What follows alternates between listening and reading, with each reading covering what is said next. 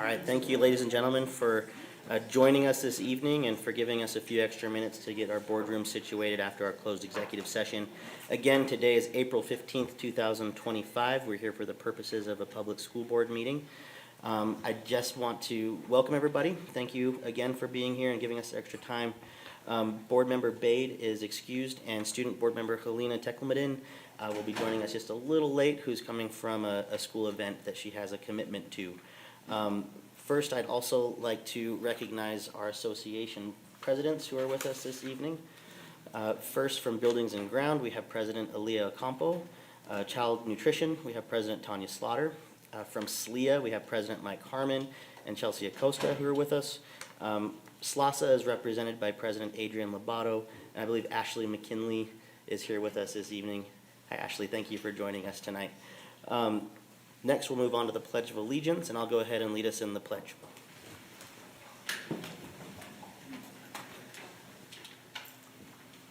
I pledge allegiance to the flag of the United States of America and to the republic for which it stands, one nation, under God, indivisible, with liberty and justice for all. All right. We're moving on to some recognitions this evening. I do want to note that we had a slight change in the agenda. Item number B under our recognitions, Math Counts State Competition Winners, has been moved to May 6th. And so we will move on to the first item there, which is Battle of the Books. Dr. Hall, if you don't mind presenting this to us. Thank you. I would be glad to. We did not bring students with us, but I am going to recognize our students. Every year, as you know, we have a Battle of the Books for our elementary kids, and they participate in a rigorous reading of 20 different books that are selected by Beehive or by other lists that identify the year's best books for students in grades about 3 to 6, and then our 5th and 6th graders or 4th and 5th graders come together to create this battle team. They compete at their home school for the honor of being the district battle team. We have 3 different divisions, and so we had 3 sets of winners this year. Washington, I'd like to recognize Washington Elementary School. Their librarian is Liz Gleason, and the members of their team were Ella Leonard, Dylan Song, Greer Alder, Arthur Garrett, and their alternate was Seth Roop. They had 4 people that were leads and then one that's an alternate. Our second winning team was Newman. Their librarian is Krista Anderson, and that was Keely Brown, Olivia Jo Sturzenegger, Robert Wood, I think this was a competition to make me go crazy with their names, Ruby Dinden, Alex Penaharia, and Christopher Stock was their alternate. And Indian Hills was our third winning team. Dana Savage is their librarian. And Ian Chow, Claire Kim, Hannah Isaacson, Esther Webb, and their alternate was Otto Lee Alt. There are a lot of people that go in every year to put the work in to make this event happen. So in addition to all of our elementary librarians who run these competitions at their schools, they do them before or after school or at lunch, different times, they all work together to create the questions so that we have 40 or 80 different questions that we can use at all of the different levels. Also, Emily DeYoung, who is the librarian at Beacon Heights, she runs this for us every year. This year we had Mr. Jason Finch read our questions. He's the principal at Mountain View. And every year we put together a little bookmark with next year's battle books. So these books, you have this on your table, are our competition books for next year. We do have them in our libraries and also in our electronic library, Sora, if you are interested in checking them out and taking a look at those. So I'd just like to congratulate these young people who have read these books, and they are so excited to be readers, to be able to answer these questions, to be able to know how many people are in the room with them that are enjoying books and enjoying this process. So it's a terrific thing that we see every year. So thank you for your support. Thank you. Thank you, Dr.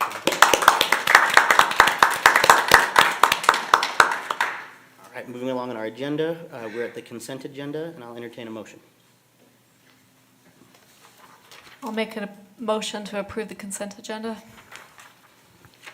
Is there a second to the motion? Second. All right, any discussion? Ashley? I have two questions and then one comment I wanted to make before we vote, which is, Alan, there's an unusual item in the 50K purchases, which a constituent pointed out to me, which is a new Zella order for the Madeline Choir School. Could you explain why we've made a purchase for the choir school? I want to guess to see if I get it right.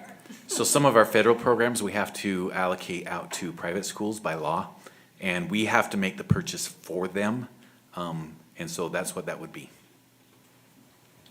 Okay, news to me. This has been very edifying. And then my next question, which might be for President Salazar, but might also go back to Alan, is I see that C4, which is the fee schedule, is not listed with the policy other line items. So was that item directed to the policy committee before coming to the agenda, or can we get some background on how that came to appear here? Yeah, so the C4's never really gone to the policy committee. Isaac or whoever is our, over our rentals, usually updates those. It hasn't been updated for a couple of years, I believe. So he brings forth those updates based on market rates and so forth. Okay, thank you so much. And then I just wanted to raise one concern, which I'm still willing to approve this particular item, but that the HR report on this particular consent agenda doesn't include some of the jobs that have already been announced to our community. So I always get a little concerned if we don't clearly follow our procedures for HR decisions to be ratified to the board. And sometimes I think that if we post them so late after they've already been announced, it gives undue pressure to ratify decisions, and it's not very clear to me as a board member. In the same vein, I notice we're again a little bit behind our peer districts in announcing our placements for next year. So I'd love to see our district get ahead of this process in the next cycle so we could find ourselves on pace with our peers when we make these announcements. I additionally have one correction, which is in the minutes, we need to correct the spelling of Mike Harmon's name 2 times. Thank you. I object. Nate, may I? Ashley, or Amanda, excuse me. I was like, no. So I had 2 things. I did email out the individuals. I will let you guys speak to them. So Isaac, I'm gonna kind of have you explain on the Holbrook service, ask as to why we're replacing the boiler for West High School when we're rebuilding the school. You did a great job of explaining it to me, but I think it would be worthwhile to explain to the community. Can I just yell it? Depends on if they can hear it online. So a lot of the mechanical equipment at West, we're doing the best we can to limp it along until we get done with the phase 1 of the new build. Unfortunately, the inner liner of that boiling system failed and ruptured, and it's irreparable. Thank you. I will, if I can mention real quick, that equipment it won't be used in the new West, but we will hold on to that equipment to utilize it in another facility in the future, once we're done with it, where it'll be. The new purchase, Yep. that'll be repurposed somewhere else. Yes. Thank you. And then I had 3 other items that I had messaged Sam about. So Sam, I'm gonna put you up there. One was regarding Parent Square, where there was asked for monies to utilize it for the new website provider. One was for the SHI International, the school budget planning software, and then card integrators for the consolidated cards. And my general ask were, what are they replacing? Because the cost is that like, in addition to what we're paying, is it replacing something that we're already paying? So actually the cost, the net cost is not increasing that amount. And I can't remember my other question. If you can, I can look it up. But if you want to comment on those to enlighten, that would be lovely. Yeah, so to give you some feedback on that, so Parent Square, we went through an RFP process. Our current website provider, Final Site, the end of our 5-year contract was up, and we went through a review. And Parent Square won that RFP. Our costs will actually, once we're through the implementation process, our costs will actually go down significantly each year. So that one is replacing that. Our website will be hosted now on Parent Square starting August 1st is our go-live date. And then the SHI quote is for a product called Gravity, which is budgeting and forecasting software. We currently do not have a good, robust system like that. Things are being run out, reports out of our financial system and on spreadsheets, which becomes really cumbersome. So this is to facilitate a better budgeting process and forecasting for our schools and for our administrative offices. The One Card is a newer project as well, based upon requests that we've received to allow students to be able to badge into schools, as well as consolidating the number of cards that they have. So that one is a little bit of an add at this point. We're paying for like student ID cards. This will replace that, so the schools aren't going to need to purchase student ID cards. That'll all be provided out of this One Card solution. Thank you for that. Any other questions or comments? Charlotte? Yeah, I had a question about computer software for various schools. We had talked about, in your presentation a few board meetings ago, we talked about how you can bring down the cost by coordinating with all the schools about which software they would like to purchase. Have you encountered any of that for next year? Or had any of that coordination go on? So what we're doing in our process right now, we're rolling out a piece of software called Lightspeed Insights that is going to let us more accurately discover what software schools are running. We have it in some locations, but there's a lot of software that is kind of in one classroom alone or whatever. So we're going to gather the reports and then start working on the consolidation process. Okay, thank you. Seeing other questions, we'll go ahead and call it for a roll call vote, starting with Charlotte. Charlotte Fife Jefferson, yes. Ashley Anderson, yes. Nate Salazar, yes. Brian Jensen, yes. Amanda Longwell, yes. Bryce Williams, yes. All right, that motion passes. We'll move on to our request to speak section of the agenda.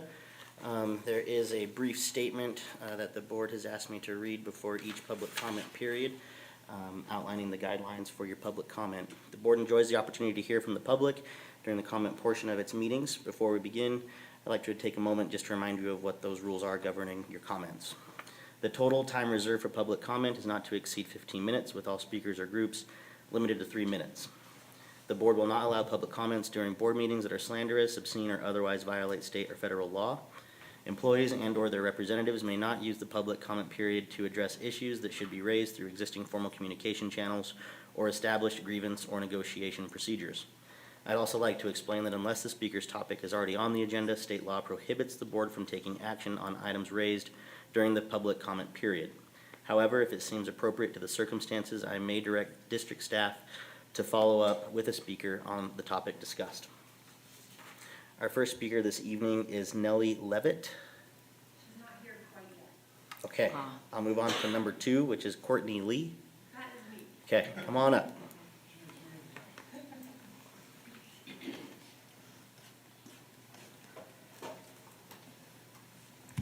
Hello, my name is Courtney Lee. I am a teacher at Bonneville Elementary.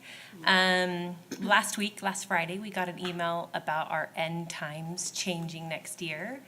So we're now going to be going till 2:15 on Fridays. This year, our end time is at 1:15, and last year, our end time was at 12:50 on Fridays. Friday is our guaranteed planning time, and so next year, we're going to be losing an hour of that every week. So I teach kindergarten, and that is our only planning time that we have guaranteed for us every week. And during the week, our planning times that we have during specials, we sometimes have our PLCs, we sometimes have behavior issues, we sometimes have people out sick, we sometimes have kids that have issues that come up, we sometimes have meetings that come up. So we don't have that stuff, that kind of stuff that's guaranteed for us each week.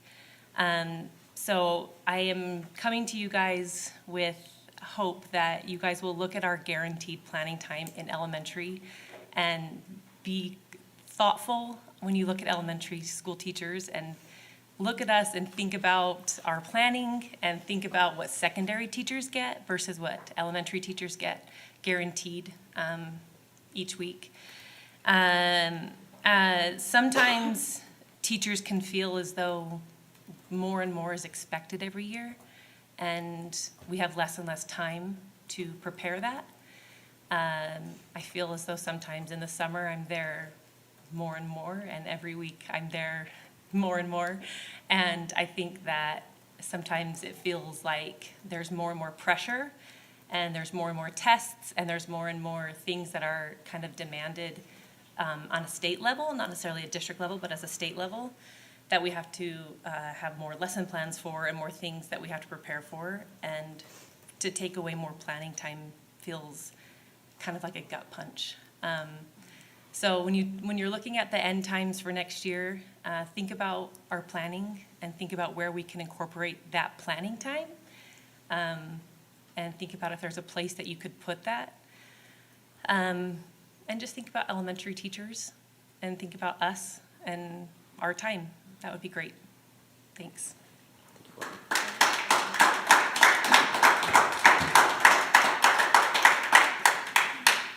Our next speaker this evening is Emma Russell.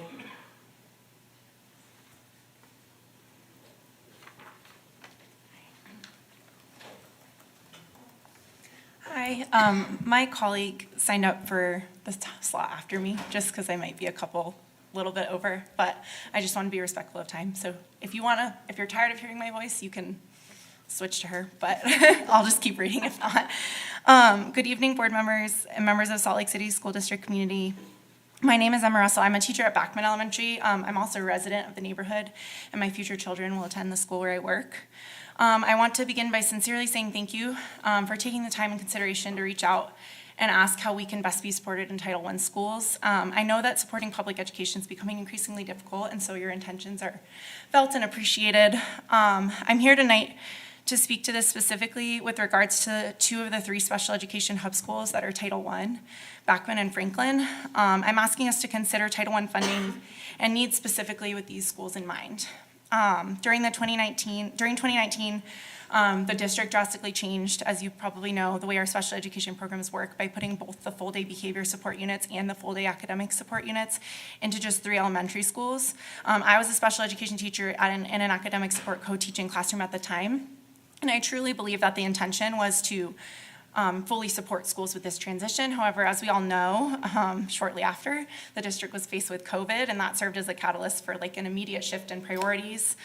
So now that we're on the other side of that, I'm just asking that we can revisit maybe some of this special education model, and most importantly, how we're resourcing these schools.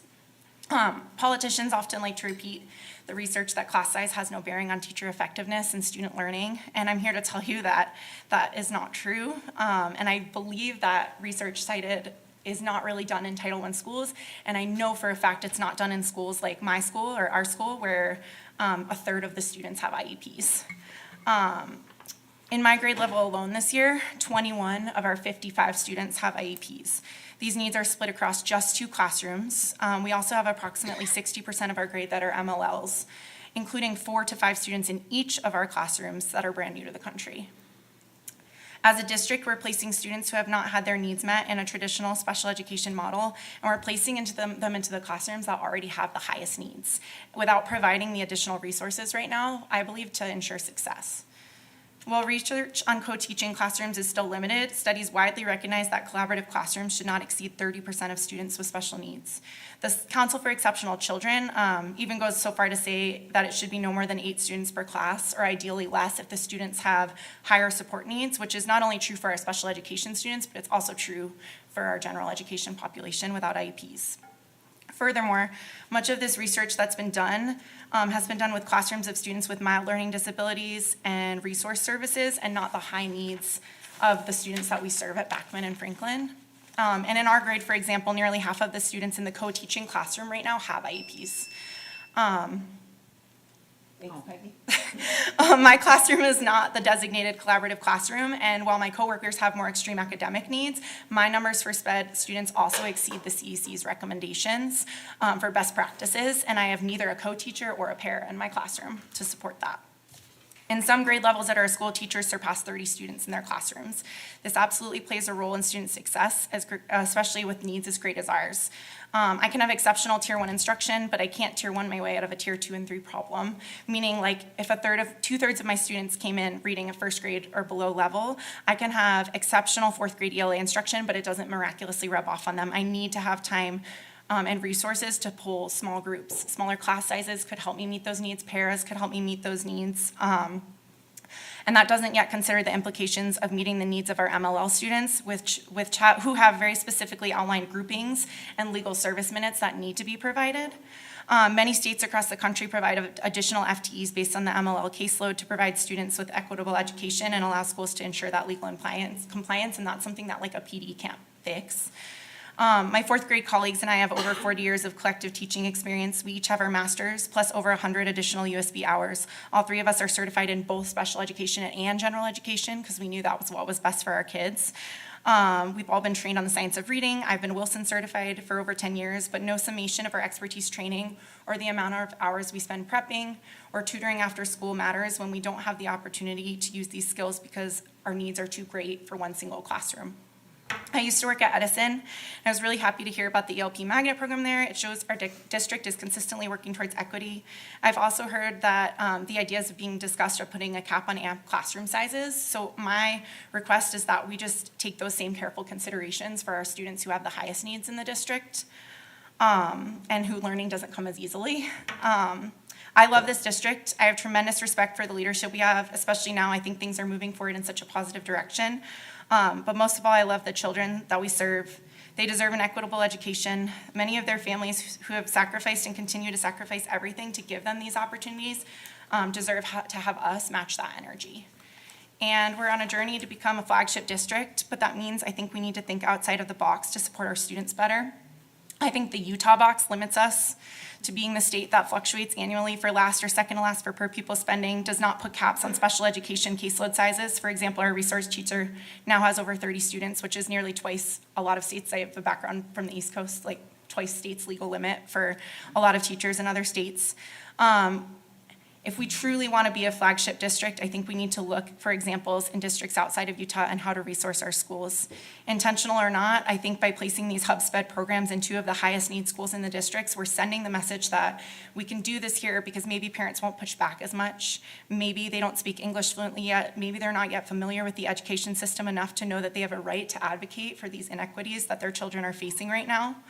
I think this model has significantly overburdened these 2 schools, and the students are paying the price. I don't want to place blame, so I'll just summarize this last paragraph. I don't want to place blame or promote negativity. I wouldn't believe here if I didn't believe that everyone really cared. So it's not about dismantling these schools. I just think that as we look at Title I funding, I hope you can keep these 2 schools at the forefront. And my main goal was to be solutions-based and just open this dialogue because 3 minutes isn't enough time to really bring everything to the table. But I just wanted to put it on everyone's radars. So thank you for your time.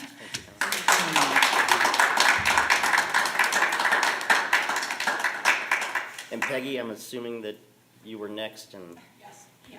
All right, so we're good. Used your time? Okay. I was going to switch halfway through. All right. And then Nellie Levitt, have you arrived yet? Okay, I'm not seeing her here. Board, if you're amenable to it, in the past, when this has happened, if they do show up, we have taken a break to go ahead and hear from that. If everybody's good with that, we can take that practice on again. Okay. Excellent. Thank you, everybody, for bringing your comments to us. We really appreciate the feedback and all the hard work that you're doing in our classrooms and in our communities as well. Moving on to our reports agenda, the first item, we have the Capital Projects Fund and Debt Service Fund budgets. Alan?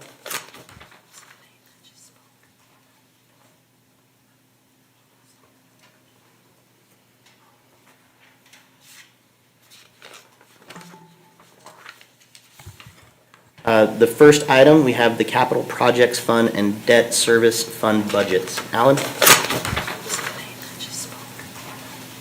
We know this is what everybody's been waiting for, more budget meetings.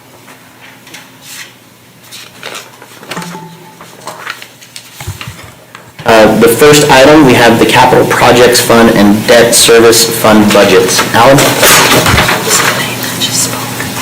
All right, we know this is what everybody's been waiting for, it's more budget meeting.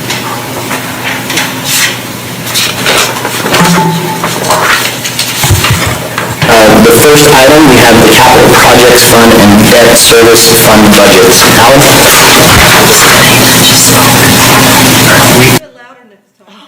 Let's don't say we did.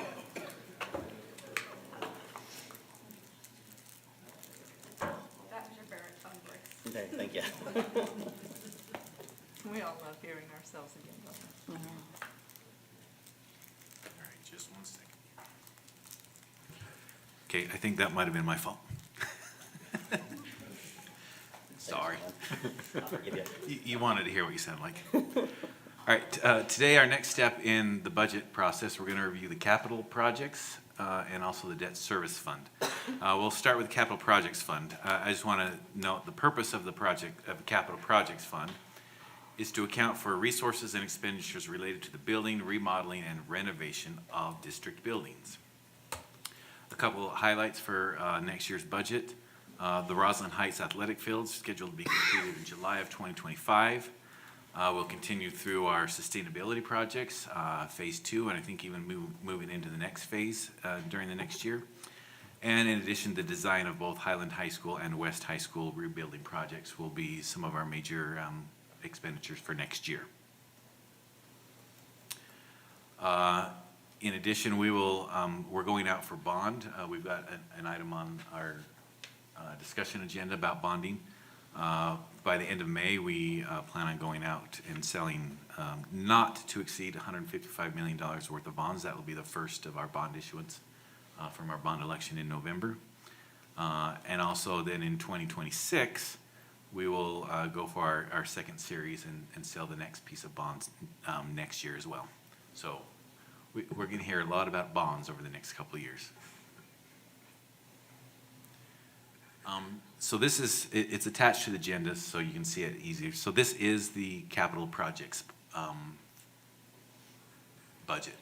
And you see it's got some actuals for comparison there. This is the actual schedule that will be in the budget when we get through that. So we've got actuals from 21, 22, 23, 23, 23, 24.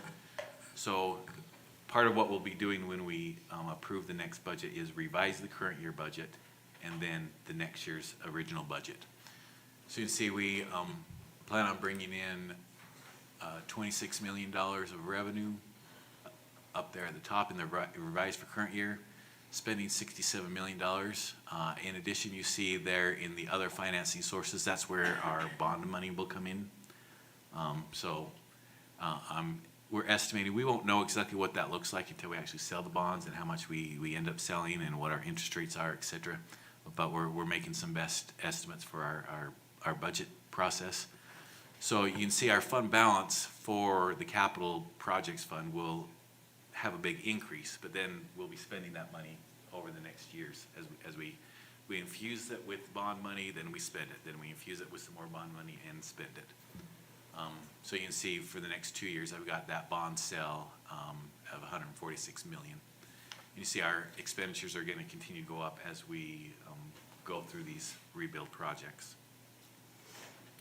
And then this is just projecting into the future. We've got, again, 5 years. We're taking our bond and we're going to sell it over the next 5 years. So you see that that bond sale keep coming in. The actual rebuild projects will continue a little beyond that, and that is reflected in the budget. As you can see in this chart, you got your revenues in blue, expenditures in orange, and then your fund balance. Everything goes up, and then as we considerably, because these are some significant projects, the rebuilds of the high schools, and then we complete those projects and we come back down to maybe a more normalized level. This is a pie chart reflecting the activity. You can see 85.9% of the expenditures are construction projects in that capital projects fund, and then we've got a few other things in there. Moving on to the debt service.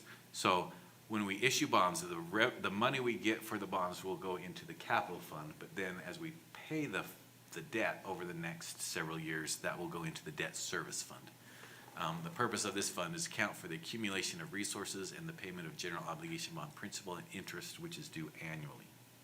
A couple highlights from the debt service fund. This current year, we have made our final payment on our any old debt, and then we will, in 25, 26, start making payments on the new debt.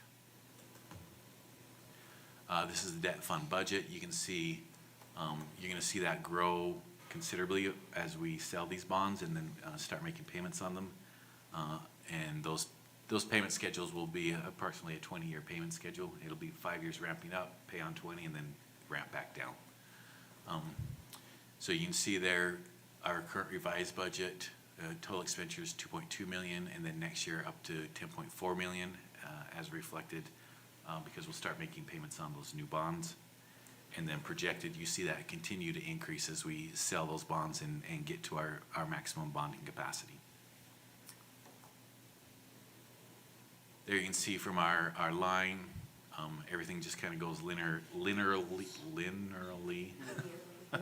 up as we go through these projects and pay for them with the bonds. Here you can see for next year, there in the gray, interest on bonds and agent fees, principal down there in blue, and then that orange piece, bond issuance cost. So I just want to, since we talked about in a previous meeting the property tax, because the governor vetoed Senate Bill 37, which was going to take the basic rate and move it to the state general fund. I just want to update one graph that we had seen previously. So basically what's happened now is the status quo, the same way we've been getting our taxes over the last several years. If I'm sure you all remember from my stellar presentation on property tax, that green line in 2025, the green area, which is special revenue, which is largely our tax increment financing fund, was significantly larger. Yeah. And now that basic rate actually will come to the district as it always has been, it kind of normalizes, as you can see that. Next steps for the budget, during April and May, I'll start sending out requests for when board members may want to come in and do small group kind of deep dives. We'll have the executive summary on May 6th, final budget review on May 20th, and then on June 30th, the entire budget will be, we'll have a public hearing on the budget, and then it'll be up for approval by the board. Any questions? Can you go back to the last slide, please? Just, okay, on the revised 2024-25. I had acknowledged Ashley Oh, first. no, Charlotte can go ahead. I'm so sorry. Okay, go ahead. Go ahead, I should have Charlotte. asked you first. I just wanted to see what we are going to be approving, so. So, so last year at this time, last year in June, the board approved an original budget for 24-25. But during the year, we get new grants, we get, employees move, change, so we make budget adjustments throughout the year. So the board will approve a revised current year budget and the proposed original budget for next year. So you'll be approving two budgets in June. Again, revised current year and then the original for next year. Thank you. Ashley? Yes, sorry, I was distracted by the sneeze over there. So in the other local revenue section for 25-26, the line was 0. And I'm wondering if you could speak to how much we received in our request for implementation of the school safety bill? And if that amount, because it's on a capital expense mostly, would appear in that line in capital, or if it would appear in another line depending on the funds we received? So of the school safety bill, so they had us go through and do the assessment for all of our schools. We requested or said, in order to become compliant with all the requirements of that rule, that we would need over 100, was it 1 billion or 100 million? 100 million. What's 3 decimal spots from that? So over $100 million. to accomplish everything which is required in the safety bill. We've been granted 700,000, which largely is which is to cover locks on the doors. So it's something, but as you can see, it's nowhere near what we're gonna need in the future to fulfill all the requirements of the safety bill. And since there are locks on the doors, that probably won't be recorded in the capital fund. It will, most likely we'll choose to record that in the general fund. So does that answer your question? Yeah, so in other words, door locks are not capital. Like I was thinking many of the expenses you would have in that Like, application one of the might be requirements capital. is, and we can put anything we want in the general fund, because the general fund's kind of like the hold everything else. So when we get to a point where we're putting glazing on windows and that expense is significant, we'll make a determination how we're gonna pay for those improvements and what fund we'll choose to use, because that's something that it could potentially go out of the capital fund, it could potentially come out of the general fund. When we get to that point, we'll make those decisions. Okay, and I also have a hope for a future budget presentation that I think could help us make some good decisions this year. There have been a lot of changes in the last couple of years to the flexible allocation. And I know we have 2 new board members who may or may not understand totally, I may not even understand totally, as it changes pretty frequently, what the flexible allocation is or how it works. So I'm hoping before June, one of your updates could explain the trend of state funds and the changes between last year and this year in the funding that we receive. And I wonder if that could also include, property tax growth, even though we know much is diverted to development, like what growth we do have that we're working with. And I'm especially hopeful we can do this because as the governor makes an announcement that, state agencies need to prepare for a recession, I'm wondering if that trend could even include how we responded to the last recession under Governor Huntsman. Because I recognize we're gonna need to make some real strategic predictions about reducing costs in the event there was an immediate recession. And I recall that the last recession, there was no growth for several years. We had to even return money one of the years. Our WPU is just now back at pre-recession levels if you take out inflation. Like, do you think such a report of trends of state changes is possible to report on? Right, so a lot of most of our state revenues report in the general fund. So when we go over the general fund, we'll cover a lot of that. We may not have time to go over in detail what you're asking for, and that may be a separate discussion item in a future board meeting. But we will cover state revenue when we go over the general fund, which probably isn't gonna be next board meeting, but the board meeting after that. Thank you. Any other questions for Alan? Amanda? Getting too mixed up, sorry. Just a broad question, given everything that you're reviewing, are there any areas that we should be aware of as to concern or what we need to be focusing on to ensure we don't trend in a negative direction? Right, I think, we've had the issue for years of our student population continues to decrease, which then generates fewer state dollars through the weighted pupil unit. So that's something we always need to be aware of, and looking at, our class sizes, our school sizes, et cetera.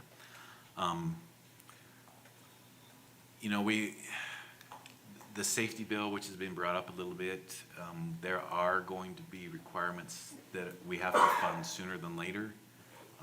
The glazing on the glass is something that's been pushed back quite a bit, but the guardians or the armed security guards in schools is something that is anticipated that gets probably put together by next year. We're still working on a presentation on what that is going to look like, because there are several different options of how we can handle that. And then once we have that, we need to determine how we're gonna fund it. Because an armed security guard in every school is gonna be a good chunk of money, but again, it's the law, so we kinda have to, maybe I'm just holding out hope that the legislature funds more of those pieces of the law. But probably not, at least not this year. Legislative session's over, so we do have to make sure we hold enough money back that we can be in compliance with those safety bills. Thank you, Ellen. Any other questions? Brian? So Alan, could we just look at that pie chart that you pulled up? The capital projects budgeted expenditures by object. Can you explain contracted services and salaries and benefits? Yeah, so contracted services are, we hire a contractor to rebuild a building. Right. Our architects for the two high schools will be included in that category. And we're not doing the work, our employees aren't doing the work, we're gonna hire a company to do it. That's included in that big orange piece. But we do have some employees That are overseeing that are and- in the capital fund, because largely their purpose of their job is to oversee capital projects. So you do see some employees in there, but the bulk, we don't have our own employees rebuilding schools, we contract that out. I just thought that would be a helpful explanation. Thank you. Thanks, Alex. Seeing no other comments, we'll go ahead and move on to item number 2. But before I do that, I just want to check in and see if Nellie Levitt is with us. Nellie, we moved on in the agenda, but the board agreed to hear you out and to hear what you have to say. So you've got 3 minutes. Perfect. Okay. Do I just start from saying sorry? Come on up to the table or the podium, whatever's best for you. Okay, sorry I'm late. I'm a mom of 4. My kids, 3 of my kids go to Bonneville Elementary. The reason I'm late is because I was running 3 different carpools today. And that actually leads into what I wanted to address, which was it's come to my understanding that there is a proposal to change our early release at Bonneville next year on Fridays to 2:15 instead of what we currently have, which is 1:15. My recommendation would be to not do that. Getting out 1 hour early actually just kind of feels like a slap in the face. We'd rather maybe extend it and have just a regular school hours all week and then just have extra time off versus just having 1 hour early out of school. A big part of that is because with 4 kids, even if each of my children is only involved in 1 extracurricular per season, I'm just running all over the place. Friday is one of our only days as a family, and I know that's true for many of other Bonneville parents. We understand that there are other schools in the district that get out at separate times. However, this is something that we really love and value about our school is that it's very unique in that many families choose to get out of school and go up the mountain and go skiing or head out to go do something hiking or whatever as a family.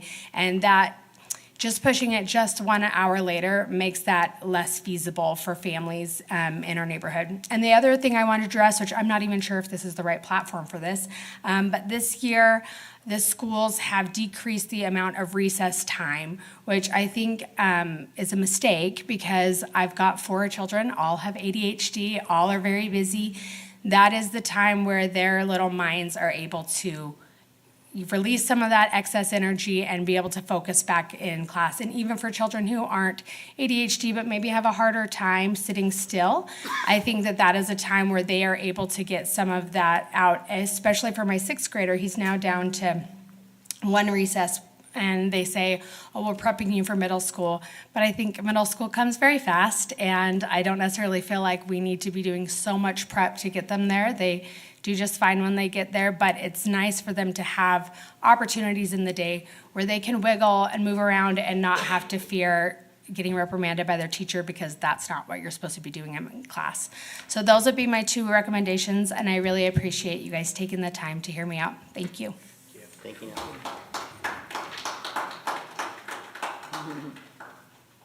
All right, our second item on the report's agenda is the strategic plan for student achievement, Pillar 4 update. Superintendent? So I'm going to invite up a crowd here. Dr. Leeson Taylor, Isaac Astle, and Logan Hall are representatives on this pillar.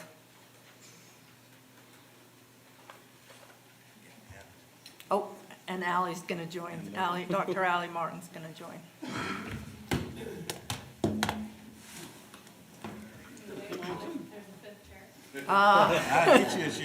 You just keep inviting them up there. Laura DeShazo, our CTE director, is going to join as well.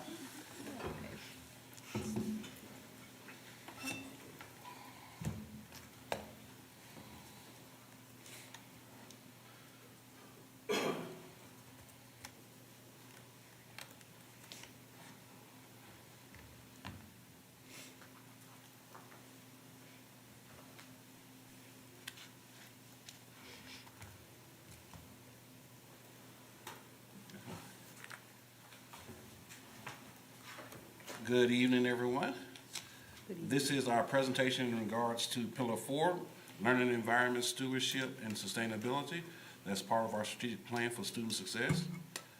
The purpose of this presentation is to provide the board with an overview of Pillar 4, deal with what successes we've had, what are our ongoing procedures and processes, as well as what are some of our desired outcomes.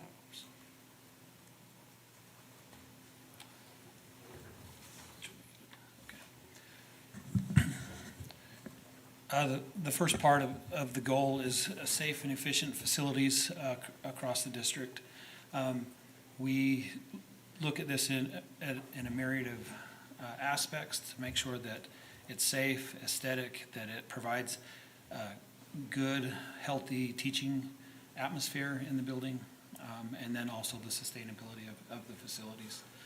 This last year, we've seen some great successes in phase 2 of our sustainability and solar installations. We've added 8 additional facilities that currently all of the systems are installed. All but one is actually plugged in and running right now. The great thing of this is that we'll produce somewhere between 2.2 megawatts and 3 megawatts per year, which will reduce our reliance on coal-provided power. 13.2% progress toward the 100% renewable, so that takes us to nearly 22% for all the phases right now. That's 2,200 tons of CO2 avoided. And then we can move on to the next one. The next part of the phase that was part of phase 2 was that we went through every facility and we weatherized and crack sealed windows, entrances, all of those things. This was part of the TELP, and we were guaranteed no less than a $76,000 savings in our utilities for the year by doing this project. So kudos to everyone who voted for this and has approved us to move forward on that. The Power Ed people engagement, we've had great success with McKinstry actually going into the elementary schools and allowing McKinstry to work with the teachers and the children and show them the different aspects of what our sustainability efforts are making. We've had, so far we've held a few of the classes. We'll hold several more this year, but we've already reached over 200 students and 50 staff in these presentations and discussions. And it's pretty exciting to go and watch them talk about these things of, how solar works, what they can do in their school and at their homes to make a difference. Isaac, could you pull the mic a little closer to you, just so I'm people sorry. listening from afar can hear? Yep. Thank you. We also, we did an evaluation with McKinstry and their engineers.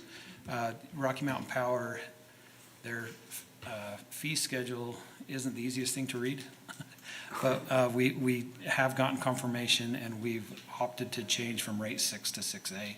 That allows us some savings, which it doesn't sound like a lot, but that's another $33,000 a year in utility savings by going from the one to the other. And again, that was part of the McKinstry recommendation, so it's part of the TELP. And if we don't see those savings, we actually have a backup plan that McKinstry gets to pay the difference. So, we are working on, we're calling it phase 3 right now, but this is the bond money that was set aside for sustainability projects. The first, we're going to phase this over the next 5 years.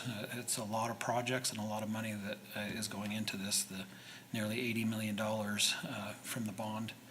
The first phase of that is we will be installing there's 3 canopies at transportation. One of them is active solar. We're going to be installing on the second one. And then Bryant Middle School, Dilworth, Indian Hills, Northwest, and Zion and Escalante are all on this next phase of this. When we talk about the phase, this portion will be about 1.5 years from the time that we start design until completion. But along with this, we have been able to identify several older schools that their mechanical systems are at end of life. And for example, Whittier, right now we're doing soil sampling to consider ground source heat pumps for that facility, which is the most efficient way we can maintain a facility. But these are the next steps in what we're doing over the next 5 years. We will continue to talk about phase 4, 5, 6 for the next few years. But again, we've made tremendous strides forward. We're seeing the progress.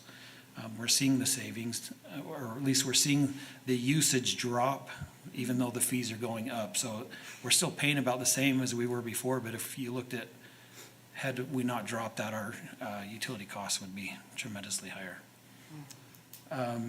Along with the rest of the sustainability projects over the next 5 years, we are making huge strides at the 2 new high schools that are proposed, or that we're moving forward on. Both will have solar installations, and we have confirmed that we can do ground source heat pumps at Highland, and that will provide about 50% of the heating and cooling for the facility. The good news is that that'll take us to nearly 40% after phase 4 of the 100% goal that we have.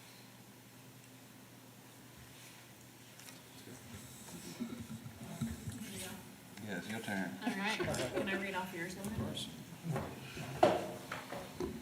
I should have sat on that. Goal number 1 is for students will be provided with facilities that are designated, or designed, to effectively deliver college and career pathways and learning experiences. We are consistently collaborating with the district and our USHE system of higher education to ensure there's alignment with community and industry needs. And then we solicit input and feedback, and I can say that we've done this a lot with our development of our new schools, and alongside Isaac with the projects that he talks about working on, to just ensure that we are aligned with what is needed in the designing of these new classrooms. We have multi-purpose learning spaces that are in the development in the 2 new high school builds, which will help support a collaborative effort in the community amongst our industry partners. And they're really unique spaces that can ebb and flow with the evolution of college and career pathway learning experiences for students. So some of the outcomes, and I think things that should be highlighted on this part of student achievement, is that we are working with higher education partners monthly. We've had opportunities to go out and visit the West Point campus for Salt Lake Community College, and it has been enlightening to see some really great facilities and what we can use as a USHE institution partner with Salt Lake School District. We have quarterly meetings with the statewide USHE boards and our USBE partners that help guide and give us direction on changes that are coming. New and future classrooms, they are going to be designed with industry standard in mind. So if there is an industry standard in a welding shop, we will be using those guidelines as we develop out these lab spaces for students. We have done visits to these new high schools that are coming along and picked the good things that we'd like to adopt, and then also some things that might not work necessarily for Salt Lake City School District students, and we're building those into our new lab spaces. And then there's program implementation of high-tech curriculum, and we're using collaborative engagement with industry partners just to make sure that we're designing things that help expand the college and career pathway opportunities for students. One example is our virtual reality implementation that went out into all of our middle schools this year. It's been an exciting space to see the growth in students in their math and science and programming concepts that they might not necessarily get in a traditional classroom environment. So it's been really awesome to have an engaging instruction opportunity for students. So another part of this pillar is the second goal for high-quality staff. That's a big part of having safe, efficient, wonderfully run buildings. And so that's where I come into play, is that in this pillar, part of this goal is that we'll staff our schools with well-trained and capable employees ready to provide exemplary learning environments for all students and responsive to evolving district needs. I'm happy to report that we are on target with our goals, specifically in these three areas of our Grow Your Own Educator program, Teaching as a Profession pathway, and our hiring procedures, and I have a highlight for each of them. First, I want to thank Ms. DeShazo for helping get our Teaching as a Profession pathway participation going, and we're definitely on target for meeting our goals. This last year was the first year in many years that we've been able to offer that program successfully, and we had 10 students in that program this year, with 8 students, with 8 additional students doing the second year program, where they are getting concurrent enrollment credit through the Salt Lake Community College in the Aspiring Educator program. This next school year, we're slated to have 33 students in the program with an additional 8 students doing the concurrent enrollment course, which I fully intend on hopefully hiring them as teachers one day. So that's really good and positive information. In regard to the Grow Your Own Educator program, that would be my intention, is that these students who are currently taking these high school courses join our Grow Your Own Educator program or move on to the university development program so that they can get their full professional license in time.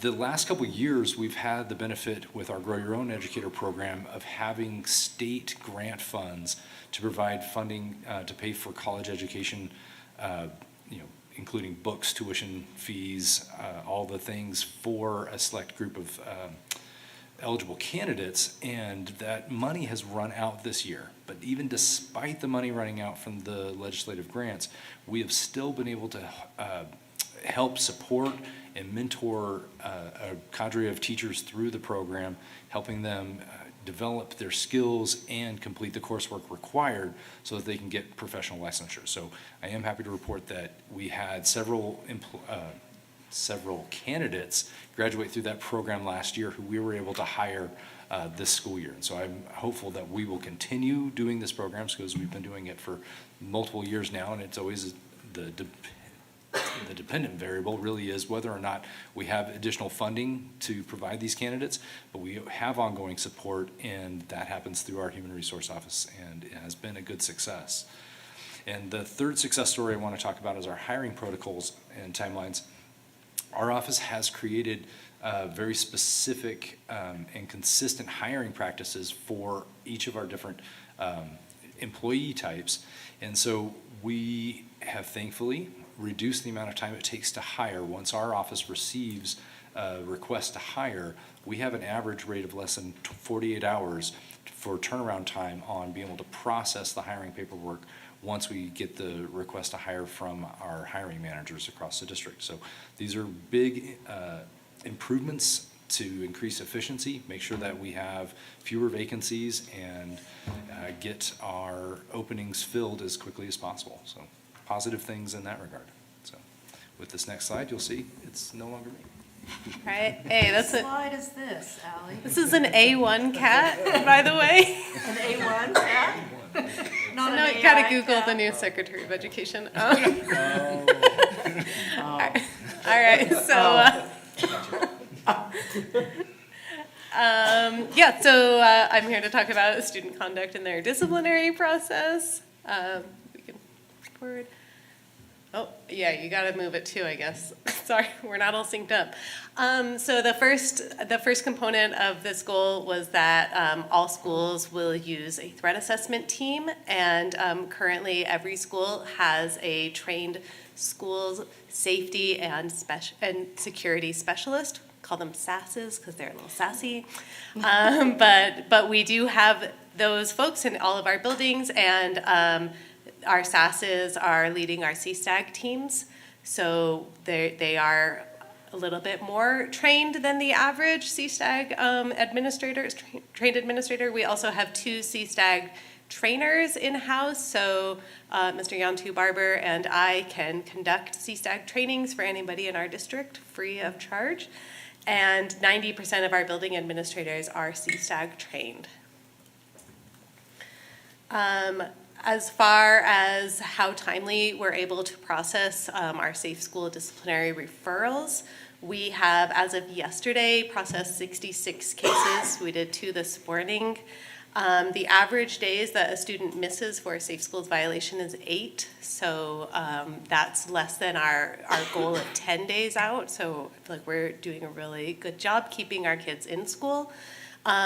Of those 66 cases, 8 of those were board referrals. That's where we get our longer time out because it takes a little bit longer for, to go through that extra step. So the average days that a student misses school as a result of a board level safe school meeting is 15.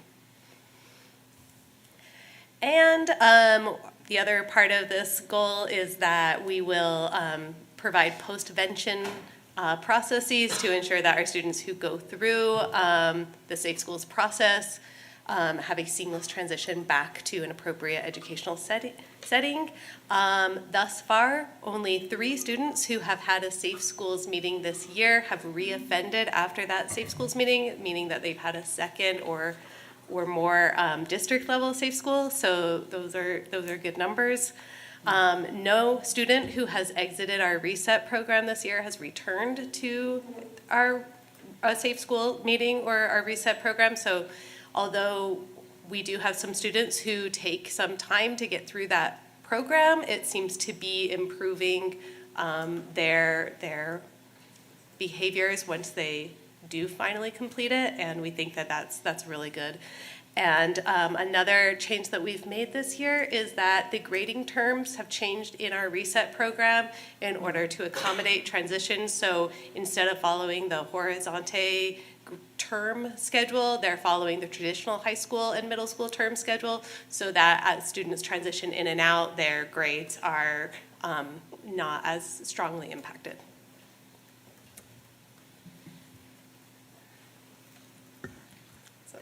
Any questions? Any questions? Amanda? So this is to Logan, and I know this has been discussed in prior board meetings before I came into the seat.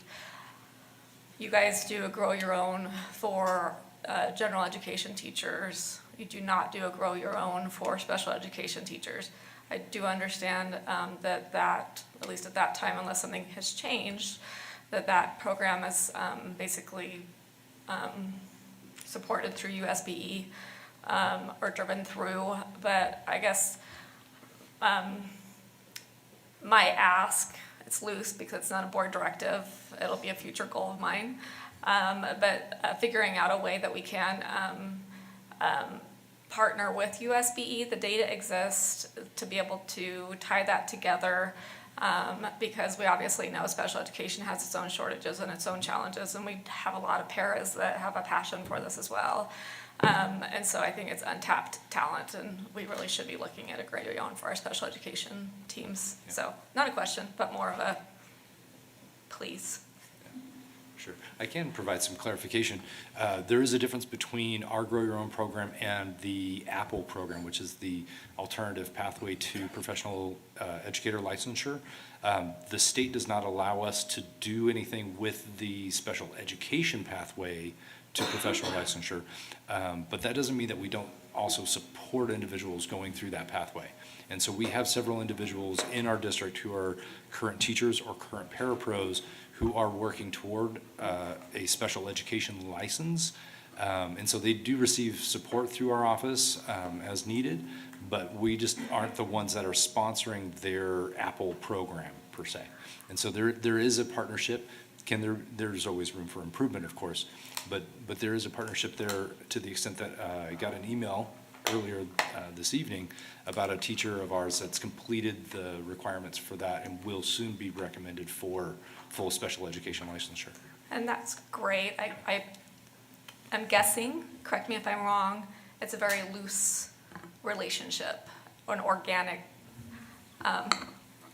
support, so to speak, versus a very intentional identifying talent and connecting them with it, and a very intentional, like, let's help you along to really make sure that that, like, talent can be fostered and developed, you know what I mean? So, Makes sense, thanks. Any other questions?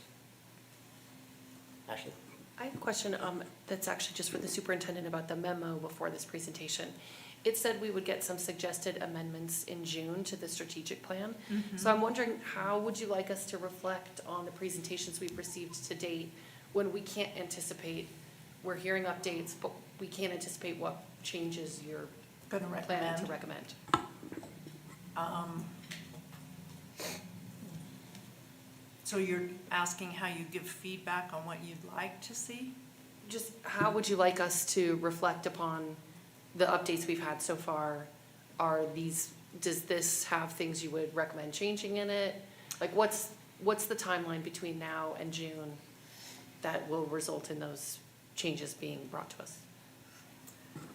So right now, we have one more pillar. We're gonna circle back to pillar 1. Excuse me, so we'll do that in May. That's on our agendas in May to do. And then we would bring to you a draft with some changes for June. We could put that on the first meeting in June for a conversation, and then a vote on the second meeting in June, or something like that, if that gives you time then to think about it and square it with what you've seen over these presentations, something like that. Does that kind of capture it for what you're thinking? I think it does. I mean, my question is, are we planning to make changes to the type of work that have been presented to us pillar by pillar? Or are we planning to say, hey, in Safe Schools, we did X. It says by 2028, we need to do Y. Actually, we would like until 2030. Is it that type of change? Or is Yeah. it very substantive? We're actually looking at a little bit of substantive ones in terms of making sure that we're clear about the outcomes we're after, and trying to whittle some things down to be more targeted in the approach for each of the pillars. So they're linked to outcomes that we can measure and present to the board in those presentations. So that's one of the things we're looking at, just generally, holistically, at the whole strategic plan. What can we narrow down? What can we make sure needs to have an outcome-oriented focus and a measurable metric at the end? So those are some of the broad things we're looking at, as well as some, I believe, we may have somewhat met a few of what we did in the strategic plan is it lists a lot of actions we'll take. And so trying to get out of a list of actions and more into a list of outcomes about what we want. So that's our orientation in looking at it, and what we would bring forward to you to consider in June. Thank you. You're welcome. Thank you all, Thank you. Thanks for the time. except for Dr. Taylor, who gets to stay up for round 2 of his presentations today. On my birthday. Oh, that's Happy birthday. right, we should Happy have birthday. started the meeting with that. Happy birthday, Dr. Taylor. Thank you. Yeah, should we sing? Do you No, want no, me to let's sing for you?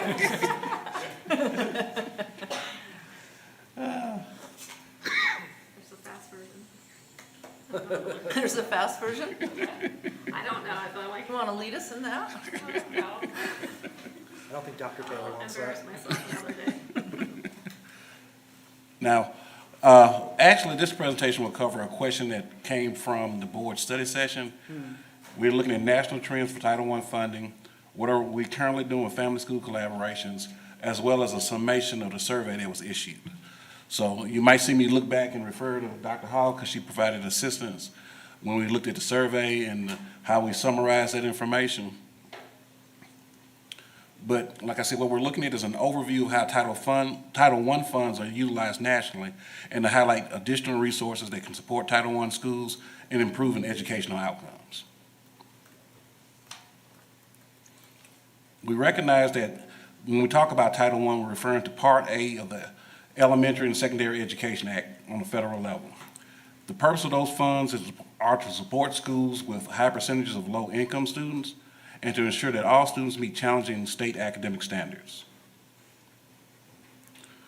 What's the national primary use of those funds? Instructional support, academic intervention, professional development for educators, family and community engagement, and support for our special populations. When we're just looking at instructional support and academic intervention, we're talking about reading and math intervention programs, small group tutoring and extended learning opportunities, evidence-based strategies that show improved outcomes. In the area of professional development, we're referring to research-based instructional strategies, trauma-informed education, how do you build enhanced teacher capacity, as well as improve student engagement. In the area of family and community engagement, we see funds being expended for family workshops, literacy programs, events that promote school-home connections, and events that increase academic performance and attendance. You see layering that takes place according to some districts' respective plans for students with disabilities, ELL, homeless students, tailored interventions, and equitable access.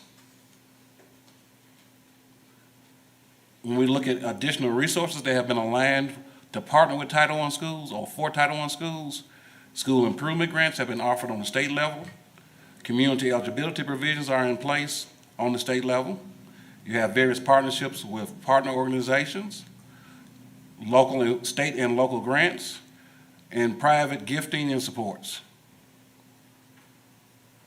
And some of this is redundant when you look at the fact that these things have taken place over years. School improvement grants have been provided by states, and these are federal funds that are increased for lowest performing schools, used for comprehensive reform strategies.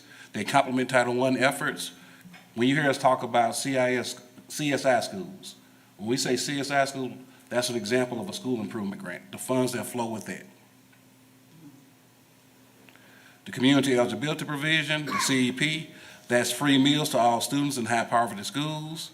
That reduces administrative burden and it improves student nutrition and academic readiness and has them prepared to meet the things that they need to do in school. Organizational and community partnerships covered. We talk about mentoring, counseling, after-school programs, financial volunteer support, national and local partnerships. With state and local grants supporting literacy, STEM, social emotional learning. Also, you look at examples where you might see modifications in local control of funding via formulas, weighted formulas for schools that have higher percentages of kids that come from low socioeconomic backgrounds or English language learners. And then you look at augmenting Title I funds that are impacted with targeted resources. We know what private and philanthropic support means. Foundations like the Gates Foundations, Donors Choose, Grants for Innovations, materials, equity initiatives, supports that you find also from things like the Wallace Foundation. What are challenges that those schools that are Title I funding faces? Insufficient funding in high poverty areas, cuts that we face every year.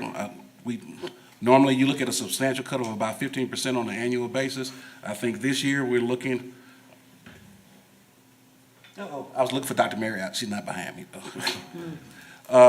Roughly a 27 to 28% cut that we could be anticipating. What about opportunities? Looking at blended funding models, holistic student-centered strategies. And in terms of the conclusion, we know that Title I funds are crucial in supporting low-income students. Additional resources aligned with that would strengthen school efforts, and strategic partnerships and funding alignment drive success. Part one. Now moving to part two, which is the Title I survey summary. The intended audience for this was Title I schools in terms of elementary and middle school teachers, as well as administrators. One of the major responses we get, what would most improve your ability to support high quality instruction at your school? Teachers said more planning time with grade content teams, more access to high-quality curricular materials, co-teaching or a push-in support, that means job-embedded support. Our administrators said additional increased academic coaching supports, centralized professional development aligned to school goals, more time to visit classrooms and give feedback, and training for supporting teachers in high-needs settings. What student-centered supports would most impact your ability to teach more effectively? Teachers responded increased attendance support, consistent access to paraprofessionals or aides, more social workers. Administrators responded, additional behavior specialists, more support for building strong co-teaching and inclusion models, greater access to paraprofessionals or aides. What are some of our strong practices noted across schools? Family nights and events. Many schools hosted multiple academic or cultural events such as STEM night, literacy night, STEAM day, college and career night, etc. Regular communication, frequent updates are shared via Parent Square, newsletters, websites, and counseling updates. School community councils and committees. Schools maintain active SCCs, PTAs, and community action committees to increase collaboration.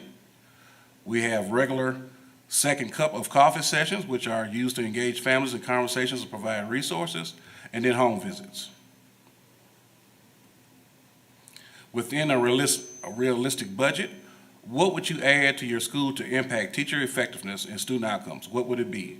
The responses we got was additional SPED resource teachers to better serve student needs, instructional coaching, a full-time behavior specialist at the sites, reading interventionists, a strong need for designated ELD teachers and ESL coordinators were also identified. Transitioning to the last portion, which is our family school collaboration overview. We continue to prioritize student and family support. Our efforts focus on removing barriers, enhancing equity, and strengthening school community collaboration. You'll see focus throughout all our schools on basic needs assistance. That's our food pantries, our emergency gift cards, vouchers for clothing, food, furniture that we partner with SLEF with, the foundation I mean. In terms of student and family support, we have high school teen centers, we provide bus passes, we have computers one-to-one, we have internet access. In the areas of health and wellness supports, we have CLCs, vision referrals, dental referrals. We have a clinic at West High School. In terms of engagement tools and communication tools, the foundation has an app, Peace Jar. We use digital communication, and we have volunteer opportunities with community partners that's coordinated via the schools as well as the foundation.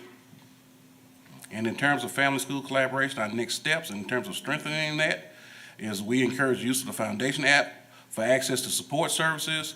We're scheduling in-person meetings with support staff and stakeholders and developing a focus on alignment and streamlined access to improve communication. Thank you. Any questions? Yeah, thank you, Dr. Taylor. Having kind of an update and reminder of some of the things that are already going on is super helpful. I wrote some things down that I would just like to read, and then there may be one question in there. You may not have the answer, but I'm hoping somebody in the room does. So thank you again for this information. One thing I did want to do was express my gratitude to James Yapias and the Salt Lake Education Foundation for the work that they do to provide resources and supports to students and families. For me, the work doesn't go unnoticed, and I know that many families in Precinct 1 especially appreciate it. However, I do believe there's more that needs to be done by the district outside of the foundation. As of this weekend, I recently learned about a bill that was passed in the 2024 legislative session, SB 164, titled Family Outreach Amendments. This bill allows the school to create a family outreach program with their local LEA governing board, which is us, and an oversight of such program by the local governing board. I'm curious if the district knew about this law and if so, what has done to inform schools about this option to approach the board about this, and that's my question. Is anyone aware of that? Yes. Okay. We raised it in a board meeting when that law was passed, when we talked through the legislative updates. Okay, that might be just So- something that I missed, but, okay. Yeah, that it's unique because it allows schools to ask for that position. Okay, I'm just not aware, I'm not sure that schools actually do know about it, but I'll just move on. So I do appreciate the conversation and the updates tonight, and want to acknowledge that we had a study session where we studied family-school collaboration in Title I. I appreciated the opportunity to hear from teachers, specifically in Precinct 1, as well as our SLEA leaders as well. The primary thing during that study session a month ago that was shared with us is that more staff are needed to help provide the essential services to our students in schools. So we did see tonight that a survey went out to our faculty and staff and administrators. I wasn't aware that that went out, but I'm happy that it did. One of the things that was shared with me from some teachers in Precinct 1 is that a lot of the survey talked a lot about increased professional development, increased training and things of that nature. And while all of that is great, and I totally support training and professional development, we are already asking a lot of our teachers. So it is my belief and belief of many in my precinct that no amount of extended training can make up for a systemic issue of under-resourcing in our schools. While I know we're not in a place to take action on anything tonight, I would really encourage the board as we move forward over time to think about increased funding or prioritize hiring additional folks in 4 areas in no particular order. And you talked about some of this in your presentation. In no particular order, paraprofessionals, school counselors, social workers, and behavioral specialists, staff who can provide in-class and pull-out literacy interventions, and one that's really that I feel passionate about is bringing back the family school collaboration specialists like we had until a couple of years ago. As we've heard tonight, teachers are feeling that they're being asked for more, that they are being asked for more and more with each year that goes on. I believe that with adequate staffing in these areas, our schools, especially those that are have the most vulnerable students, can not only survive but also thrive. Just wanted to share, those are some thoughts I've had over the last several months. Thank you. Thanks, Brad. Amanda? A couple of things. One, the survey that you did and the results, I don't see it in any of the materials that we have, so if you could forward that to us, I'd love that. And then along with what Bryce was saying on these resources for this family school collaboration and everything that's in there, if we could do a more regular district blast of those resources and who can access them and how. Because if we leave it to just the schools, it's a very small community that might receive it. Are you speaking about the supports for families for different things? Yeah, whether we you're have talking available? about food pantries or whether you're talking about like the CLC, the dental, the vision, like all of those things, because I think unless you live around that area where it might be a more concentrated conversation, then you really don't know that that exists, even if you're in a school that may not be a Title I school, but you have students or families that could really use the help. So figuring out how to really get that conversation out there so more people can know that it's there and it's okay to use. Go ahead. One of the things that SLEF has done under James Yoppius's leadership in these last months is to do more professional development sessions with school leadership and those teams, counselors and social workers, so they know what's available through SLEF and have more an idea. The challenge always is with the turnover of people in staff positions, Exactly. some loss of knowledge. That's kind of So where the district trying to marketing keep can help. up on sharing with schools, look, you can access these and this is how to do it. And that's one of the reasons, being able to access that app so families can do it. So we're trying to get the word out, particularly to those who are close to the families within the schools and have a better sense of their needs and can direct them to what supports we can offer. Definitely one of the good ways that can happen for sure. And then the other question I had was regarding the Title I school funding. You covered how it states students with disabilities, ELL students, homo students, that's the different groups that it's intended for.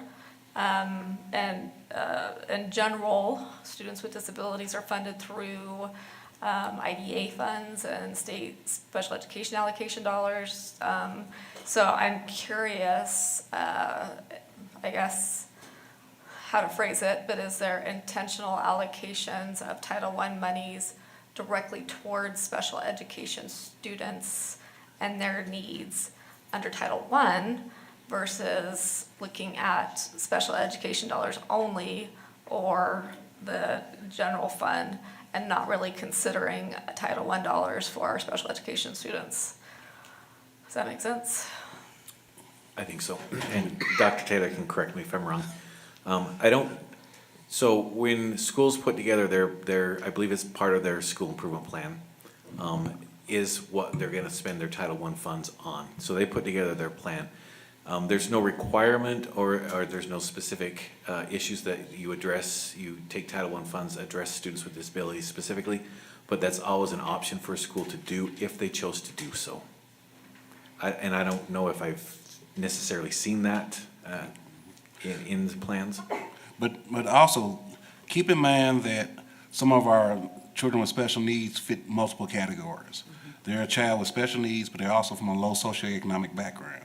So those interventions and strategies put in place to impact kids from a low socioeconomic background would impact them in addition because they are part of that group. I agree with you to an extent. Once a child has an IEP, generally, the special education dollars are what's driving that child's supports and services. And so I wonder if there needs to be more education. Like when I was working, or when I was on the SEC at my child's elementary, one of the things that we started talking more intentionally about as we were working on lands trust goals and such was how do we not just mirror the district's goals and objectives for essentially our higher learners, 80% of our students, et cetera, but then wrap in our lower performers in these goals, which does encompass our students with disabilities typically. Well, yeah, anyway. And so it was kind of a mind shift on how these goals could be approached for the lands trust purpose that was never discussed before. So I'm curious if we could be more intentional about when these SIP plans are put together, that those that are part of that and really driving that conversation could be educated on thinking outside of the box to really wrap in all these students and not just lean on special education to take care of students with disabilities. Thanks. Ashley and then Brian? Unless, Amanda, did you feel like you got an answer to your question? I'm sorry, what? Did you feel like you got an answer to your question? Pretty much, most of it was Okay. just think about it. Great. Ashley, thank you. Ashley and Brian. I have a couple of questions. The first is just, could we speak a little bit more to Board Member Williams' question? I'm confused that the response was, we got an update to the board on SB 164. Because that was over a year ago, have we only promoted this law by way of a single board meeting? And by extension, is the suggestion that board members are supposed to tell our schools directly that they are allowed to petition us for family collaboration support funds? No, No, that's just for the schools to ask. We have not spent time advertising that. I mean, the board, we will have to think about how we fund it if asked for a large number of family school collaborations, because actually the board ended the funding for that program 2 years ago. So That's not accurate. ended the program. That's not accurate. That's not accurate. It wasn't, it didn't come to the board? Alex, do you want to? Okay. I thought it came, this was pre my time. It was. Yeah, that wasn't a board decision. Okay. In that case, I mean, I would suggest that, given that it is a law that passed and that it was raised now, in addition to the update we originally received about, the hundreds of bills that passed in 2024, I think it's important that we do promote that program to schools and that we have a conversation in our budget or in finance committee about how we would fund those things, because normalizing Title I staffing has been a dialogue that's been ongoing in that committee. The next thing I want to clarify is that I had a few teachers reach out to me about this survey before your presentation because they assumed that the board had seen the final content of the survey or been notified that it went out. Can you clarify, Dr. Taylor, a little bit about what the response size of the survey was and how it was designed? I'm asking my partner to come down.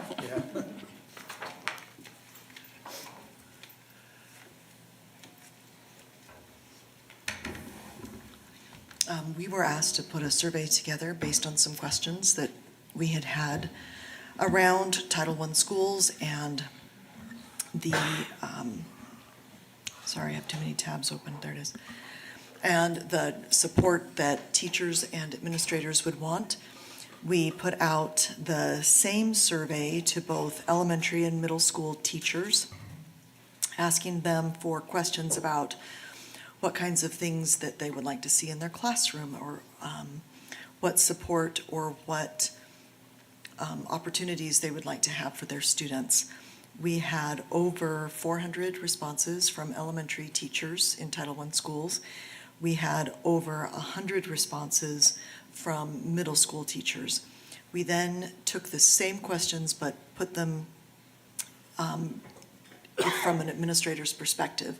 So instead of what would you like to see in your classroom, what do you feel like if you could put something in that classroom, what do you see as being the biggest needs in your school or in your classrooms? And we had 17 responses from Title I administrators to that part of the survey. Thank you. How does that measure up to the total that we have? Like, I'm not sure how many Title I teachers we have in the district overall. That would cover just about all of our elementary teachers. It is a pretty good chunk of our middle school teachers, probably about 65%. I'd have to run the exact numbers. And it's probably about 50% of our administrators. Thank you so much. That's really helpful. With that background in mind, when I did get the message about the survey, there was a little bit of frustration, I think, about the number of questions about professional development. Because I think, as was alluded a little bit to in the public comment, like, we have many teachers who are very skilled in specific pedagogy, such as, trauma-informed practice, but they don't feel they have the resources they need to implement the things they've learned in PD. So can you speak a little bit to the objectives of those professional development questions in the survey? Yeah, I'm a little confused about what they were, to be honest. So we asked a question about instructional supports. Is that planning time? Is that support with implementing strategies? Is it co-teaching? Is it push-in support? And then we asked with that same question for people to say first, what are the things that you would most want, and then to rank them in order of importance. So they did have the same question twice, but asked in two different ways. We did ask a question about implementing the science of reading and how comfortable they felt with that, both from a teacher or an administrator point of view. We didn't report back out to you necessarily on that, but because we have focused so much work on the science of reading, we wanted to see how that had helped build teachers' confidence and efficacy around reading, as well as administrators. We asked about training or support in things like student engagement or trauma-informed. So training or support, whichever that would be. We asked them how long they had, or how often they had meaningful time to collaborate with their colleagues. We know that one of the things that we have heard over and over again is that collaboration time with their colleagues is important. And we asked what would make that collaboration time more effective. Is it that it's protected in the schedule? Is it that we have cross-grade or cross-discipline, or we have time to observe peers? What is it that they would like to see in that collaboration time? We asked what student-centered supports would most impact their ability to teach effectively. Answers or to that, and I would like to point out that for these we also had options always for other. If there was something we had not included that they wanted to add, they could certainly do that. But what student-centered supports would most impact their ability to teach effectively, and some choices were behavior specialists or social workers, counselors, consistent access to paraprofessionals or aides, mental health resources, smaller class sizes, family community liaisons, increased attendance support, greater understanding of inclusion strategies. And then we asked about the challenges that frequently impact their ability to focus on instruction. Things like, is it student behavior? Is it planning time? Is it inconsistent attendance?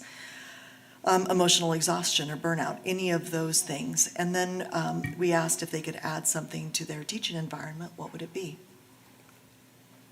Great, thank you so much. I think your discussion about collaboration time is a segue to my last question, which has come to many of our inboxes and also a little bit the public comment period, which is about planning time, which is a non-resource-based thing that teachers really were asking for.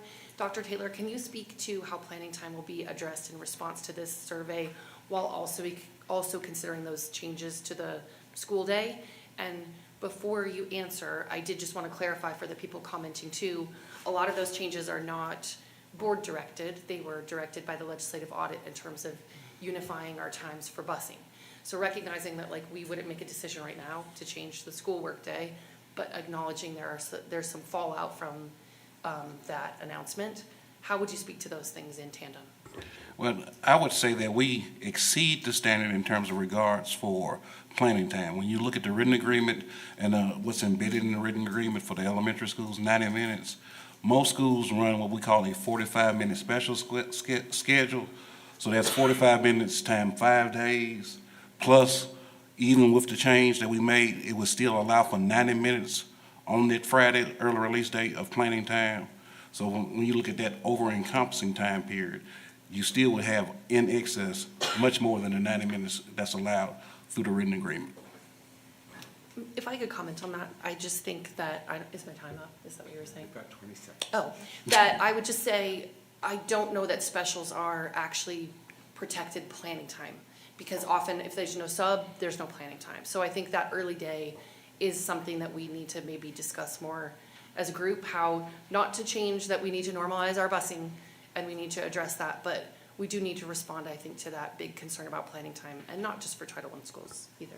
Thanks.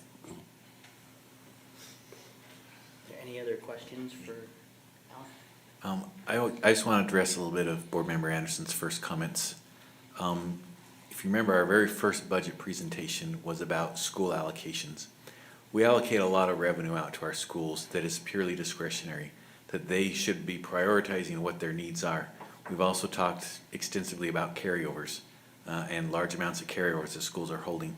So, if a school has these needs, we're providing, and I don't want to minimize that schools are adequately funded on any of that, but they have those resources that are allocated that they should be addressing their priorities with.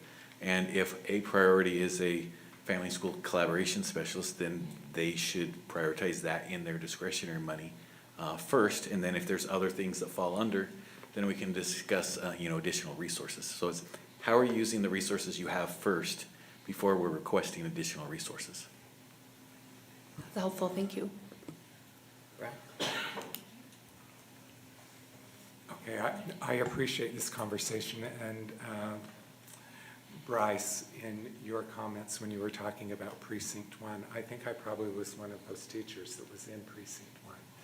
And it was gratifying for me to hear, Dr. Taylor, when you said that 400 teachers were responding to this. I mean, to me, this suggests that teachers want to be heard on this. And if we have a survey like this, I hope that we're looking at this and that it isn't something that just goes out and, because I have to say there have been times in the past as a teacher when I've done a survey and I've thought, why did I do that survey? I want it to be that when we do these sorts of things that there is a response. And for me, when I look at, well, I wasn't in the presentation, we don't have that part of the survey. And I understand how that isn't in there because you were probably still gathering the results of the survey. But as Amanda requested, I think that it would be really helpful for all board members to receive a copy of that survey. I would like to go back to a couple of the slides that were related to the survey. Can you go to the slides that were based on the survey? Because I heard Dr. Hall say that we were also asking them to prioritize what they felt was the most critical thing. And to me, that's a really important part of this, because I think teachers probably have the best gauge on what we need in the classroom. So, let's see, what would most improve your ability to support high quality? Okay, more planning time. Ashley, when you made that comment about specials and things like that, I can attest to that.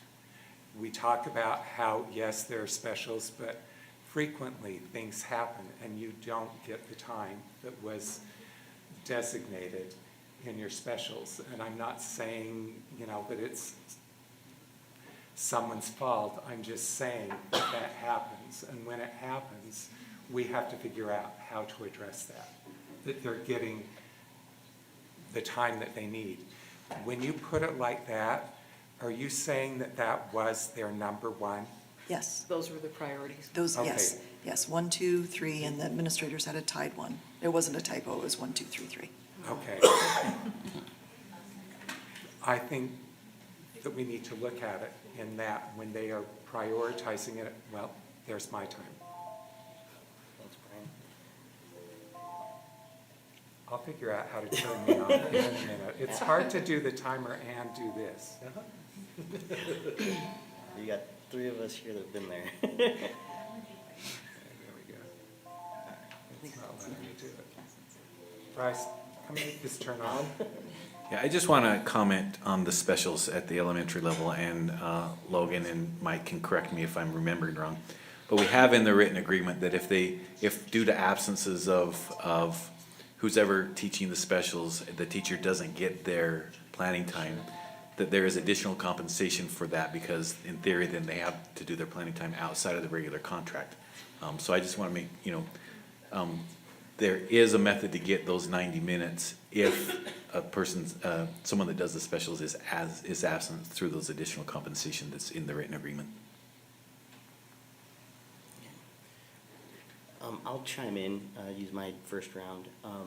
One, Bryce, I just want to thank you, and I echo all the things that you said. I think, as you know, you and I were pretty passionate about family school collaboration specialists back in the day, and I agree that we should really look at what it would take to bring them back. I know that, Superintendent, you're mentioning that there's obviously some financial responsibilities that we would have to do that. But I also think that on top of that, or with it, there's a need for how do we manage and supervise, and how do we make sure that these folks are doing the jobs that they were intended to do. I've never been a teacher. I have spent a few years in schools, mostly working on data, but even as somebody that was working on data and helping teachers differentiate their classrooms, being in an elementary school, for me, the experience was an all hands on deck type of experience, So if there was an issue in the school, being an extra body in that school, I was there to help with recess, or I was there to help in the lunchroom, or I was there to sit with a kiddo in the sick, office room while their parents showed up. So I understand that things happen in schools, and I'm sure that at times a family school collaboration specialist could be pulled into anything. So I echo your sentiment on that there, Bryce. I think the thing that I would really like to do is just tie this back together, just to where we are, and I mentioned a couple of different things, obviously the funding allocation, but this is also a board directive, right? It's a board kind of initiated study. It was a board initiated survey in a lot of different ways, and I think we're hearing all of this information coming back to us, and I really think it's incumbent on us to carry this forward in coordination with the district. And so my question is really kind of back to you, Bryce.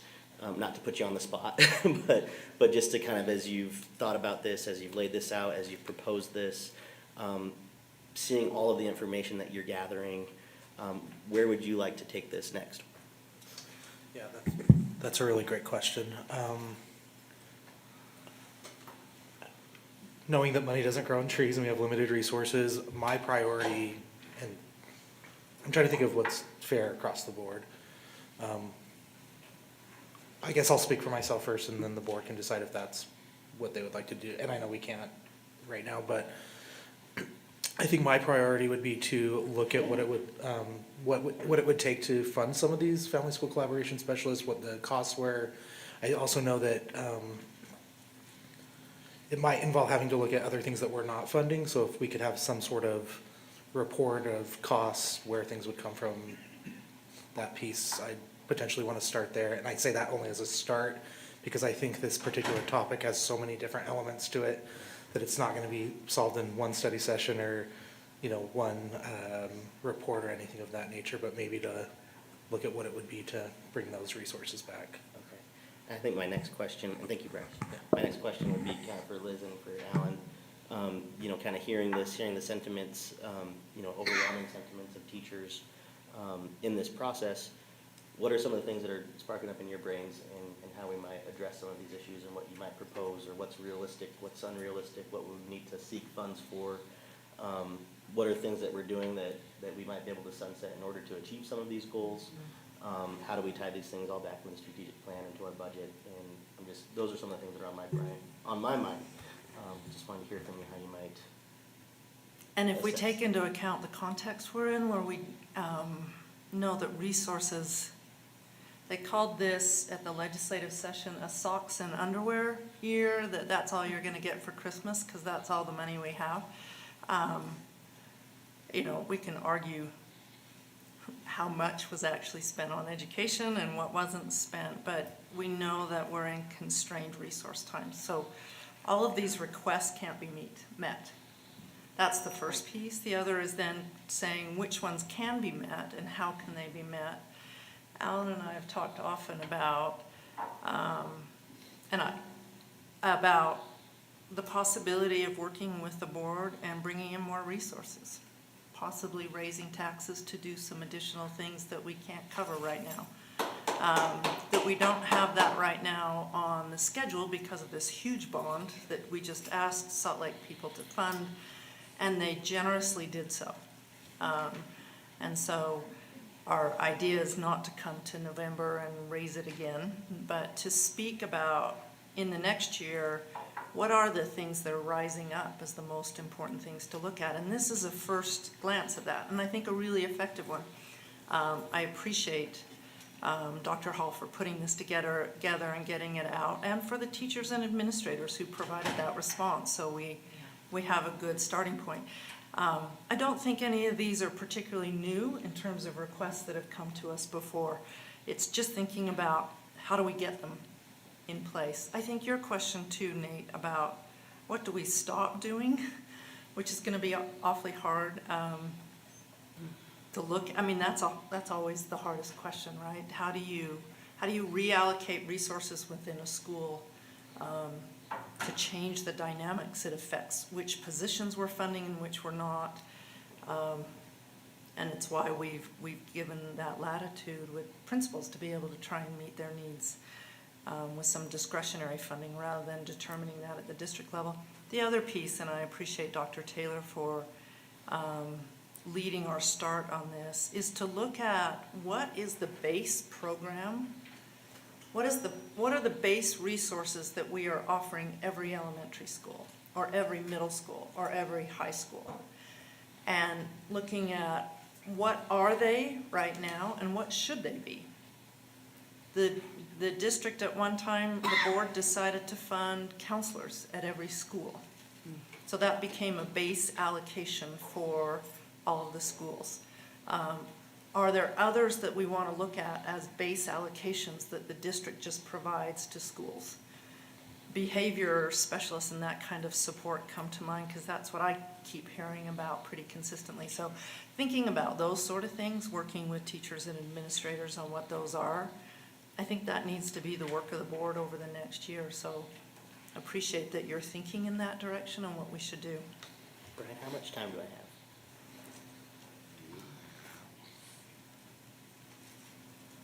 1 minute, 18 seconds. And I'm wondering, and this is kind of just a question to everybody, our team up here at the dais, and of course all of the folks that have been engaged in this study, Dr. Grant and board, is I think that it would be worth having an additional study session and dedicating more time to discussing these very things. Do we need to prioritize? Do we need to really look at what those base funding sources and allocations might be? Just so that we're not losing traction on this, because it is really super important, and what those funding mechanisms might be. So I'm wondering if the board is amenable to scheduling another study session to kind of talk about these very things in a little more detail. And are you thinking, I'm surmising from what you just said after what I just said, so I might be wrong, Yes. that this would be, so we concentrated on Title I schools in this report particularly. And when we're looking at resource allocation across schools, we're thinking all schools that way.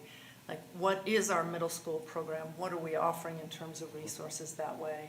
What are we missing? That sort of thing. So we're looking at it that way. I'm assuming you're thinking more broadly across schools than just the Title I focus we've Thinking had. specifically as well, because I think some of what we also talked about in our previous study session is, that each school is different and unique, and there might be different needs within each individual school. Mm-hmm. And I think it warrants us a little extra time I think we got a good kind of baseline of where our Title I schools are at.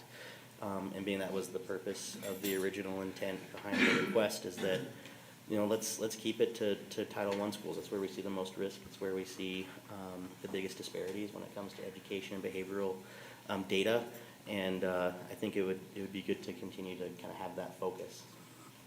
That's just me. And maybe Charlotte, we are still in round 1, and then we can go to round 2. Okay. I like that idea, but I am also wanting to be responsive to some of the things we heard today about having Title I schools and the SPED hub schools and multiple language learners all put together, that concentration of high needs, that we need to look at that, I think. Our resource allocation around that? Yes. Okay, let's jump into round 2 of discussion. I saw a bunch of hands. I'm sorry I didn't see who was first. Ashley. My follow-up to that would be, of course, it is important to focus on Title I schools, and that's why, again, in those conversations in finance, we talked about what would normalized staffing be at a Title I school, and why might that be different than a non-Title I school. But I want to acknowledge that if you're like me and you represent a school like Wasatch Elementary that is really right there on the cusp of being Title I, that's why in a situation where we had our assistant principal allocations, we have a formula that calculates that. So we don't actually need to say, we're only talking about this for Title I schools. We can talk about it based on need and then qualify what those needs are, which may be a little bit different every place. And I think, it could even be a good time to look at that calculation for assistant principals. As Dr. Taylor knows, there's always appetite for some schools to be asking for. I think it's important too that actually we consider if the study session is going to be more topical discussion or if it's going to be a financial report of like a real study of what it would cost. Like, I know our business administrator has prepared a cost estimated of what it would be for X at a Title I school that would be discretionary. Would that be the same? What would be some options for that we could consider? And I think rather than having a study session where we mull around the merits of different ideas, we really need a report or a discussion item that is very specific to costs of resources, especially acknowledging that we've talked about capital today, which is one-time money. Once you spend it up, it's gone. We can't have the same conversation about capital that we're having about people, because as we know from ESSER, when you fund people with one-time money and then those people have to leave, we get into real problems. And so I think it needs to be very specific to funding personnel that discussion happens, rather than kind of bandying around some more ideas. And I think such a funding formula is very primed for ways that it could support many schools with high needs, whether or not they may be labeled as Title I. Amanda? Mine kind of expands on Ashley. A lot of the discussions of the district has been consistency across the district. Title I schools do have more unique needs. However, I feel if we isolate this conversation where we're pushing into professional development and all these different areas, those aren't unique to Title I. So I think depending on, what the specific study session is going to be about, it would actually, we're then siloing the conversation, which could feed into lack of uniformity in the district. So I guess we gotta really figure out what our core, systems and focuses, et cetera, are, like district-wide, and then, it expands from there. So I think, to me, there's a lot of different pieces that we're talking about tonight. So I think we need to figure out really what we're really gonna focus on, and then is it specific to Title I, or is it something that really is applicable beyond that, that we really need to make sure that we're uniform on what we're doing? Other comments, questions?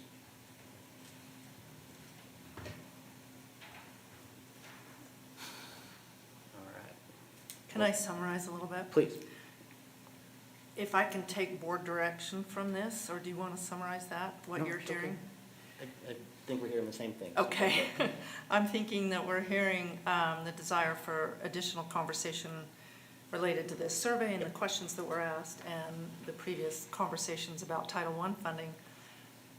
I think we can do two things, which is look at the program as a whole across different schools and not just do Title I, but also then focus on Title I, right? Because we know the needs are different, and so we can do both that way. I think if I'm taking that as board direction on where we want to go with a study session and things. Do you have something to add there? Well, and I see, kind of taken from what Board Member Williams has said, modeling different scenarios. How much does it cost to add an additional FTE, whether we tell the schools it's this FTE for this, or it's discretionary, you decide?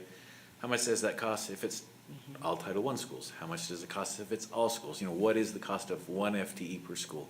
What's the cost of one parapro per school? And let's just kind of model some different things so we can start having the cost conversation of what can we afford today and what do we want to look at affording possibly in the future. Bryce? I was just gonna say, I feel good about that. Okay. And Bryce, maybe it would work for, if it works for you, to connect with Brian and I, and let's map out how, and what structure, if it's a study session, if it's a discussion item, and we can map that out, Brian and I, with you and Liz and Alan. Well, if you're going to do that, though, can you create whatever your broad Absolutely. approach is, and then let us all provide some additional feedback? Thank Of course. you. That's great. Everybody?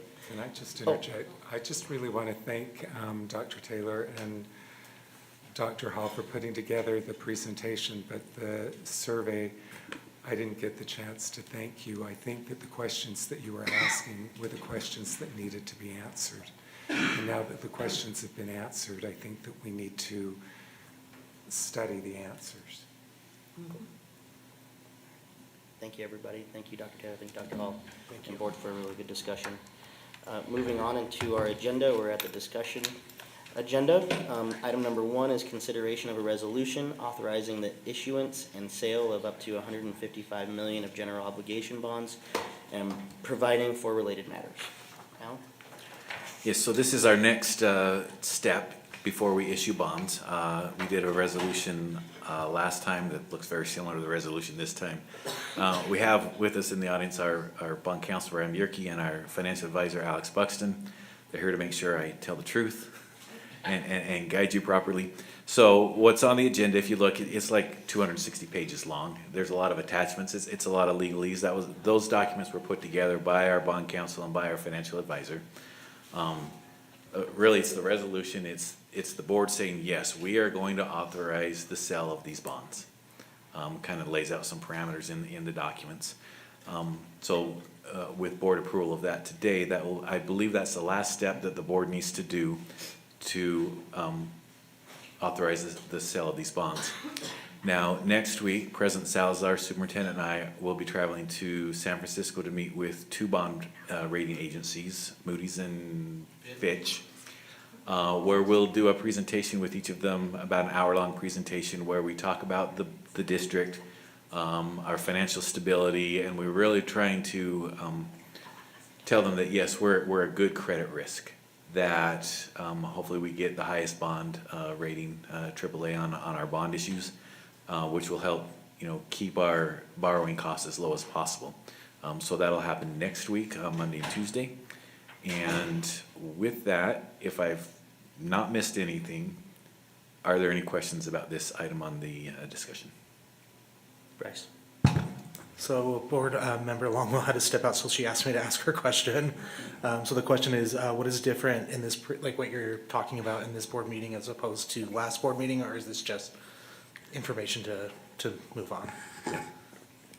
Ryan, do you want to tell us what's different between this resolution and the one from last board meeting? Yeah. Because it's a good question.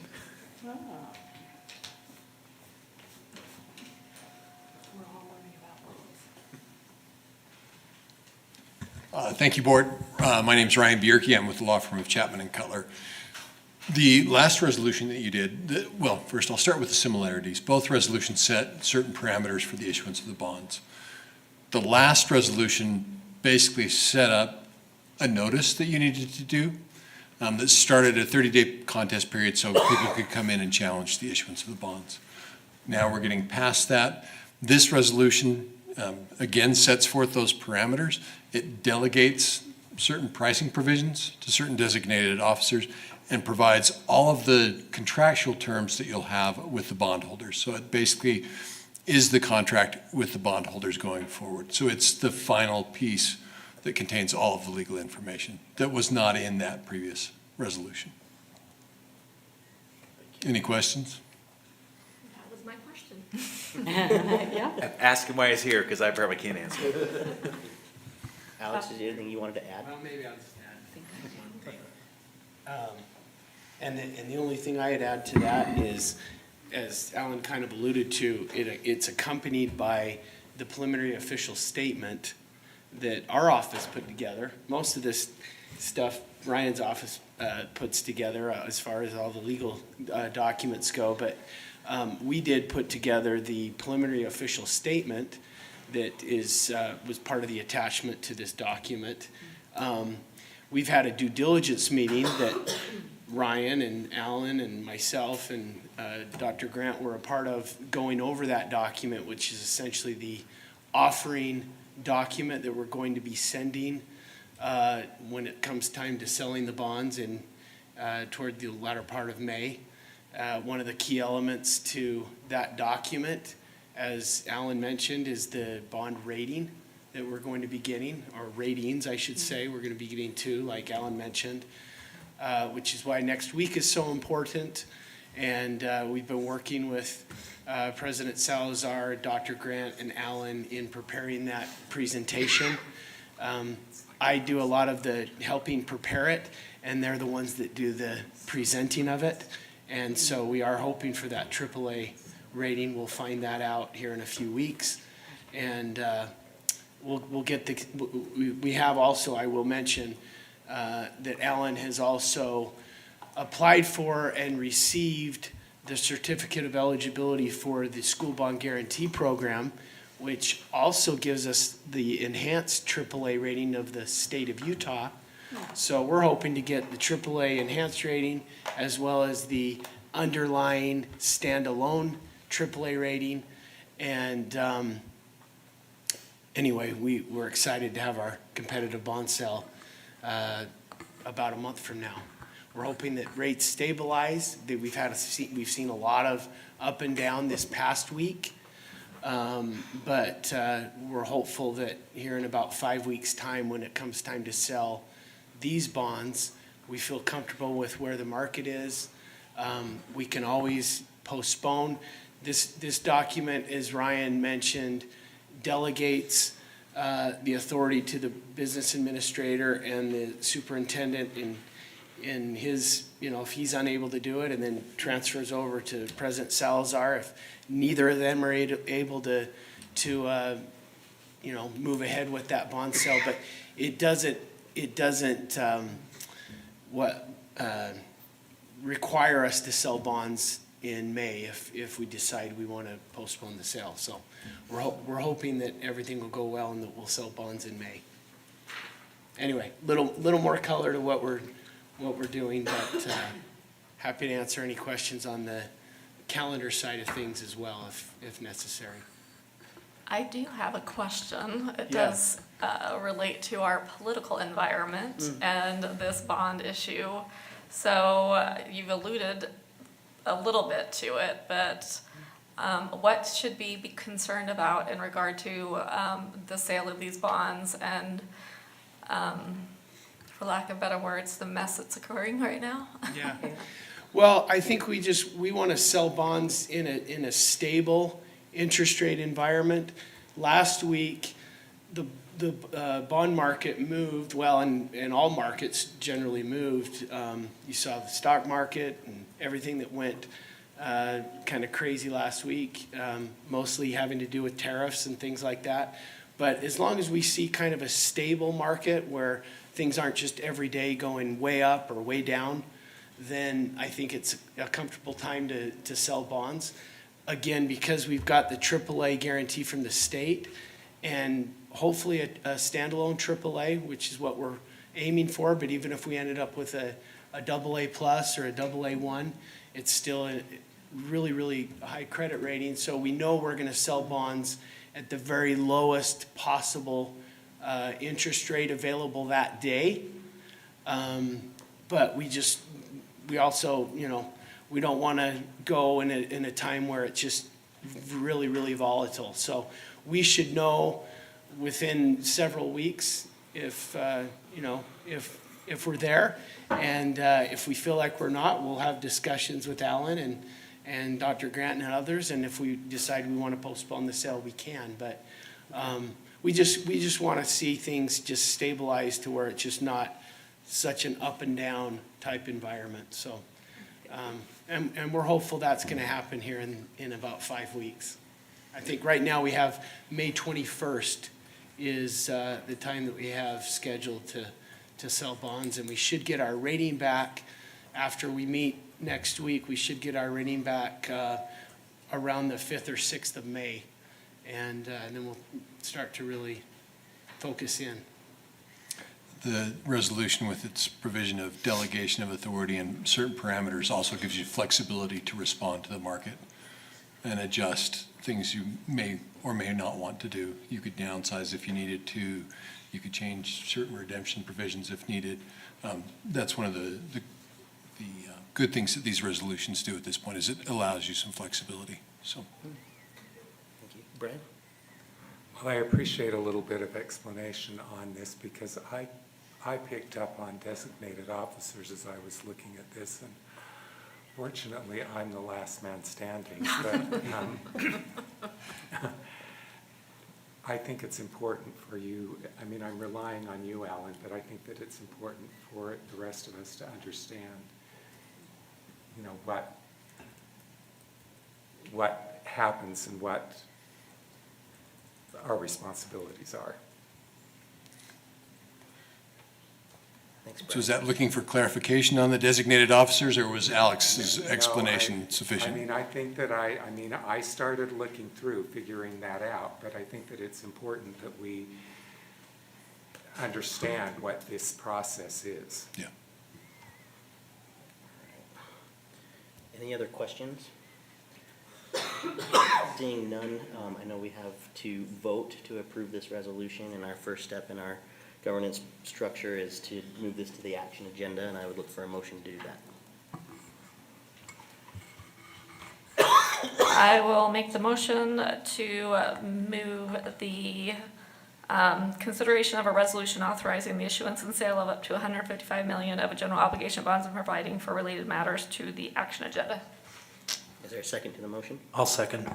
Any further discussion? All right, seeing none, we'll start with a roll call vote with Board Member Anderson. Ashley Anderson, yes. Nate Salazar, yes. Brian Jensen, yes. Amanda Longo, yes. Bryce Williams, yes. Charlotte Fife Jefferson, yes. All right, that motion passes. Thank you, Board. We'll revisit this in a few minutes, hopefully. Thanks, guys. The next item on our discussion agenda is the kick-up contract. Superintendent, are you introducing this one to us tonight? Yes, so at a previous board meeting, it was requested by board members that we have additional information about the kick-up contract and how this management tool is used. Dr. Hall presented to the board, sent a memo out describing the uses of that.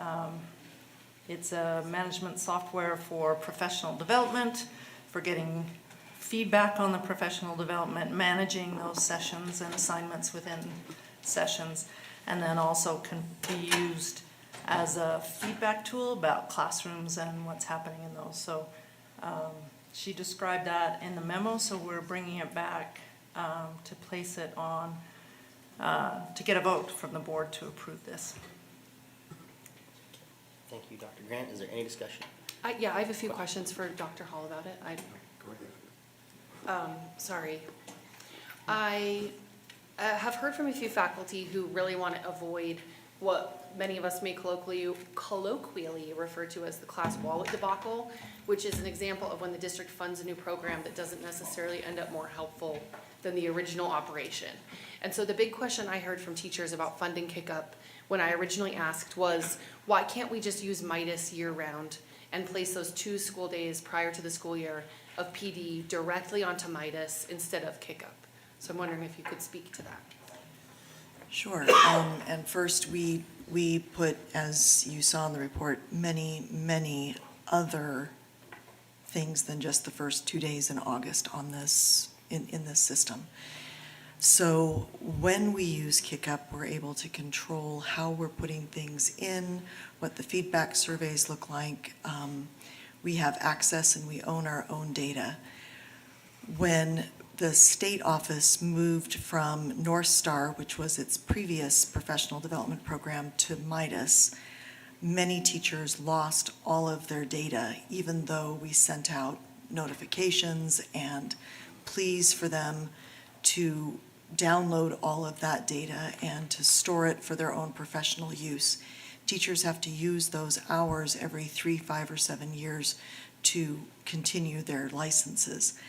And in fact, even last week, we received a call from somebody saying, did you save that someplace for me? Because I am coming back into teaching and I would like to, have those hours back. But we didn't own any of that data because it all was up at the state level. So that is one of the modules of Kick-Up. And so, as you see in the memo, there are 2 modules. And so the reason that we like that module is it allows us to control the data and the who and the when, as well as it being a more sensitive and responsive system. That's great. I just have 2 more quick questions. A second concern that they mentioned in relationship was that sometimes those 2 days before school starts, Kick-Up offerings rolled out really close to the start time of that PD. And so I know we have a heat map of users, but do we have a similar understanding of how many faculty don't use the tool as intended? Like how many teachers don't use it during those 2 days of school or 2 days before school? If they don't use it, then we have them on an attendance list, so yes. But we do have most of the teachers using it. So the first year, we did have a late rollout because we didn't get the software until the spring. Usually, however, the rollout is late as we're putting schedules together and confirming the facilitators and the speakers. Again, the focus on the first 2 days of August, those are 2 days that we use it, but we do use it for significant numbers of ongoing high-quality professional development, which we know is very difficult in those first 2 days where everything is, in a very tight time frame. Yeah, that's really helpful. The last concern that I heard is that in Midas, courses are tied to catalog numbers, and in Kick-Up, there are these names that can be really cute but very hard to find. And so, especially at the beginning of school, some faculty said it was really hard to find their school-specific sessions, and by the time they did, they were full, so they couldn't attend. So assuming we move this contract forward, is there any way we can respond to teacher concerns more generally, but also to this use of clear numbers rather than names? Sure, so that's a very interesting statement. We do send out clear instructions on how to register for things, and that includes using the use of tags, and those tags are the things that people would use to be able to search more efficiently and effectively when they're looking for things by, so, I'm assuming when you're thinking about a cute name, it would be, something like lemons and lollipops, how to use coefficients in calculus. I'm making this up. But the tag for that would be secondary math, or the tag for that would be courses related to calculus, you would search calculus. So even if, and that is a very common strategy, and it happens in Midas, it happens in every conference that you go to, we're all trying to create a sense of excitement for people who are attending our sessions, and we figure if we can make them laugh before they come in, maybe that will help. But that is why we use the tag system, and so in the instructions it says, here are ways to search for the classes if you're an elementary teacher, if you're a middle school teacher, if you're a math teacher, if you're a science teacher, so that you can get to those more effectively. That's great, that's really helpful. I'm gonna assume that other people did not have questions about this, unless you were raising your hand. Because, to ask a question? Yes. Oh, Brian, I was just gonna move it for you, but go ahead. Go ahead, Brad. Thank you, Dr. Hall. Okay. We talked about the first foundation, I think that you were taught, well, I'm trying to remember what those two different things were. There was the taking the place of Midas, but then there's the other one where it's kick up foundations. And thank you for the explanation about Midas. I think I'm understanding that it's going to be as easy or easier than Midas. Mm-hmm. Okay. As a teacher, you really want to be able to make sure that you have that relicensure all documented. But the other part that I'm concerned about is the foundations part, and that's where you were talking about coaching and teacher support and how you can do walkthroughs and make observations and that sort of a thing. Can you help me understand, because in there it said it was a non-evaluative nature. I just get anxious that when I see some of these things, it's one more thing that creates pressure for a teacher where, okay, here's another tool where I'm being monitored, or do you understand where I'm? Absolutely, absolutely, and that's exactly why we wanted to split that away from ECAP or away from any tool that looked at that, because what we want to be able to hear, it's back to my question about, are we implementing the science of reading correctly? Well, how do we know that? And how do we know that in a way that doesn't tie it specifically to a teacher? So we could use an observation tool and go through 15 classrooms, and the data would come back by grade level, but not tied to a teacher. And so we can look at that and say, in second grade across the district, these are the things that are in place and they're working well, and these are the things that we need to put some more attention to make sure that we're having enough time in the schedule to teach them, or that we have provided the equipment, or we have provided the materials to make sure that those things can happen in the classroom. Thank you. Could you just explain to me what job-embedded professional development? Yeah, absolutely. So job-embedded professional development happens during the school day. And we have talked about this probably ad nauseum with the board and with other people. And, in the business world, if you are going to go to a conference and keep up your license, you go on a cruise for 5 days and you get your continuing ed. I'm not looking at you, Mr. Kearsley, as a CPA, but I know those things exist. And so that's how you get your hours. But for teachers, we don't have that structure. And so professional development happens after school, after you've dealt with, if you're a high school teacher, 210 kids that day. Or it happens over the summer when you also really need some time to recoup and relax. And we really do attempt to be very sensitive to that and leave July completely alone and offer things to teachers if they want to in June, or offer off-contract things in August. But if we're going to be able to have professional development for teachers at a time that isn't before or after the school day, it has to be job embedded. And so that is coming, into your planning time and looking at your data with you. It is coming into the classroom and co-teaching something with you, and then talking about what worked and what didn't work with your students. Those things happen while you're in the classroom so that it isn't outside or after the school day. Okay. I thought that would be the explanation, and I appreciate that we've just, because I think some people don't understand that. Thank you. Thank you. Any other questions? Otherwise, I'll look for a motion to move to the action agenda. As the board's desire. I move that we place kick-up contract on the action agenda. Is there a I second? second. A second to Charlotte, thank you. Any further discussion? Seeing none, we'll do a roll call vote, starting with myself. Nate Salazar, yes. Brian Jensen, yes. Amanda Longley, yes. Bryce Williams, yes. Charlotte Fife Jefferson, yes. Ashley Anderson, yes. That motion passes. Thank you, board. We'll revisit that in just a few minutes. Item number 3, property use, determining immediate district needs. Item A, field space for high school rebuilds, and B, career and technical center superintendent. Yes, and I'll ask that you put up the policy slides from DeAndre Chatwin. Hang out a minute there for a sec, Isaac. I wanted to, we are entering a new process, actually, as a board, as outlined in previous changes to our G5 policy on boundaries and school closures and property use. I wanted to just review quickly what that policy is so that people know.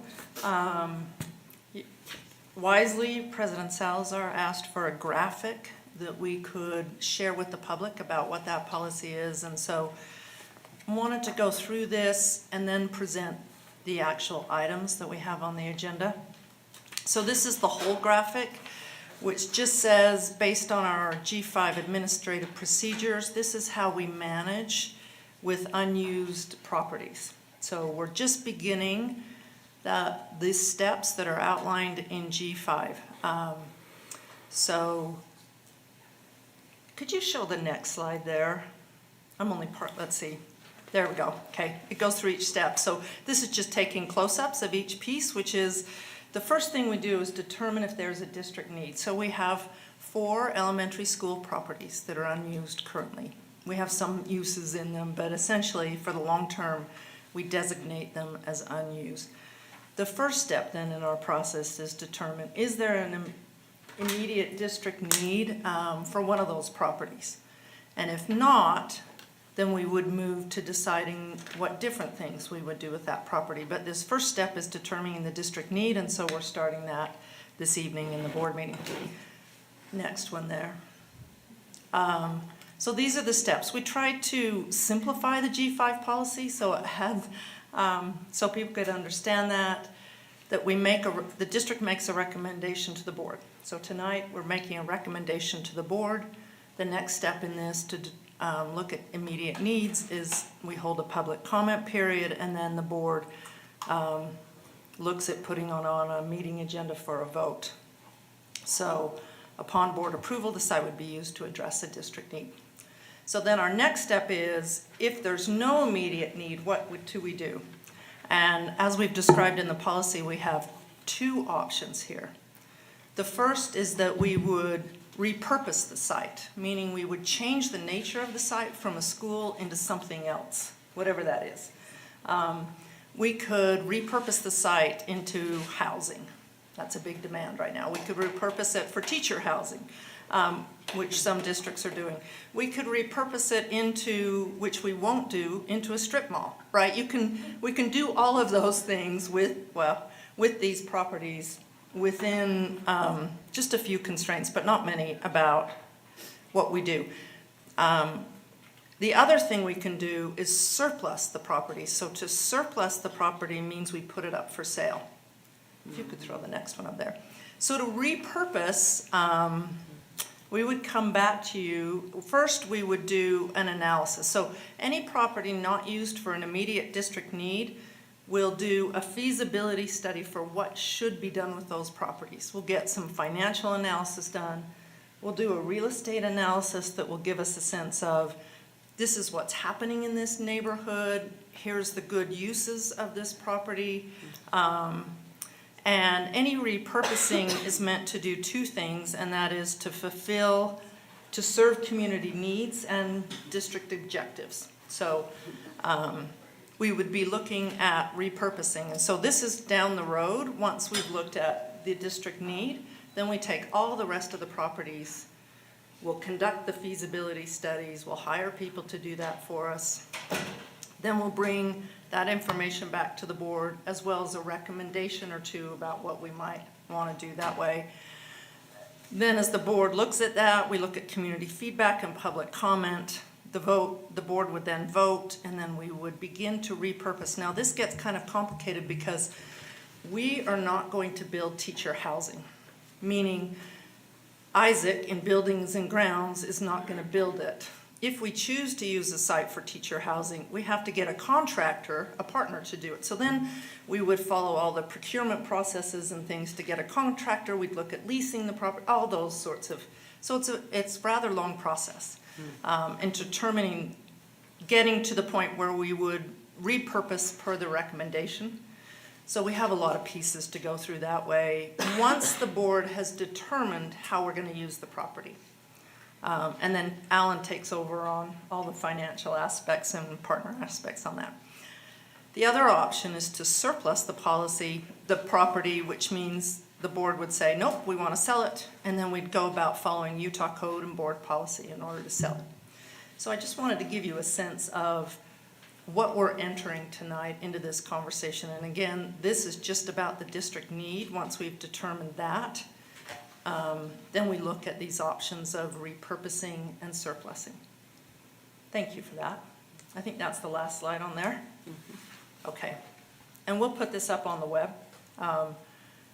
One of the things we need to do in this process per our G5 policy is keep the public informed, and so we'll be putting together a website about those properties and how to keep people informed. Given that, Isaac, the first thing up is the need for field space as we rebuild our high schools and we take away the current field space to build buildings. And so where are we going to put all of the athletic pieces? So Isaac's bringing that forward. Thank you for the opportunity to bring this back to you again.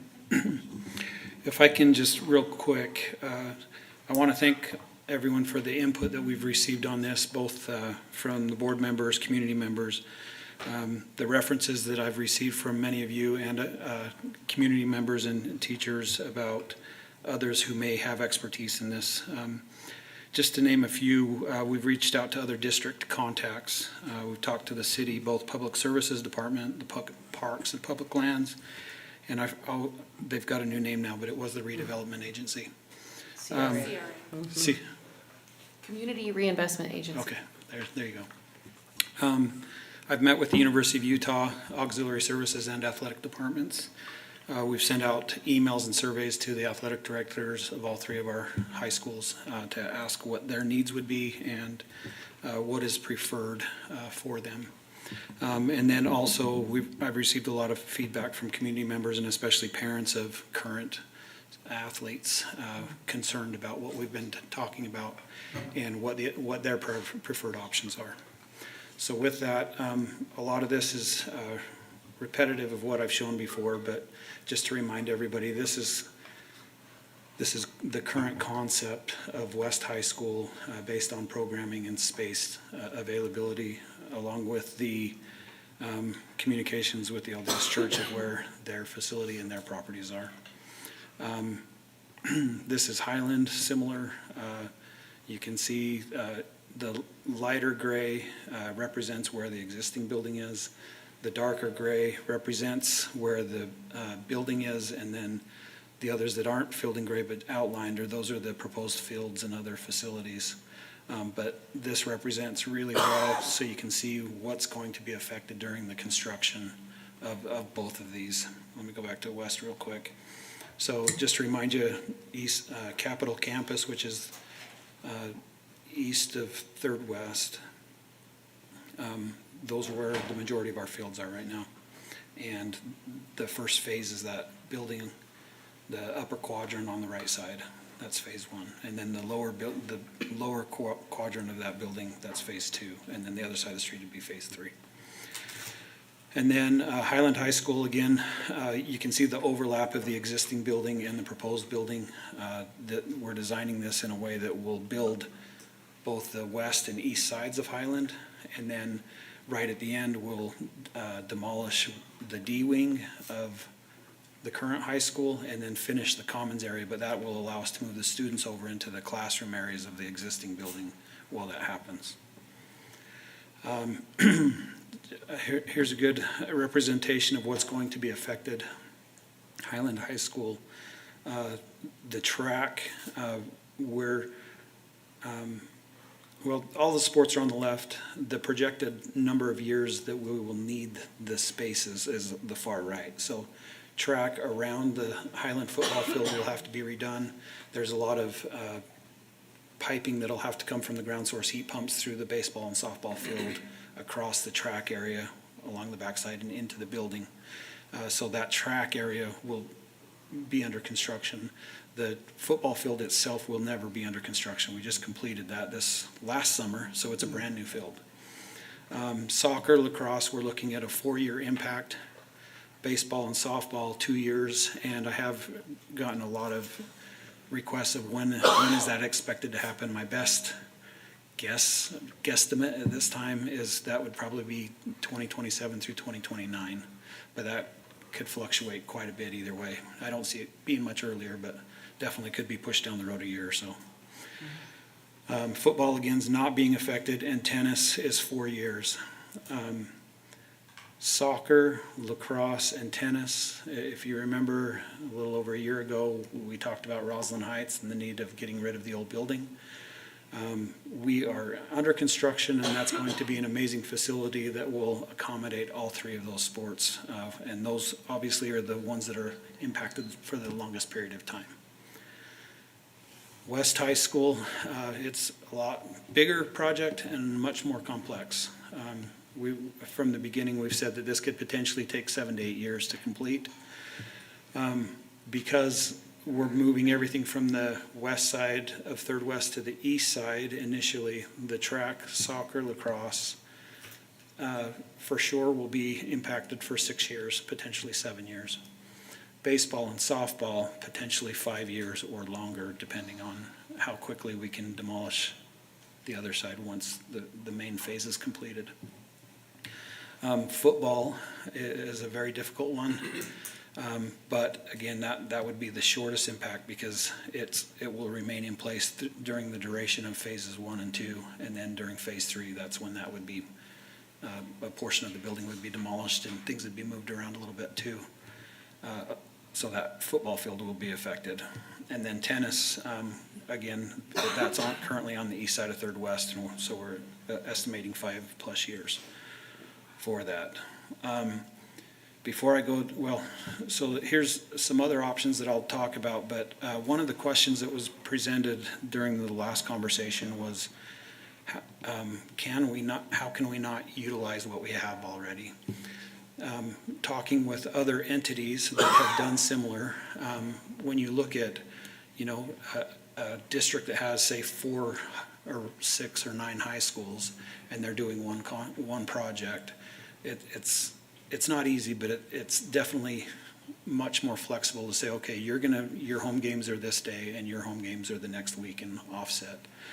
We're doing double time with 3 total schools. So we would have 3 schools demanding the same space, which there just physically isn't the ability to absorb that with one facility for football in particular, but many of these other sports included, because track, soccer, lacrosse, they all utilize the football field on game day. And so there's some challenges there. And then when you try to factor in practice time for all of those sports, it's very difficult. But with that said, other options that I found with talking with all these groups, track, soccer, lacrosse, the U of U has a track. They have very limited availability on that right now. It's not for sure yet. The athletic departments have use of that facility up until a certain time, and then there's a small break of an hour and a half, 2 hours. And then the rec center and their intramural sports utilize them at night. Now, they were very supportive and said, look, we can see if we can free up some time, but it would be a very limited time and isn't particularly during the times that it would benefit ours. I've put an approximate cost to rent that or to provide, a way to incentivize the U to do that at about $100,000 per year, which is very low. But again, it's a very limited resource.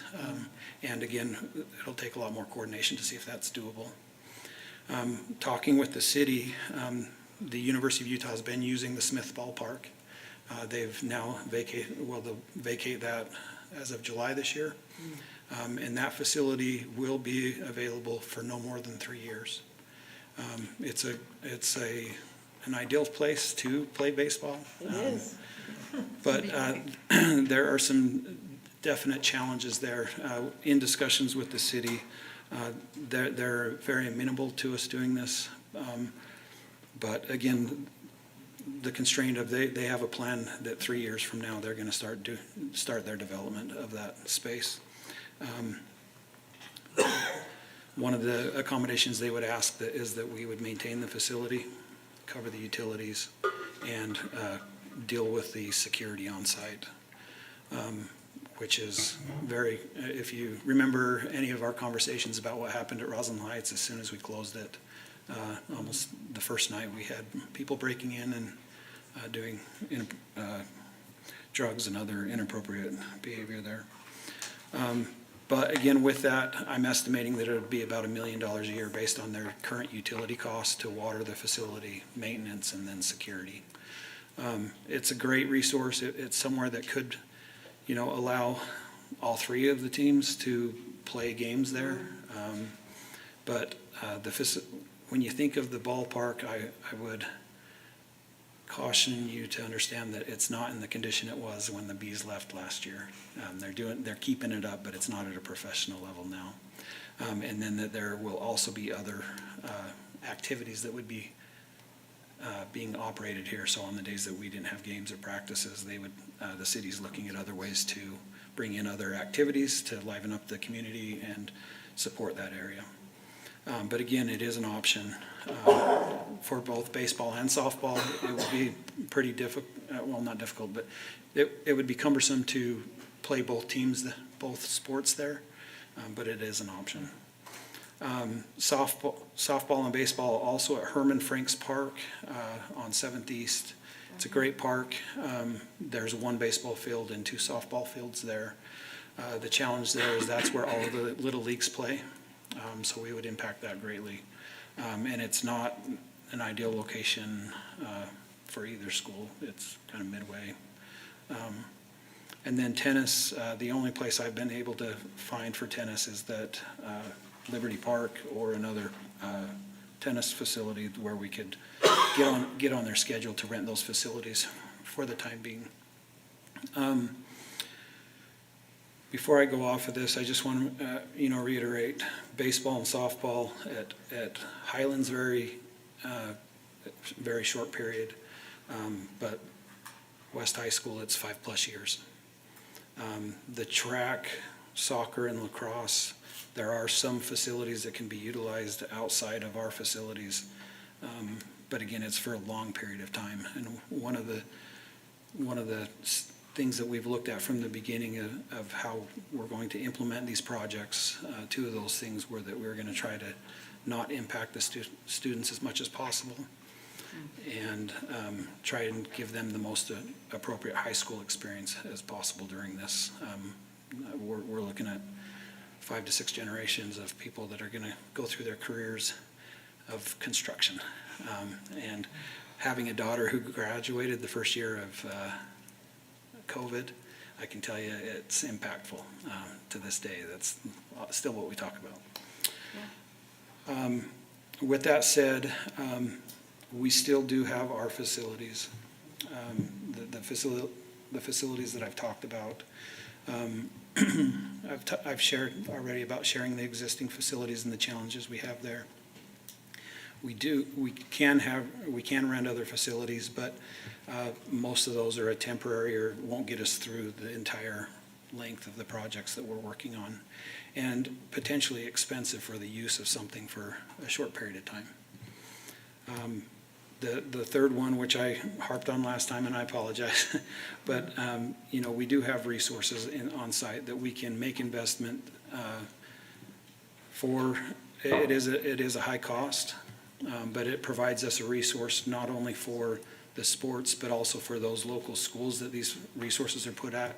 And then it would also allow us to provide resources to the community. I can attest to the fact that there is a need for parks and sports facilities throughout the city. And some of the proposals that I'll show you here, again, just highlight some of those, but that's what we're getting at. Again, we talked about Glendale. We already have a track there. It's 6-lane. It wouldn't take a lot to get that to a high school level. We could invest in a small facility similar to Roslyn Park, which would be equitable to what the Highlands teams have gotten at Roslyn Heights. We've worked with the Salt Lake Education Foundation and several entities, including Ron McBride, who sponsored the original build of this track, and improved that. They're supportive of helping to raise funds to help offset a portion of these costs. But their number one question was, is the district willing to help out on this, because it's a big expense? But again, this facility would allow us to provide all 3 sports for the entirety of this 7-year conquest. And that's an ideal location on a resource that we can maintain and provide in the future. The one caveat here is that the estimate, I said 4 to 5 million. The difference between those is the one is a grass field, the other one is a turf field. You've all heard many complaints and comments and concerns about the condition of many of our facilities right now. And in this case, I think it would be appropriate to look at doing turf similar to what Roslyn Heights has. And to that as well, I think there's a possibility of making an improvement at the 3rd school with our bond funds to help assist that, to make it equitable across the district. Backman, I provided some other options last time, talking about Riley and some other facilities. Talking with our cabinet and teams, Backman is a little bit farther away from the high school, but it would provide a space that would allow them to practice, that would allow games to happen, would not impact where the students of the school play, but still utilize the space that we have on that property, and it would save us quite a bit in irrigation. Mary Jackson is much closer to West High School, but it's a prime location for a softball field. A lot of it's already there. It wouldn't take a lot other than to create an infield, do some improvements to the lawn to level it, and then put in dugouts and items needed for it. I will mention on each one of these I put out a scoreboard, because that's what our current facilities have. Some of the input I've gotten from people is we don't need that. We use a software now that we can do that. But when you look at the overall cost, a scoreboard's pretty insignificant in this cost. You're talking less than $80,000 to do something like for that portion of it. But again, if that's what's decided, we can definitely look at removing a lot of that. Clayton, again, ideal for a softball for Highland. This slide shows a change in the location of where the field would be, so it didn't impact the students of the school. So it's farther away, but it still gives us the measurements that would be needed, and it still stays within that estimate just to make it infield for them to have practice and games. Dilworth, we already have a baseball field there, but it's in really bad shape. Really bad shape. I can't express that enough. If you've never slid in on goat heads, Oh, I promise you, every person will remember this field. Anyway, this one would require a little more work, but we do have existing facility there. It would provide an improved benefit to the community and to the students of that school, as well as the high school team. With that, before I ask if you have any questions,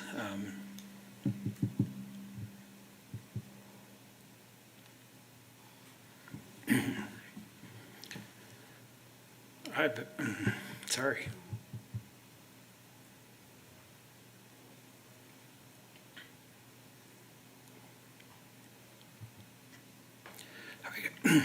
I grew up playing sports. And there are so many options that we can provide that would benefit all three of our schools in an investment for the west side as well as what we've done for the east side. I know it's not ideal. I know it's additional money that hasn't been planned. But I've been racking my brain of a better way to do this. And I can't find one. Sorry. With that, do you have any questions? Amanda? And then Cheryl. First off, Isaac, just thank you, and I appreciate the, I guess the emotion that you're showing, because it shows how much you've put into really dissecting this and trying to figure out a solution to a hard issue. So thank you. I do have one question. I was, while you were talking, and I apologize if I missed it, I was kind of charting out on the district map where the proposed alternate solutions are for these two different rebuild locations. And Highland High School, the suggested locations are all quite close to Highland High School, which is awesome, because as a parent who has a student who plays sports, doesn't play sports, then she changes her mind, having that close factor is huge. On the West High School options, knowing that things are limited and you want to really give good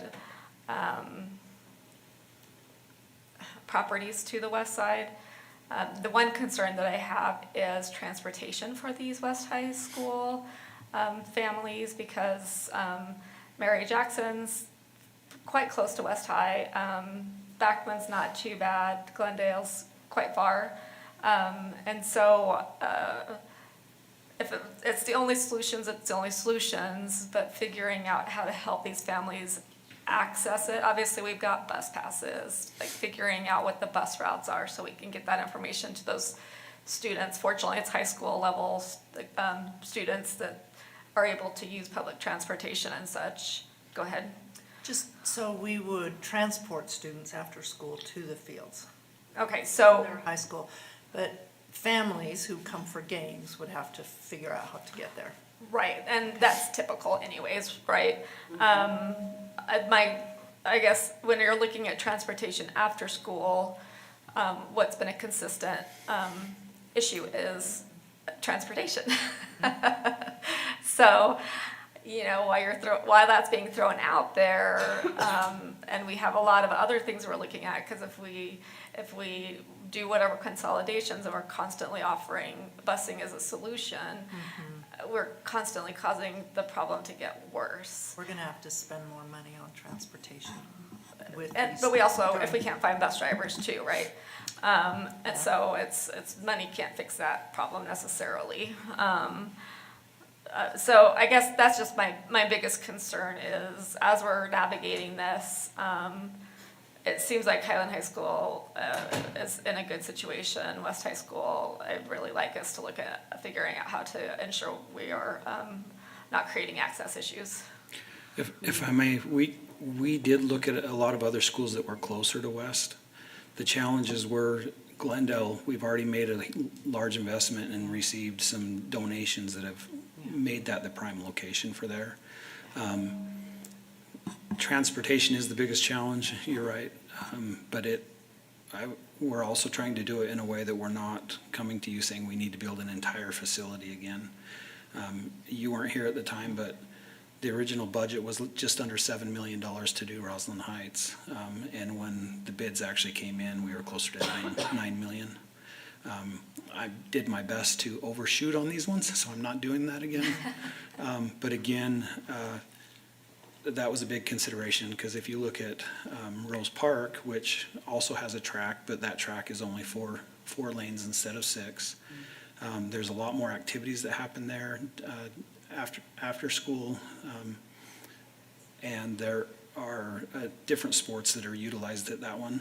And it's really the same transportation challenge that we're going to have at either of those locations. Right, and I don't necessarily have a problem with the location per se.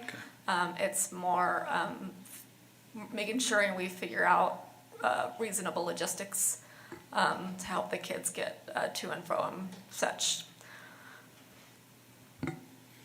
And that was one of the asks of the athletic directors. Justin Thompson at West was very concerned about that. But again, that's really the crux of it, is we will have to provide the transportation, and we'll find a way to do it. Whether that means making arrangements with coaches to be able to transport students on a bus, if that's the last option. I know there's a lot of other community members that maybe we can work out a way to do that.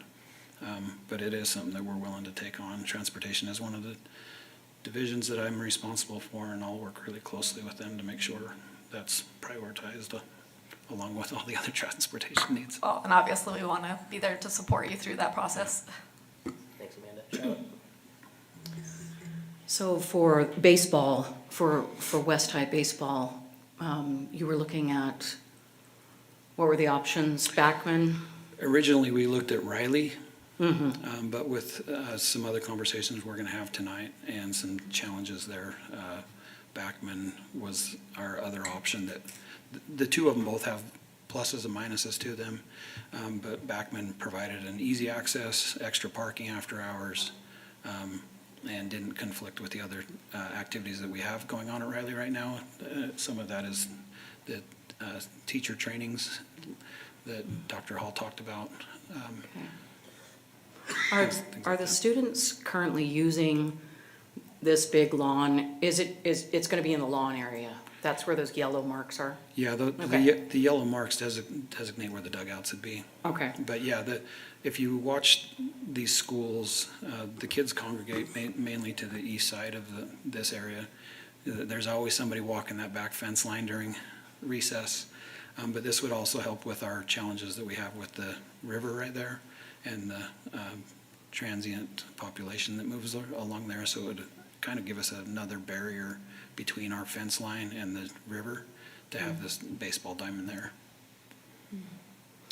Okay, I was wondering also if you had looked at partnerships with the city, like at Rosewood.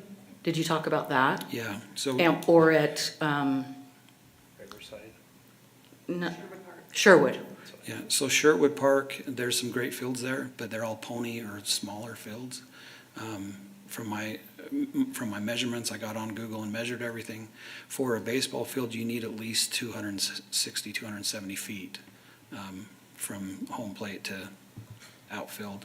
And most of those measured around 200 to 210 feet from home plate to their outfield. So they're closer to a softball field or a pony league with the plates being shorter. And they can't be, there's not room for expansion? At that park specifically, the two fences they're about 30 feet apart from each other, so you couldn't extend one far enough without impacting the other fields. And again, the city fields, the challenge we have is we already have clubs and other entities utilizing those. The city's great in having a reservation system for those, but we're competing against the same resources. Okay. At the same time. What about Rosewood? They're not using those, are they? I apologize. Oh. There's so many of my Rosewood. What's the location? That's like around 18th North, kind of over by the Guadalupe School. Oh, okay. So those again, well, They might be smaller. Yeah, they are smaller, but they're not, they're close to like 230, 240 feet. Okay.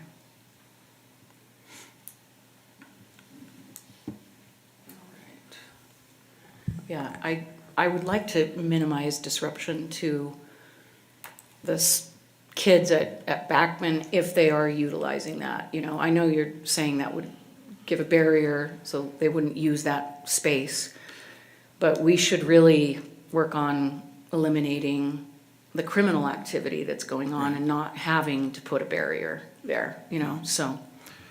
Anyway, Yeah, it is an underutilized space there. I mean, other than field day and some other big activities that the whole school's out there. Most everything that I've seen when I've gone and checked on it is closer to the school side. okay. Thank you. Bryce? Yeah, I had my own questions about Backman, which I'm not gonna follow up with right now. I think Charlotte asked some of those. But can we go back to the slide with Mary W. Jackson? I just have a quick question. So I'm looking at it, and I think, Isaac, I may have asked you this question before, so I apologize if I'm asking it for a second or third time. But with this proposal here, that doesn't impact the physical standing building at the moment, right? No, we'd basically have to take the corner of that asphalt out to have the measurement for outfilled. But everything else, we're not impacting the building at all. Okay, thank you. Ashley? Yeah, I too, I'm gonna try not to repeat questions, and the first thing you talked about, of course, is how difficult this has been, so I just wanna acknowledge, like, Yeah. no one's asking questions right now to be more difficult. Right. It's because, you know, this is difficult, and we Yeah. have to work through it somehow. Yep. And I too am concerned about losing the play space at Backman. I know you kind of spoken to, it's not the whole thing, but baseball is not just the field. Like, once we get into all of the equipment, storage, the other things that are there, I'm really concerned also that it actually is an incentive in some of our city fields for encampments to exist around a lot of this baseball infrastructure. And so I'm really very concerned about the move from Riley to Backman specifically, especially when Riverside Park is a stone's throw away and there are lights. And I do know there are some fields at least that are suitable for practice, if not for games. So I'm hoping we can reach some kind of consensus where we're able to maybe share fields for games that we can afford and that do meet the requirements, but we can practice in a more flexible way. And one example of that is, I think you said Herman Franks was being used by the Little League, which isn't totally accurate because the city is investing in redoing all of Herman Franks. And I know that the league president that utilizes that field as part of the rental system, like you agree, is not the only one, is interested in the districts being able to effectively collaborate and partner to see if we could make an investment and then have no long-term maintenance costs for those fields. So I do think when it comes to baseball, we have a lot of wiggle room, at least for practice fields, if not game fields, and that we really need to continue those conversations in favor of elementary school students losing their play space for what is, you know, almost their whole time of elementary school. And one of the ways we may also be able to do that is looking at eliminating extraneous costs like scoreboards when we really score most of our things digitally, and a lot of temporary alternatives. The thing I'm really concerned about is some of these teams have fewer than 50 students, and I know that some, you know, every student wants to play sports and every student matters, so I hesitate to say this as a parent of a child who will play one of these sports, that we're looking at like an investment of, you know, in some cases more than $400,000 per student who will be using it. And I'm really concerned about how that's gonna play out, even though, as you've pointed out, there is this real difficulty of what to do. Cancel sports, you know, that's not available. So I think, what is the appetite to be able to go back to some of these partners in relationship to at least the practice space and investing in some game space that could be shared between two schools, and really considering if practice could be taken off the table in terms of both cost but also impact to elementary schools? So, again, there's 100 different ways we could do this.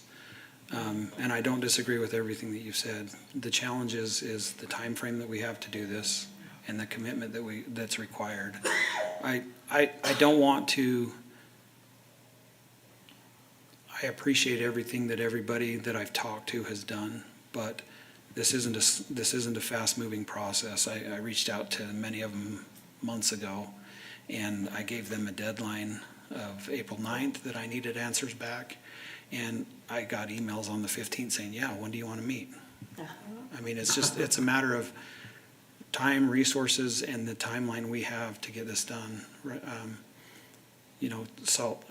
West High School, we're planning on putting out to bid this next spring to break ground early spring or mid-spring. You mean in a year? Yeah, so 2026, spring of 2026.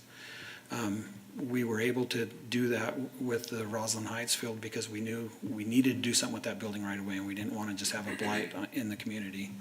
And that's some of the challenge that I'm dealing with. And I apologize for getting emotional. I don't do that very often. But it's really just a matter of, there's 100 different ways we could do this. This is what I suggest would be, in my perspective, the one that's going to hit 5 of the 8 items that we need to meet. I haven't found anything that's perfect. I haven't found anything that's going to fix it and get it done in the time frame that we need. If I could follow up on that, I think that acknowledging that is true, I think perhaps between now and the next time, you know, the public maybe comments on this or we decide exactly what to do, I think it would be specifically useful for board members to talk about any kind of like personal non-negotiables here. Like, I don't love the cost of all of these. Right. But if you tell me it would work, Backman losing their play space is not negotiable to me Okay. Any other as one comments? individual. Any other comments before we move to the second round on this particular matter? Oh, I've already spoken. You have time. Let's move to second round. Okay.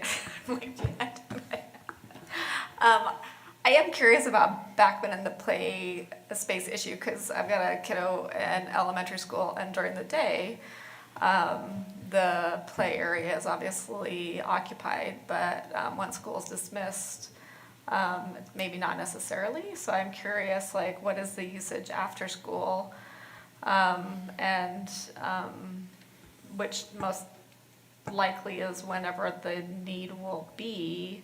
So how much interference is there actually to the elementary students' play space? Does that make sense? I mean, you guys keep bringing it up. I'm curious. I would say that the impact is that it's going to look different. There would be an outfield fence that would, it could be a temporary thing that we roll in and out for the games.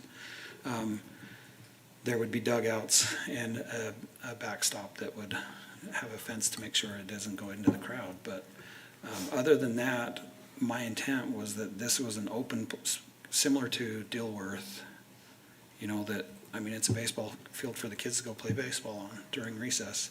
The high school teams, they practice early in the morning, after school generally, and on the weekends. And that was kind of what I was assuming, so I'm a little. During elementary school time, that there really wouldn't be an impact other than that the space looks different. Yeah, and so that's the part that I'm trying to process is, 3 board members have mentioned that concern about elementary school disruption to their play space, but will it? Would the kids be able to play on the field? Do you guys know? I mean, are you aware of when they're accessing it? Are they accessing it from 8 a.m. to when they go to bed at 8 p.m.? Or is it more of whenever school's out, they're pretty much done other than random occurrences? Charlotte first. Charlotte? Yeah, I think, maybe they could utilize the grass on the field if the team's gonna let them, but probably not the dirt. So, again, when I talked about there's 8 things that I would like to check off, every team would love to keep everybody else off their field. It's their use only, nobody else gets it. Even the But again, grass. there's gonna be some growing pains with this for everyone. We're all still gonna feel it. Yeah. But it would have to be that's still, that's the elementary's property. It's their use number one. we're making an accommodation for them to come and use it. You know, we'll have to talk with the athletic directors and say, look, when we schedule these things, we got to make sure that we're comparing it to the elementary school schedule, so we're not planning a practice game during their field day, things of that nature. That's different, wrong time of season for that comparison, but there's going to be growing pains. Currently the coaches are responsible to maintain their infields. Our grounds crew does the lawn mowing and treatment of the lawns. So I would expect there'd be a little, there'd have to be a little more input and help from the team players themselves to go out there and help prep the field at times with the coaches.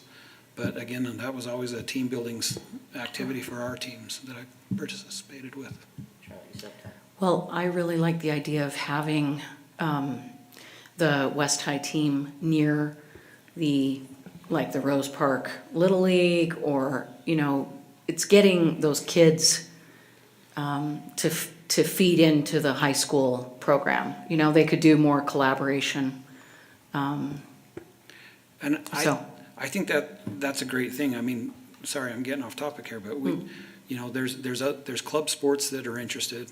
I have conversations with groups and reserving other facilities for other sports all the time, that they're like, it's important for us to have this facility because we're the feeder into your program.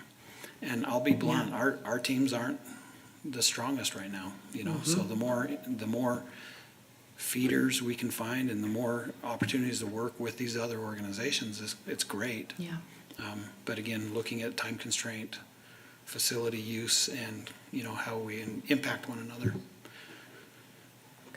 Unfortunately, we could study this for 5 years, and I don't know if we'd still have an answer, but it comes back to, we've got a time constraint.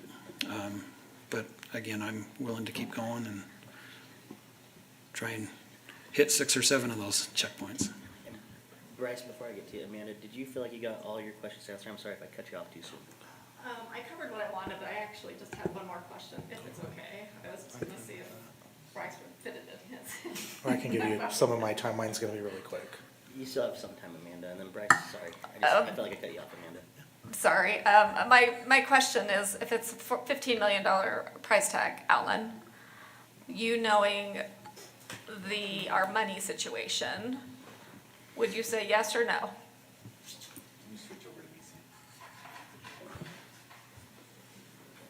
Funny you should ask. So what am I gonna pull up? I wanna pull up last year's budget that we approved for capital, because I wanna pull the high schools out because it kind of muddies what we're looking at.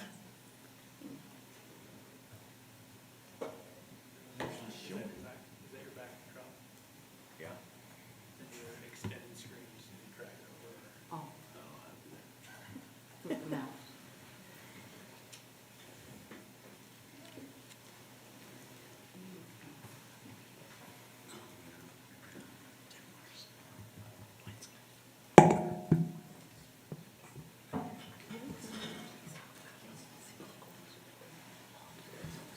So this shows our projected capital budget before we added all the high school rebuilds.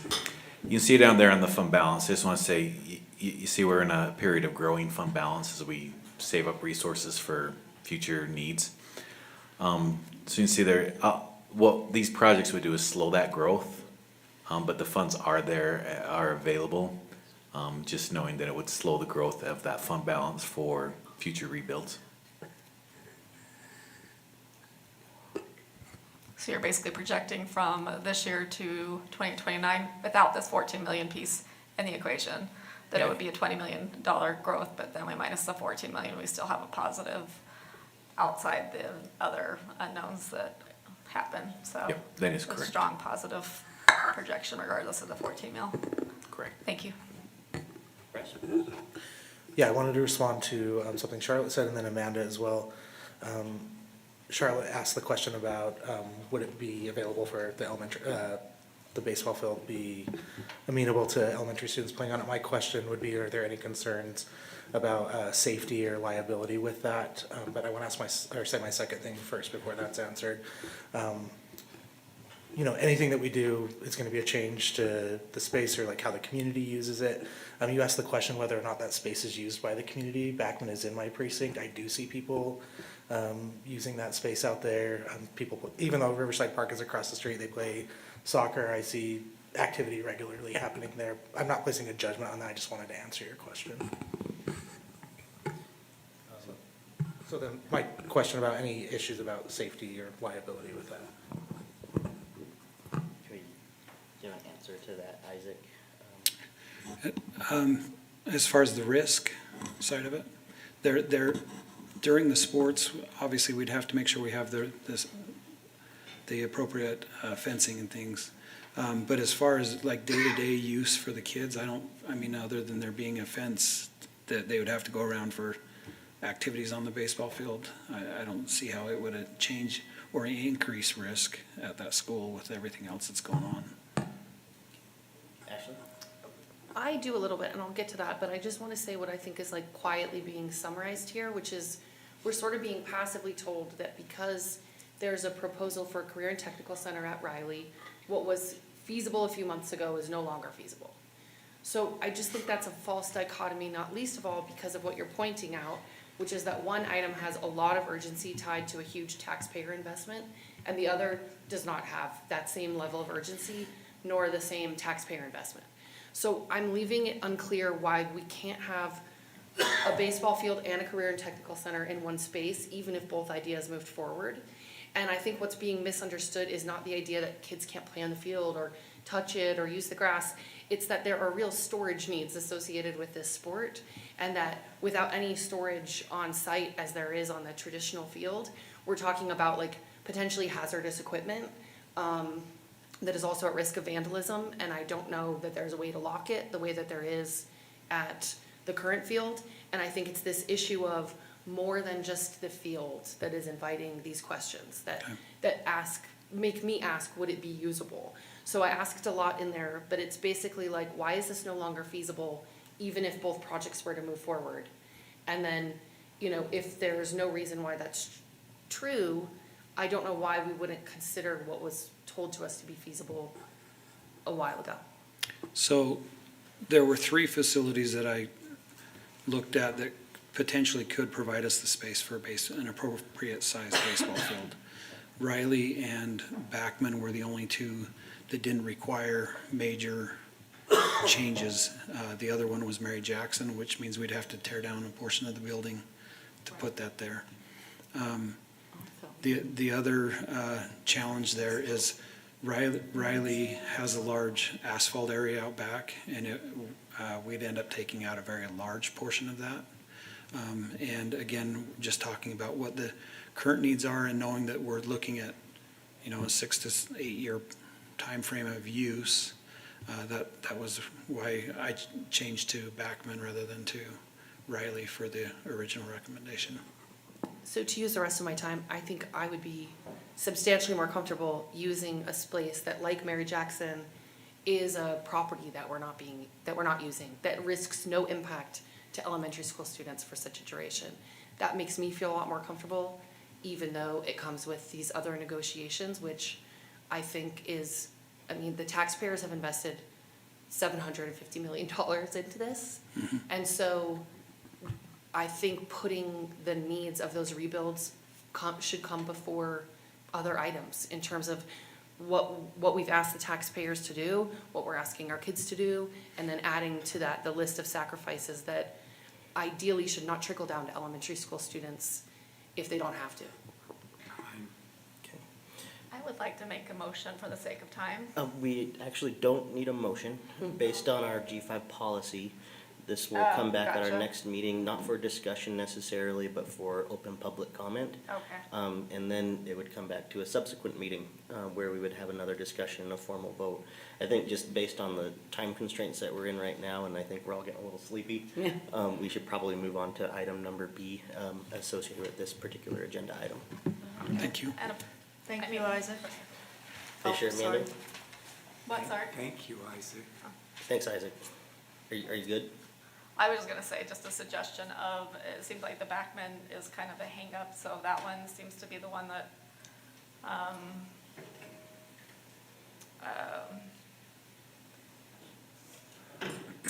Let's just shelve it because I think that the CTE conversations, Our next. Yeah. like it Yep, was yep. alluded to, it's gonna wrap into it, so we get that one done, and then we'll see how these things play out over a bit of time. Thank you. Thanks all. Let me be pretty quick with this because you have a memo that describes all of these pieces that are on the presentation here. I wanted to do this for the public quickly. The first step in all of this, like Isaac made a recommendation to the board on the fields, I want to make a recommendation to the board for a district use that we as a district see as a really important move for our district, and that would be to designate Riley Elementary School for a larger updated career and technical center. I'm not going to go over this in detail. I'm just, when we looked at space needs in the district, we looked across the district. So we were looking at not what individual schools may need, like if a teacher needs an extra room, that's within their individual school, but rather what programmatic needs are there across the district. We brought those to you at the February 18th meeting. Some of those needs can be taken up in existing buildings, so they don't require a whole building and a whole site to do. So we're going to deal with those in just the other process of finding space within current schools that are under-occupied, maybe underused right now with lower enrollment, and are looking instead at meeting a demand for career and technical education and the desire to grow what we're offering our students in terms of opportunities. We make that case to the board in the memo. So what we're saying now is that there is a demand for CTE from our students. There's a demand from our community to have students who have these kinds of skills and can enter the workforce with more than a high school diploma to support them. That we have incredible opportunity here in Salt Lake City to take advantage of what opportunities we can offer our kids. And our current space at Slick's campus there is preventing us from being able to expand to meet needs with this enrollment demand. We chose Riley over the other three options. So in terms of Jackson, Benyon, and Mary W. Jackson, Benyon, and Hawthorne, for a number of reasons. Riley is the most modern building there. It's a good site to build from. It's a good site just right now in its current state. It would serve some immediate needs. It's modern, it has parking available, it has room for expansion, which some of the other sites don't have. It has the electrical modern stuff that we need and the plumbing needs. And in looking at the buildings and our needs, we came to Riley as the best site that would serve as a new career and technical center. We drew this map to show that it's kind of equidistant from the high schools a little bit. The transportation times changed by a couple of minutes to go to Riley, just from a quick Google map search. But so this is, and we lay out more of that. I'm not doing the best job, but I'm trying to go fast because I know you already have this stuff in hand. Our vision for the CTC Center is just, again, the amount of opportunity we can share with our kids. We've got 45% of our kids who don't enter post-secondary education from high school. By the time 6 years have passed, only 70% of our kids have ever enrolled in post-secondary. And so what we're looking at are providing other options, as well as options like in these STEM careers to get started in a hands-on field and then continue your education into a 4-year degree and more. This is the presentation. I know the board has been wondering, hey, wait a minute, we're doing these rebuilds and we have CTE classes already in our high schools. This will remain. In terms of having programs at East, West, and Highland that are the CTE programs, similar to what we do now, where we have some intro courses there. We have like auto mechanics across all 3 high schools. We would continue auto mechanics across all 3 high schools now because we see some value in that as an engagement strategy as well as a training for students that, it encourages them to come to school and engage. So there's some double benefits in this. The CTC Center has typically and will continue to offer the more advanced programming. So that's what we're trying to capture in this, is the red shows what we would like to add over time to our offerings, given more space to grow this out.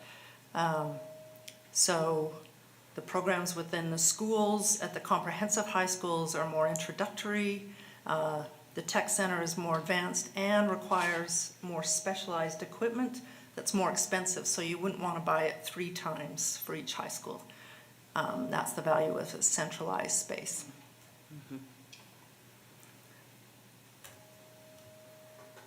So attending to costs is important. To grow a big CTC center will cost some money. What we're looking at is just putting out the start of an implementation plan for this and trying to designate 3 different phases for what we would do. If we were able to relocate the CTC Center to Riley, we could do that right now because Riley is ready to house a CTC Center, and it addresses some of the space and expectation needs that we already have with our programs that are hampered in terms of what they can offer right now at the SLC campus. Then in phase 2, we would look to start to tailor some spaces with some infusion of funds. And then in phase 3, look at building some larger pieces. One of the reasons we wanted to keep the field open was not only for parking as an option for the this, but building out a large construction center. I know you've seen the Catalyst Center and that construction piece, what we'd like to offer students that way. And trying to get that built out, we'd need some space again. Riley offers us that. So that would be put off until we have the funding, actually, before we'd move forward with something like that. Then we have 2 funding options on the next slide. Well, actually 3. One is that we have current CTE funds that come to us from the state. As we grow the program, we get additional funding. It doesn't, so we get that. In addition, there is this bill that passed just this year to create more Catalyst-style centers around at the different districts. For right now, it's one-time grant funding. It was supported by Speaker Schultz. This is his bill. And he's thinking about, at least in the press release that talked about maybe more money coming later for something like this. But this would be money. We expect the state board to put out applications for this grant in the coming months, within the next 2 to 4 months. And then we'd be ready immediately to apply because we meet the expectations of the grant and have strategies built in already for that.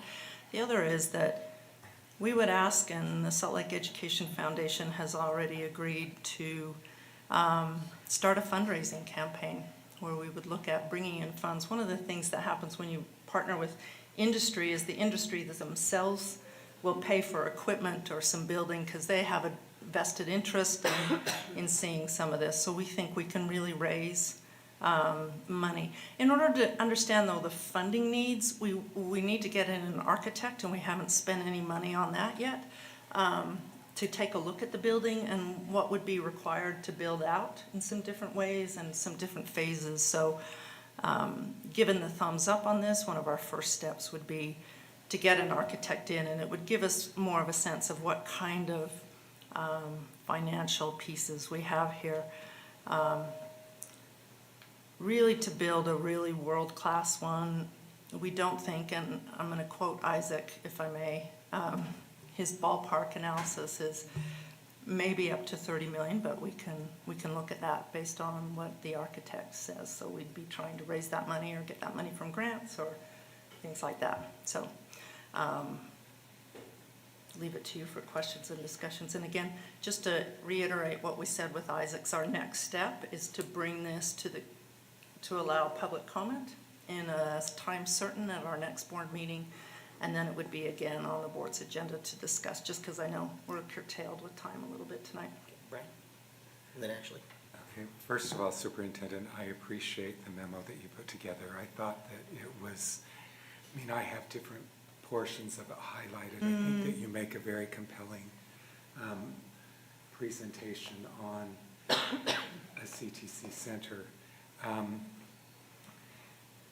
In that memo, you have that table, and you did have it up where it was showing what's in the local schools, and then, yes, this one right here. Okay, so the career cluster, then the high schools and the tech center. So if I'm looking at this, the way that I understand this is the tech center, it's kind of building on the career clusters and the other high schools. These are going to be classes that would probably be difficult to incorporate in some of those other settings. Is that? Yeah, some of them we could do, but it's not a very good use of resources. If we look like at virtual production there, so we already have some production studios, but there's this whole other level of virtual production like they had at the Catalyst Center with the big studio, green screen, all that bigger stuff. That's a different level of opportunity and class. So we could put those in high schools. It would just be expensive, so we'd maybe just make one. The next line has investment and wealth management classes. Those could be at each high school, but one of the challenges we have is getting teachers for some of those. So it's hard to get teachers at each site. The ones in black on that far right column are the ones we're already offering at the CTC Center. So you'll see a mix of things that require more equipment, like fire science and there's some robotics work there.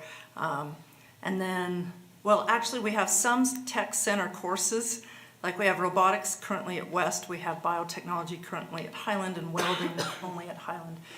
Those we would place in a more centralized place, kind of thing, but those are part of the tech center offerings. They're just placed at a high school. But as we rebuild the high schools, we'd want to try and keep the ones in gray there in the high schools, at least for now, and we're creating flexible space so we could use for a bunch of different things over time. Hopefully they can be, moved around depending on our needs.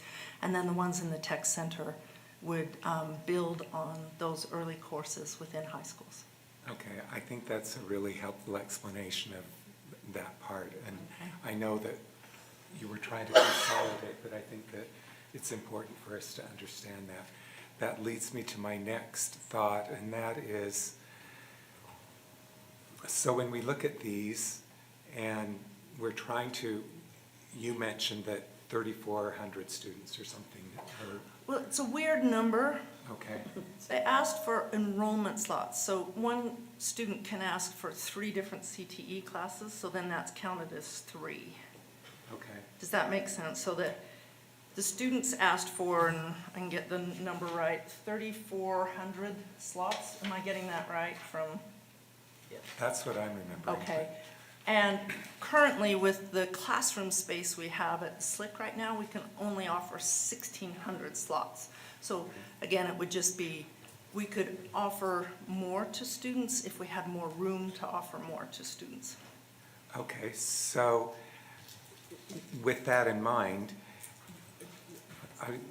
what my question is are we certain that these are meeting the needs of what those 3,400 students are? And I guess do we know that those are the things that they want or that they're looking for?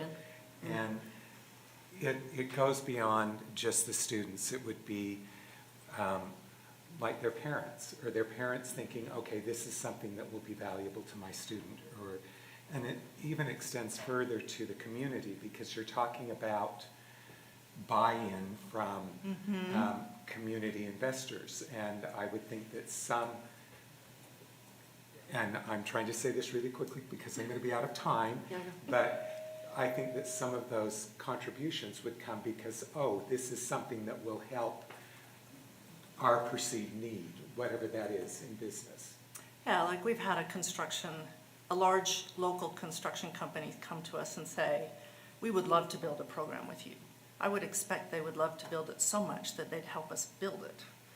That kind of thing. Let me mention on CTE, because it's an interesting aspect of funding and expectations with the federal dollars and the state dollars. When we're looking at what we're offering, it is, in order to qualify for the money, it must be related to labor market needs. Okay. So as we're looking at these pieces, our CTE program has done the analysis about local labor market needs. What are they? How can we best build to suit those? So we want to keep, parents want to keep kids close. They want to have them grow up and have jobs here and families here. So we're looking locally at what the labor market needs are, and some of these are sort of general things like marketing you could do anywhere in the world. But that's what we're building, is it must be based and related to labor market needs and that kind of understanding. Okay, so with my last 5 seconds or whatever, I guess what I would be saying is that we're just keeping in mind the needs of those four groups, the students, the parent, and I think the teachers. I mean, teachers have a pretty, they see what students need as well, and then the community. And I'm hoping that with this process that we're initiating, that they'll be able to give us Feedback on that? on what the needs are. Thank you. Yeah, I have a series of questions.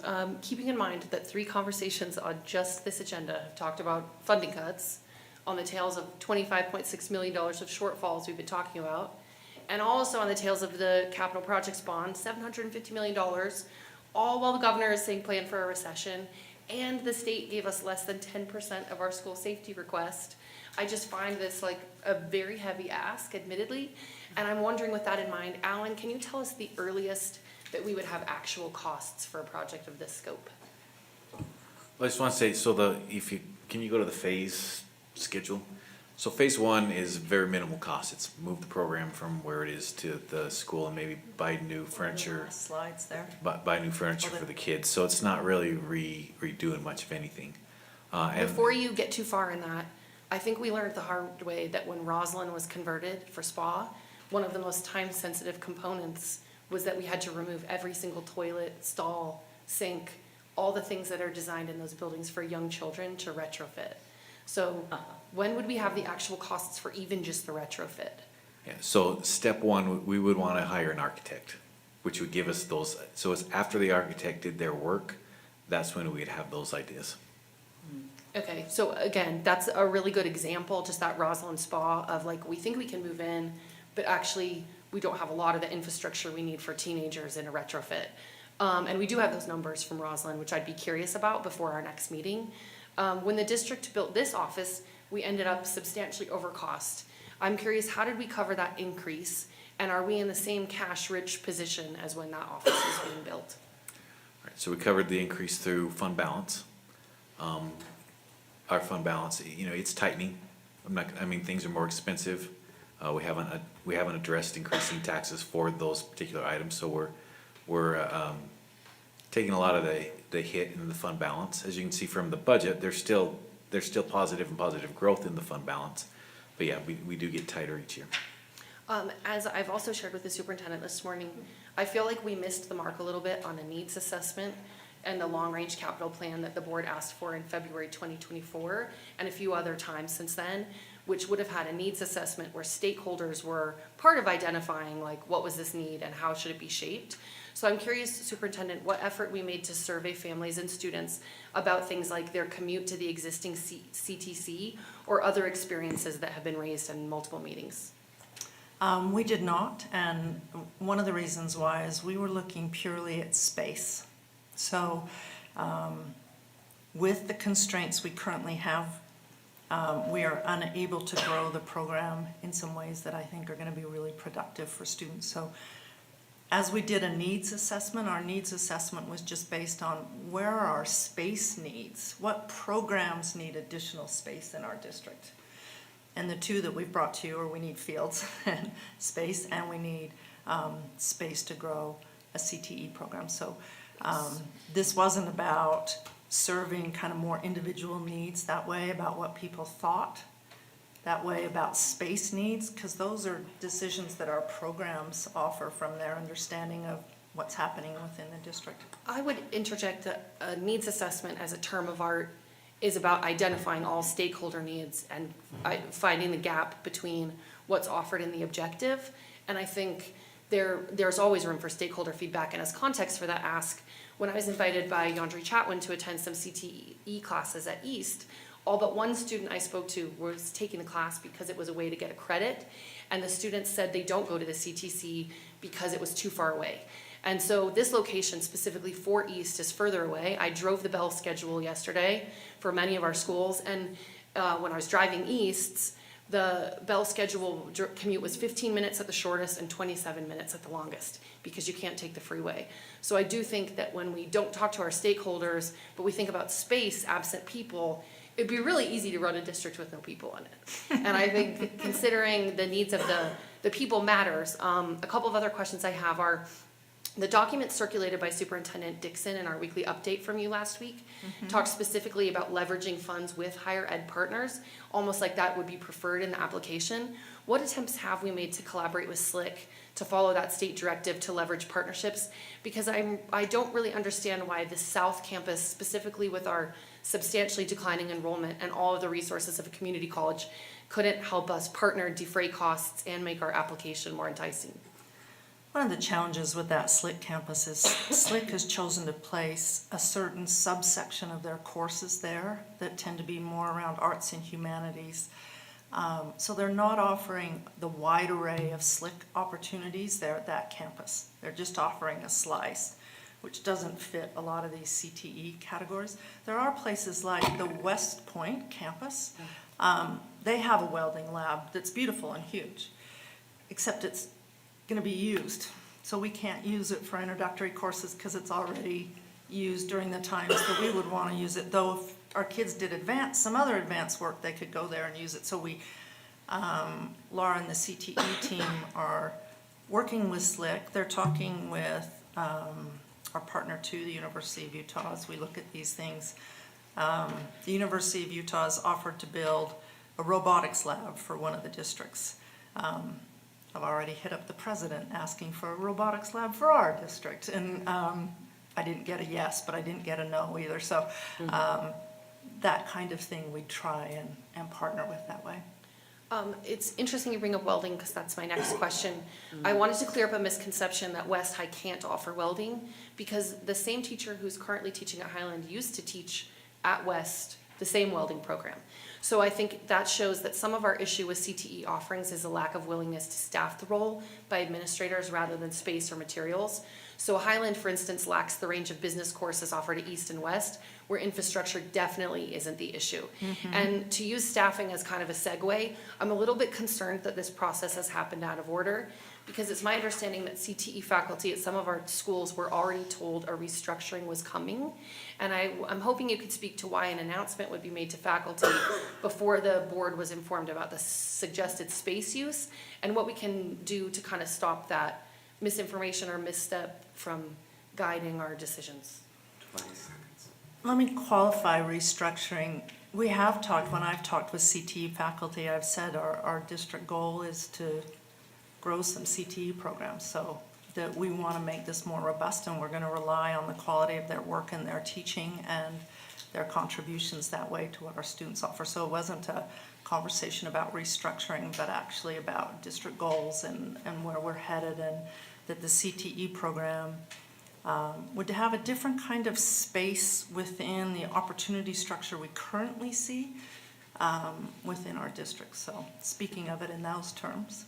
In light of all the unknowns about cost, I'm hopeful that before the next meeting, Alan could give us a refresher on how much we invested in the space next to SLC, what the rental agreements are in that space, and also what even the time frame of the catalyst funds are. I'm a little bit concerned about the time frame we were to invest in something by fall, when the ink on the grant application might not even be dry, let alone the check, especially when the school safety bill is not the answer I was getting. So I don't expect an answer to that today. I don't think that's reasonable. We actually but- can give a little of that.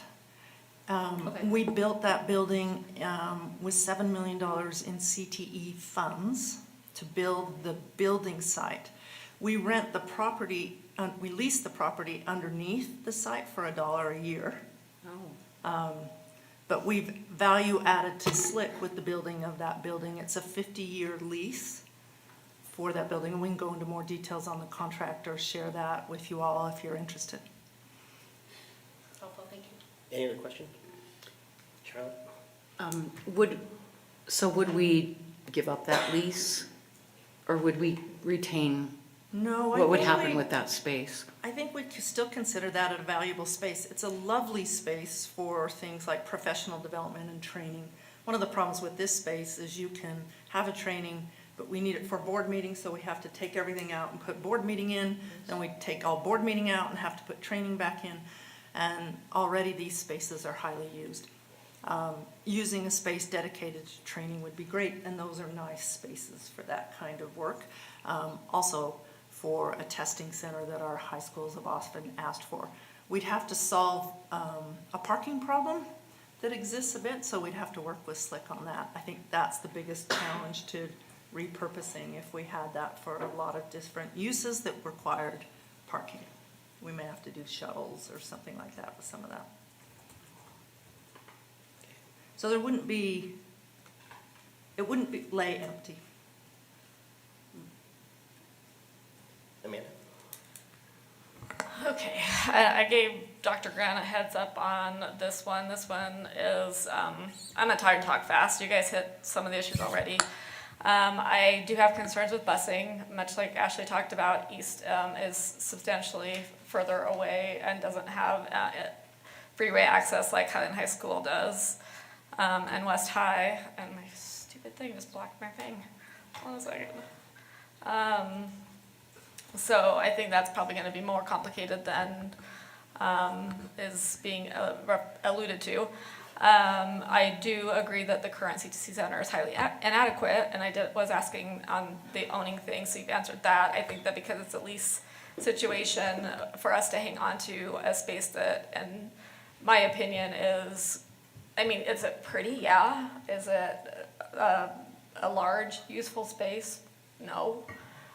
We've got other buildings in the district that are not being used that I feel would be more useful for the type of things that you're talking about and could really be expanded upon. So I can't wrap my head around holding on to that if that CTC center is moved. And then the cost breakdown, you went through that. I have to say that, like, and I'm just going to kind of read through this as quickly as I can. I strongly struggle with Riley being the location for the CTC center for the reasons I mentioned. It is not central to the comprehensive high schools or the district as a whole. It will most likely will increase the busing demands due to the distance buses will need to travel to and from the high schools. If it is set up like our CTC now, if I understand it correctly, students arrive at their comprehensive high schools, then are bused back and forth from the CTC center and depart from their comprehensive high school. So other than access to Westside business partners, the equity statement doesn't seem accurate in this piece. It makes it more complicated. Further away from the comprehensive high school, special education teachers, expertise, etc. So that decreases the possibility of easily supporting access for our students with disabilities, especially our more complex students who could really benefit from CTC education, given a lot of it is hands-on and visual. So this has a high potential of not being an accessible option for our students with disabilities.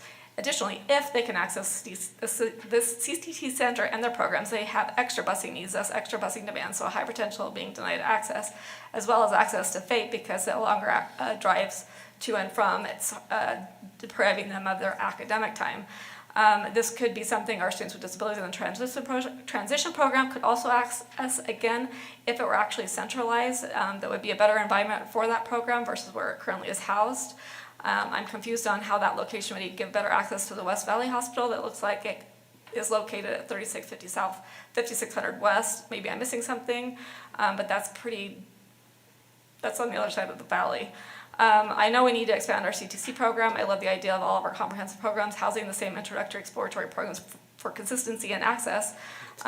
It may be a great, let me finish just one sentence, a great property, but is not equitable location for all students to access, especially given the historical concerns with allocating resources to special education to support access access for all of our students with disabilities, not just our mild and moderate students. Thank you. Can I respond to just a couple of those, and I won't take very long? So again, when we looked at the sites, and someone with Isaac's ability, the Riley campus is the most useful campus, the most appropriate campus to build out this kind of thing. There are challenges with parking at Benyon and Hawthorne. Hawthorne is in a neighborhood, it would increase the traffic a lot to get to Hawthorne. Jackson's behind the trains, which could slow down transportation. You're right that East High is the one that may have the most difficult time getting to the center. I think it increased travel time, I'm gonna make these up. From West High, it was how much? West High decreases by 1 minute. Oh, okay. Decreases by 1 minute. Highland High, it increases by 5 minutes. East High, it increases by, Apologize, it's the other way around. Yeah. East High is 5 minutes, Highland High was 2 minutes. So really, they're within the ballpark. East High is a little longer to get there. One of the things we'd look at in doing this is what the Catalyst Center has done, where they've got much longer travel times across Davis. They double block CTE, so you're not there for just 90 minutes minus the travel time, but you're there for 180 minutes minus the travel time. So you come in and you do a longer block, then it's more valuable for you to have spent that time in travel. So those are some of the ways that districts are managing that kind of transportation need. The other piece on special education, there's a couple of this, and I might get this wrong, Amanda, but we have CTE within each of the high schools. So for a lot of special education students that would be doing, if they were choosing to do just the introductory, that's all available in the same way without the transportation needs. One of the things Catalyst has done is they have special educators on site in order to make sure the kids are fulfilling their IEPs while they're doing the CTE work. So they have that. Most of our students don't need special transportation. Most of our special education students don't, so that they would take the regular bus with everybody else that way to get to the center. Those with more complex needs that would require more complex transportation, then we would just deal with that on kind of a case-by-case basis. CTE funds have been used to purchase vans because we needed that extra transportation during the day and things like that. So there's some ways to address those transportation needs, as well as, I think, the special education needs, and we would just have to figure out what's the best way to serve kids that way. I know I'm out of time, but may I please just real quickly? I think we gotta move on. We're pushing 9:30, Amanda. We're gonna have a whole public comment period. I'm actually gonna end the Okay. conversation for tonight on this particular topic, knowing that we also need to hear from the community, and they might have either similar or different opinions about either of these topics tonight, both field space and. Are you ending all comments? Yeah, we gotta move on to item number 4. Okay. Did Charlotte get to talk? No. I did not. I just want to say that I appreciate you considering the driving time and all of that and the cost. But this is an investment that is needed for the west side of the city that has been ignored for far too long and has borne the brunt of having to cross town to get to high school. We need to do this for our kids, for the kids that are not graduating, that are not thriving, that need a better futures, you know? I'm very excited about this, and I know that my predecessor, Jenny Sika, is very in support of this, and our community wants college and career pathways for West Side students who are not being served like they should. So I'm just speaking in support of this. Thank you, Charlotte. Let's move on to item number 4, Board Policy S11, Student Electronic Devices in Schools. It's my understanding that the Policy Subcommittee wanted to bring this back to the board for additional considerations or potential feedback. Would the Policy Subcommittee like to take this on and introduce it? Yeah, I'm happy to just speak briefly to it. I know time concerns right now. The policy subcommittee met last week.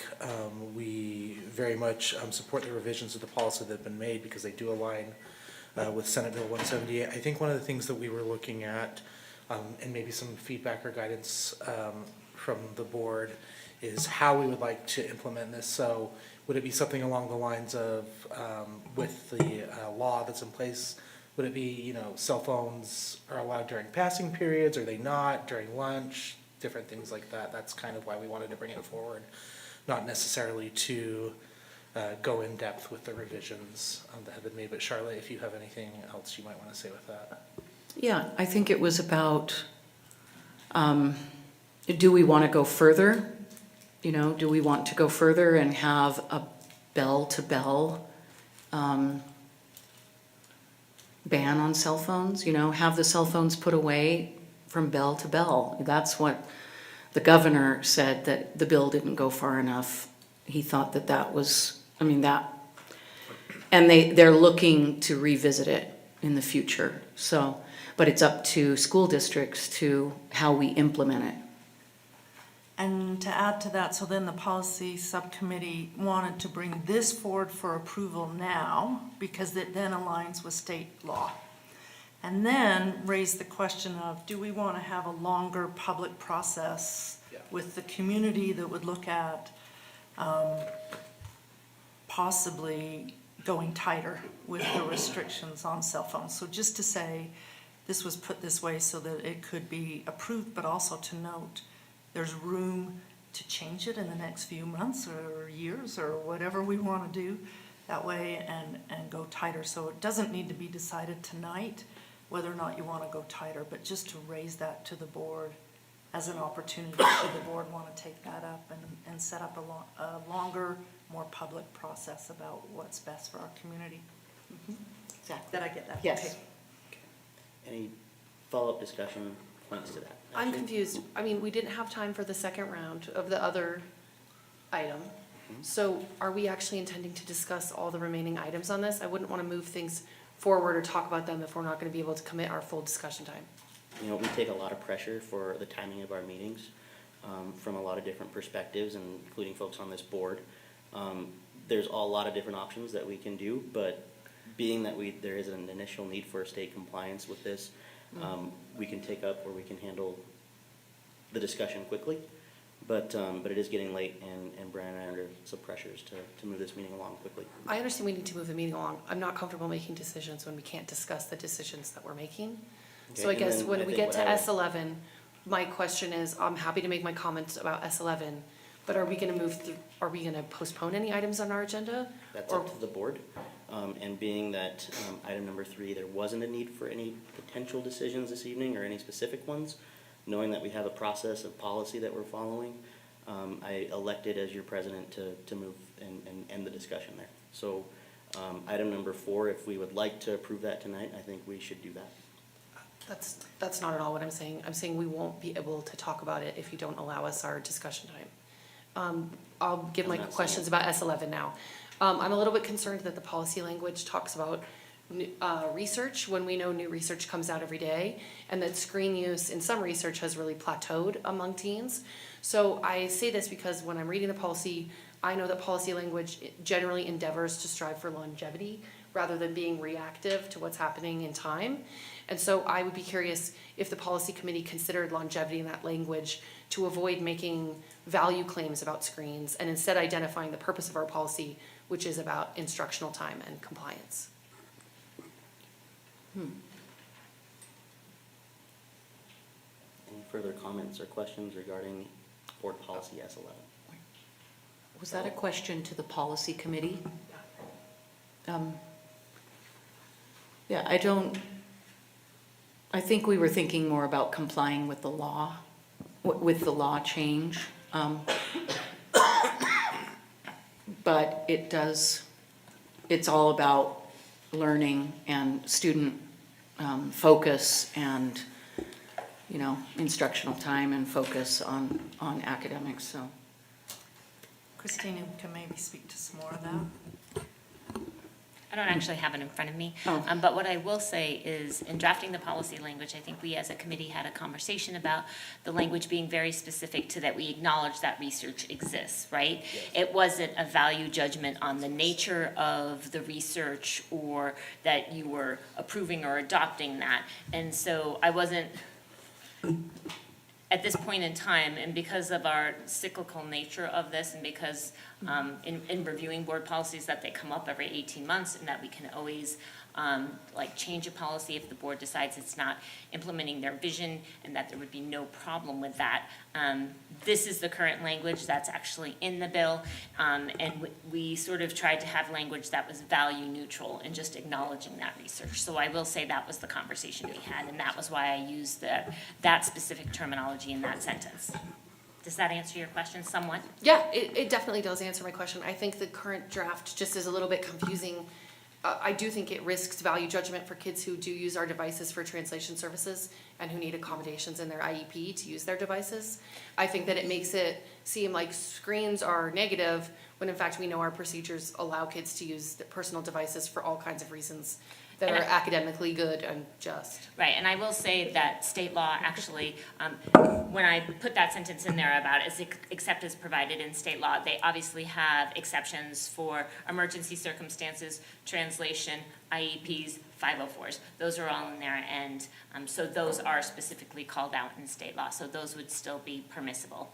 And if you would like me to add those in specifically, I could. That's one of the reasons why I say in accordance with state law. As you indicated, state law can change, and those exceptions or exclusions can change, and it's easier just to have that more neutral language that covers that piece. Yeah. With that in mind, to answer Charlotte's question, rather than just ask my own question about what do we want to do, I think my opinion's different than many people here. I think we talk out both sides of our mouth on screens. I watch everybody here check their phone and handle their business constantly on their screen, and then we tell kids not to do it. It's the adults are the problem. And I think even Jonathan Haidt acknowledges a full societal shift is required for this. So I think because our school district cannot overhaul the social status quo, the more we try to fine tune this to be more specific or rigid, the less success we will have engaging in reality, and that's my opinion.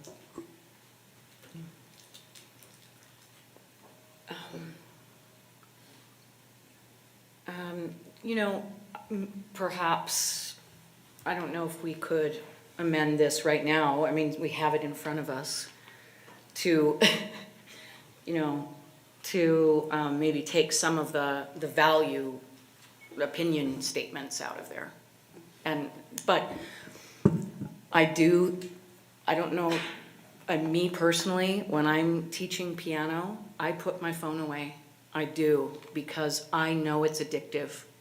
I know it is, and distracting, and I want to have full focus on my students and what I'm engaging in. And so, but I mean, yeah, I'm addicted in other ways. And so, anyway, but I think we want to have a public input on this, you know, public input on it, and hear from families and parents and students, and, you know, hear about, I mean, there's safety concerns, there are translation, but those are exceptions. I mean, the translation, right? And some of those appropriate uses of phones. But as a teacher also, so many kids were trying to use their phones and their earbuds, and it's just such a distraction. So anyway, but we have to comply to the law, bottom line, and then we can discuss it further as a board. And I think the idea was that this policy complies with state law, and the idea would be in drafting administrative procedures that need to be changed to reflect this, how much public input we should get regarding, and the scope of that public input, and maybe board direction and approval to engage in significant public input to decide within the parameters that were allowed by state law, the types and times that we can allow students to use their phones during the day. end-to-end, bell to bell. And Bryce, did that cover your, Yeah, that's exactly. okay. And then I had Amanda's hand and then Brian. So I know it's late, and I think there's a level of frustration right now. I would suggest we just, I'm not making an official motion if people want to continue on this, but I will if we're all, most of us are on the same page. We table this, and we bring it back to the next board meeting so that we can have a quality conversation about it, because I think it's, I think we've exhausted. I'm not in a place to have a quality conversation on it tonight. Brian? I hesitate about tabling it. It seems like that has put us in challenging situations with other board policies that have come back to bite us.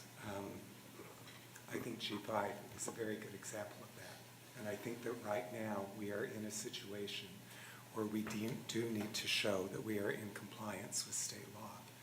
And I appreciate Christina's explanation that the policy is reflecting the state requirement, and the way that we can address this and the way that we have done it many times in the policy committee is through the administrative procedures. So I don't see why we can't go forward with approving this, and then we can go back, as Charlotte was suggesting, and look at how we're going to address questions in the procedures. President Salazar, I would make a motion that we move Board Policy S11, Student Electronic Devices in Schools, to the action agenda with further direction that administrative procedures can be discussed by the committee based on the conversation. But I would also simultaneously move that we postpone administrator on special assignment to the subsequent meeting for the reasons that Board Member Longwell stated.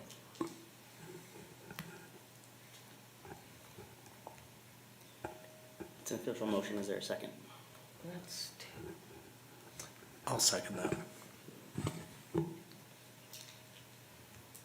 Okay. Any further discussion to the motion?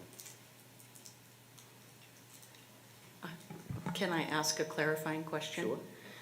Okay, it's two different things, so I'm a little confused by I that. said that we would move S11 to the action agenda, Okay. giving room to discuss the APs with the policy committee, Yeah. clarifying that that was the board's direction, given Brian's discussion, and that the last item on our agenda, item 5, administrator on special assignment, would be not tabled, but postponed to the next regular business meeting, given the time constraints outlined by the board.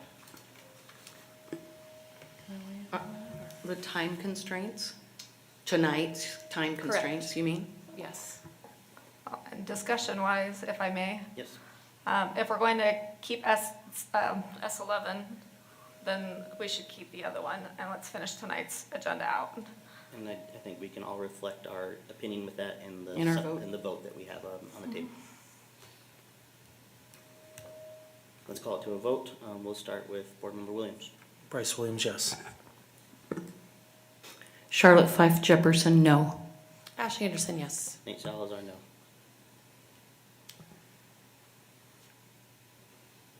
Brian Jensen, half and half. Maybe yes or no, Would Brett? you like a cup of coffee to I go with know, that? I would like to see that policy taken care of, but I do think that we need to discuss the positions, so, no. Amanda? Amanda Longwell, no. Is there a new motion regarding S11? I make a motion that we move S11, Board Policy S11, Student Electronic Devices in Schools, to the action agenda. Second. We got a motion and a second. Any discussion? Seeing none, we'll start with a roll call vote with Charlotte. Charlotte Fife Jefferson, yes. Ashley Anderson, yes. Nate Salazar, yes. Brian Jensen, yes. Amanda Longwell, yes. Bryce Williams, yes. All right, that motion passes. Let's move on to the final agenda item. Number 5, Administrator on Special Assignment, Superintendent. So Logan will present this for us, and I'm happy to answer questions. Thank you for taking this up tonight. One reason why is just that if we move forward with this, then we create some openings in the district. And the further we push that back, the more challenging it becomes as we're looking to fill positions. So I appreciate that we're continuing this and have this discussion so that should we be able to go forward, we can get those wheels moving that we need to in terms of hiring and placement and things, so. Terrific. Thank you for the opportunity to come back this evening. I just want to provide a brief summary of the proposal to initiate the discussion. We are requesting a temporary administrator on special assignment position to support school administrators in developing new practices and a deeper understanding of inclusive practices with a focus on co-teaching between general education and special education teachers. This position is intended to build leadership capacity, improve implementation of inclusive models, and ensure compliance with federal and state expectations regarding to access to the general education curriculum for students. By building this capacity in our educational leaders, we will transform culture and practice moving forward. It's expected that this position would provide targeted coaching and professional learning for principals and leadership teams on the co-teaching and inclusive models that we expect in our classrooms, model effective strategies for supporting collaboration between general and special education staff, and assist with problem solving around scheduling and service delivery at the school level, and help schools align their practices with IDEA requirements and district goals for inclusion. So this evening, we are requesting approval for this temporary position not to exceed 3 years. With that, I would be open to questions. Discussion, Ashley. Superintendent, can you explain why, if this job was a critical change, it wasn't included in the reorganization that was approved a few weeks ago? Because that original proposal, there are two pieces to that. One is that it's not part of restructuring because it's a temporary position.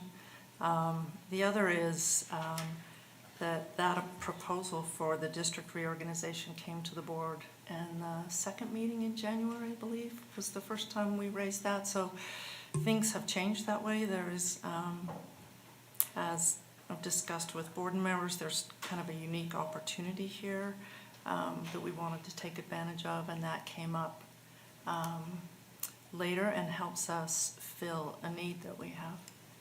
I ask because I'm a little concerned that some of the remarks I made about reorganization feel like they're already coming to pass, where we shifted workloads into departments that created the need for ongoing administrative roles. So I just wanted to voice that concern, especially when we've heard from a number of teachers about the ongoing need for people in their building rather than additional administrators. My next question is actually for Alan, which is where does the funding for this proposed role come from? And if the answer is the general fund, which I would guess it would be, could you give a precise line item where it comes from? Right, so this has come from the general fund, and ultimately the savings, when we closed 4 high schools, we eliminated 4 principal positions. Those resources haven't been allocated to other specific projects, so it would be coming from those school closure savings funds. When we closed elementary school, Correct. you said high schools. Did I? That's really helpful. Because we're already backfilling special education needs up to $3 million in the departmental deficit, what you're saying is this will not contribute to the existing deficit of the sped department because it would not diminish those funds by Right. the end of the term of. Right, even though, The fund. kind of working with special ed, it will not be charged to special education funds. So you say it's not charged to special education funds, but that's my big question because it does still in the description that Logan shared with us and that we can see online, it talks about special education and the fulfillment of IDEA several times. So I'm concerned that this could be categorized as service delivery at a school, which would be recognized as maintenance of effort. And I give that background because if it qualified as maintenance of effort, it would disqualify this from being a temporary job. So have we reached out to either our general counsel or our board attorney to confirm that this job does not qualify as maintenance of effort as written? Christina, do you mind being able to explain that? This is not service delivery to students. This is building capacity of leaders within the district, so that's where the focus of it is. Pull up the job description online. The attachment. There isn't a specific job description to go with this. This is an administrator that would be akin to our job descriptions for building administrators with the specific tasks and expectations laid out in the board memo that's before you. So in the board memo, there's only a copy of the So if you scroll down, proposal. and it says service delivery at the school level and schools aligning their practice for IDEA requirements. So it's service delivery at the school level, the way this is written. So I'd be concerned if we as a board set a precedent where we approve a special education job as temporary without understanding if it's maintenance of effort, which disqualifies it from being temporary. So I'm going to interpret that sentence differently, in which I believe we meant it, that they're going to assist with problem solving around issues of scheduling and service delivery. So at the administrative level, how do you run your school in a way that's most effective for providing services, for dealing with schedules, and getting those co-teaching and push-in models happening within, which take some aplomb to kind of figure out within a school. So trying to figure out it that way rather than actual service delivery to students. So I'm gonna ask my question again, which is, have we asked our general counsel or our board attorney about whether or not this job as described to us could qualify as maintenance of effort? Christina, are you able to give a response to that right now? Has anyone asked me, Board Member Jefferson asked me earlier today, and if, Like you at know, 4 I o'clock. haven't seen a job description, it would be very, and I haven't been in the conversations really about this, it would be very hard for me to give an answer about whether this is maintenance of effort. I don't, in terms of what the actual duties are. Sorry. May I comment on the maintenance of effort piece? I, off the cuff, I'm not quite sure if it does as far as qualify. However, the thing with maintenance of effort that has been frustrating in the past, that when people get hung up on it, is it has this implication that it's a forever and always funding piece once you start it. However, there are 3 to 4 ways that cannot be the case, and one of them is declining enrollment. And so it's something that we should be looking at for certain, but in talking with the State Board of Education and a lot of research regarding this, when your declining enrollment happens, it doesn't mean that you still need to continue to pay, like, for example, $100 million forever and for always. You're allowed to make changes based on that. So it may or may not be, but it's also not a critical hang up, because on the flip side, there's ways to manage that and move away from it. And it already is identified that it's not meant for the long haul, and we already know that we are seeing significant declining enrollment, so. But not knowing the answer to that, I think that the concern for me is that I know our enrollment's declining, but I don't know the number of special education students who are declining, and I don't know what the USBE would say. I think it would be a really dangerous precedent to pass a role that could be classified as maintenance of effort under the law, under federal law, that we haven't talked to our attorney or board counsel about, and that we don't have a job description for. So it would be a little bit like we've gotten into problems in the past of approving something, thinking it's gonna be one way, and then actually it turns out that it doesn't go the way that we thought. So I think it would be quite dangerous to move a job forward without understanding the legal ramifications of the job and associated costs. Thanks, Ashley. Are there any other comments or questions? Can I talk a little bit about maintenance of effort? Please. So there's no actual specific requirement that says if they provide any service at all, it has to be recorded as maintenance of effort. It is common practice among the state that how other school districts address their negative balance in special ed is they take those expenditures and they put them in the general fund. The state knows it. We had a discussion about it at USSA just the other day. So there's no requirement that just because they provide some services that you have to report it as in the special education program. It can be reported over in your general fund. And I see this, if someone were saying that we're gonna charge this person to special ed, I probably have bigger concerns about that because they're not 100% providing services to special ed students. It's more capacity building amongst teachers and principals, and not so much instructional services to students. So in my opinion, which isn't, I mean, I'm not the end all. I respect your opinion. I respect Board Member Longwell's opinion. I think this is a legal matter on some level, that we don't have a job description. So this says position description, but Logan Hall just told us This isn't the job description. I think it is, of course, safest and the most conservative budgeting and our duty to the taxpayer to have someone look at a real job description to make a determination about whether this qualifies. Thanks, Ashley. Any other comments or questions? Bryce? Yeah, I'm hearing that there are lots of unknowns, a lot of concerns. This is also the first time that we've discussed this in a public meeting, and so I would honestly feel uncomfortable making a decision tonight. I think getting some of those questions answered would be the right thing to do. Okay. Any other comments or questions? Amanda? Aside from the maintenance of effort, and I think that Ashley's concerns are very valid, and Bryce's, I can't argue against that at all, very sound reasoning. I do want to say that I absolutely love this concept because having a professional in place to be able to support administrators and the general education and special education collaboration to really help our complex students be able to access things meaningfully and just, I could go on for a really, really long time. This is a priceless opportunity. It's something that is very much needed, and there are administrators that have even reached out to me since even being on the board for my input on, as they're trying to navigate how to implement programs in their building because they don't have that, they don't have this person. So I think that, I don't think this is gonna pass tonight, obviously, because that's a pretty significant request and an important one.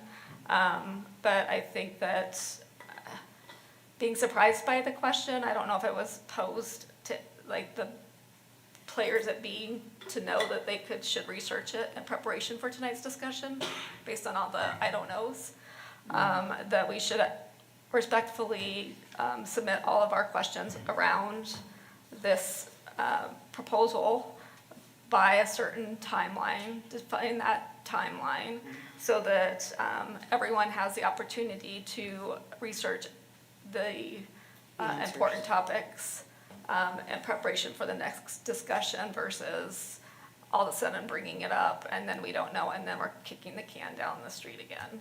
So that's my big ask, so that we're not just continuing to have the same punt of, I don't know. Following up with that, if we could have board questions that way, beyond the ones that have been voiced tonight, which I think we've got figured out. So within the next week and a half, that would be helpful. If there are additional questions you'd like to raise. So by About next this one? Friday, Oh. I'm thinking, because I would have to look at a calendar, but May 6th is our next meeting. And we try and provide you, of course, the agenda. Wait a minute, did I get May 6th? So we try and give you the agenda by the 1st. So the Friday By before that would be the yes. 25th, and then it gives you guys yes. 3 to 4 business days to prep. So we That can would get be good. questions April 25th regarding Yes. this topic. Thank you, yes. Okay. Is the board in agreement? Okay, let's move on to the action agenda. We have 3 items. We have the consideration of resolution, for the bond resolution, we have the kick-up and S11. Let's go ahead and call for a motion regarding. May I ask a bond parliamentary resolution. question? Please. To our parliamentarian, can we approve all 3 of these simultaneously by acclamation, or do we have to name them all out? We can. I would move that we approve all 3 items on the discussion agenda by acclamation. On the action agenda? Yes. Correct. There's a I second. second that. We got a motion and a second. Any discussion? Wait, 1, 2, the third one. S11. Oh, So the bond resolution, kick up, and SLCSD. okay. Any discussion? Seeing none, we'll start with a roll call vote with Brian. Brian Jensen, yes. I know. You're thinking, I'm, I'm sorry. I'm contemplating, because we have on the action agenda, let me go back. The So, bond resolution, the kick-up contract, kick-up the bond. contract, and S11. And the S11, the question that I have there is,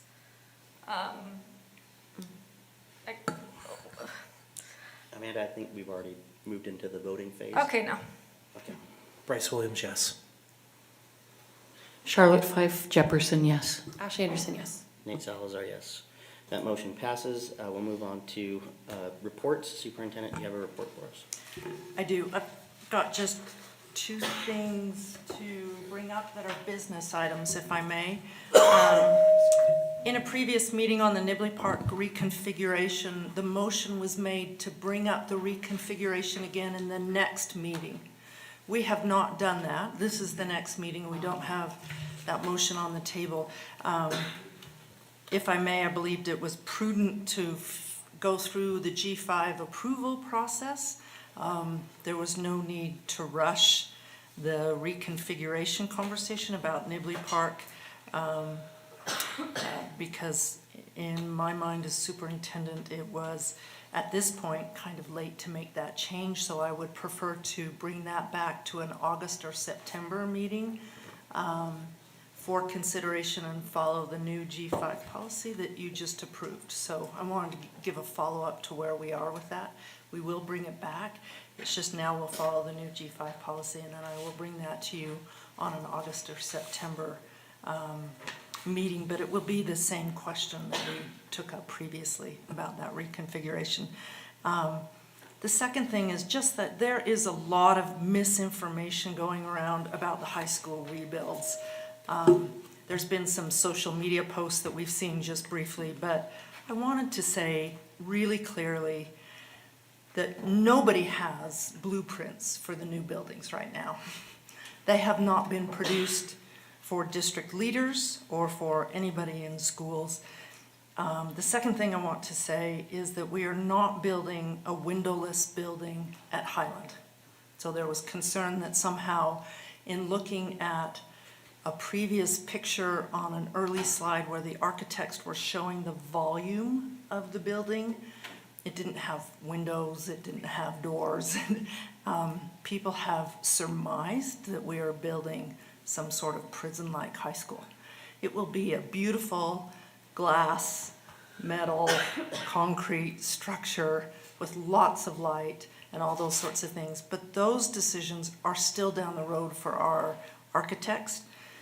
To follow up on that, we are working to schedule with the architects right now some community meetings for the community to see some presentations of what those buildings would look like. The West High architects are moving at a little faster pace. We're looking at early May for community meetings about West High School and later May for community meetings about Highland High School. So I just wanted to dispel some of the information that's out there. We'll try and get more information to the community that's actually accurate about where we are and what the decisions so far that have been made. But the look of the building is not a decision that has been made. Thank you. Charlotte, you have a board member report tonight? Yes, I just wanted to say that I appreciated and I feel really grateful for the opportunity to go to the National School Board convention. I learned a lot, and I was able to already apply what I've learned to our policy committee.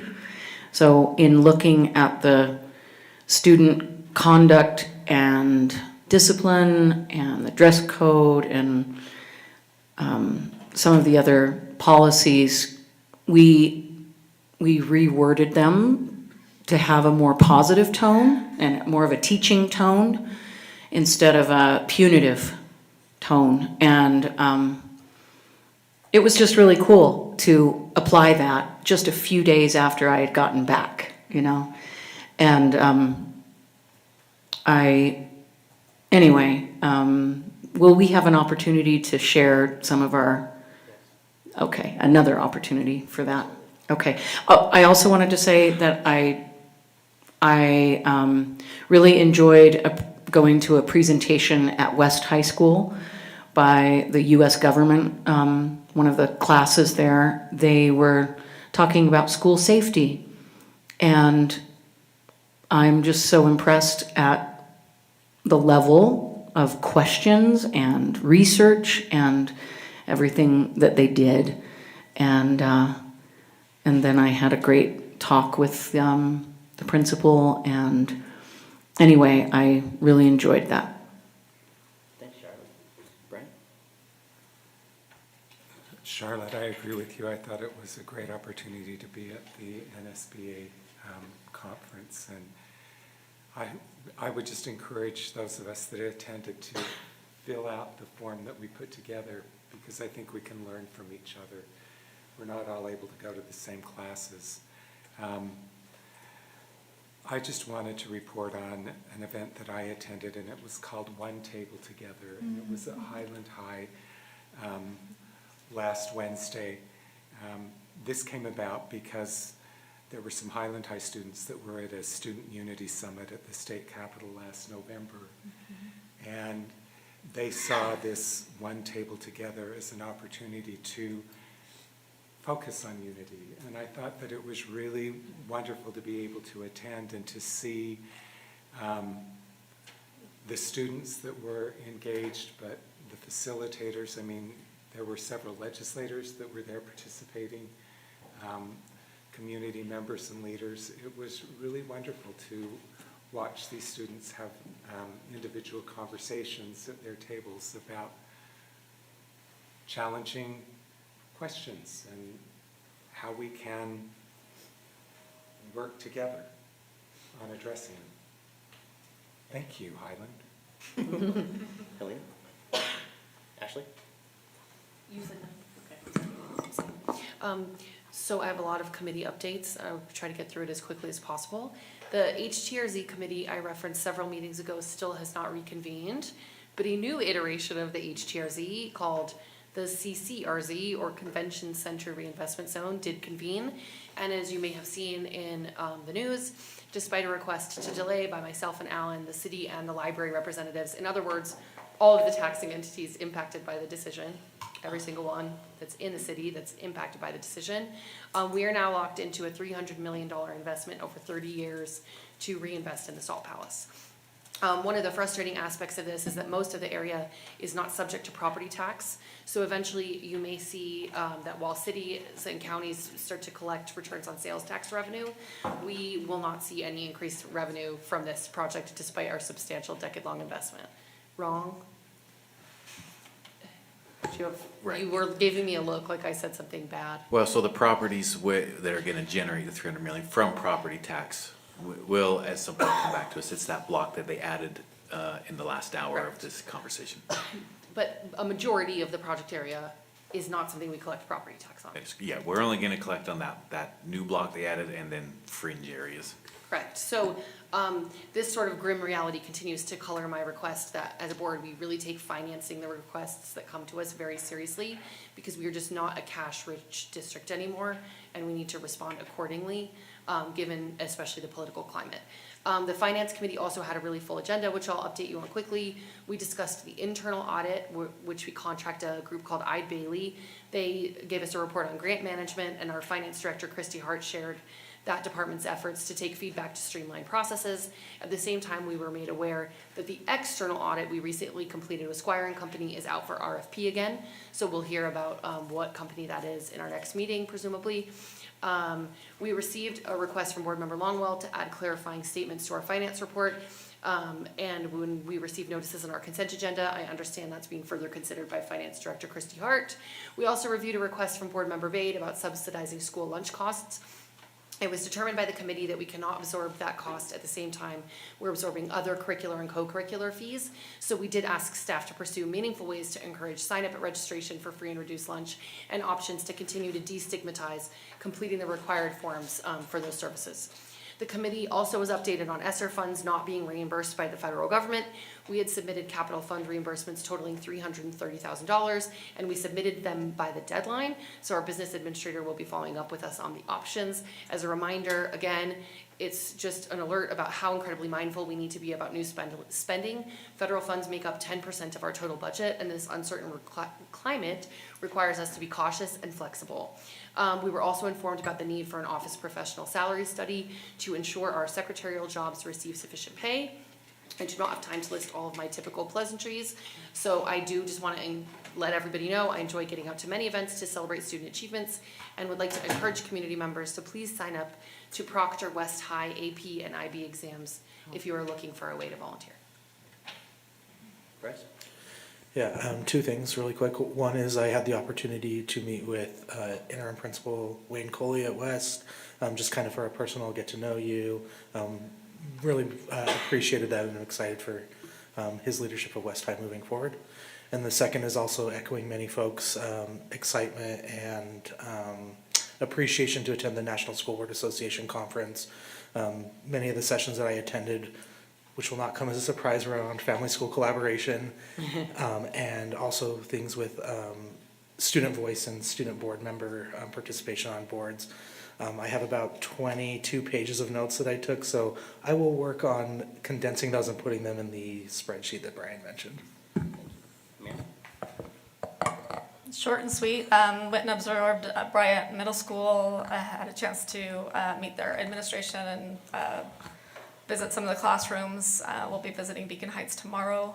I did also have the opportunity to attend the One Table Together. Didn't have any students at my table, but the adults at the table, it was really fun to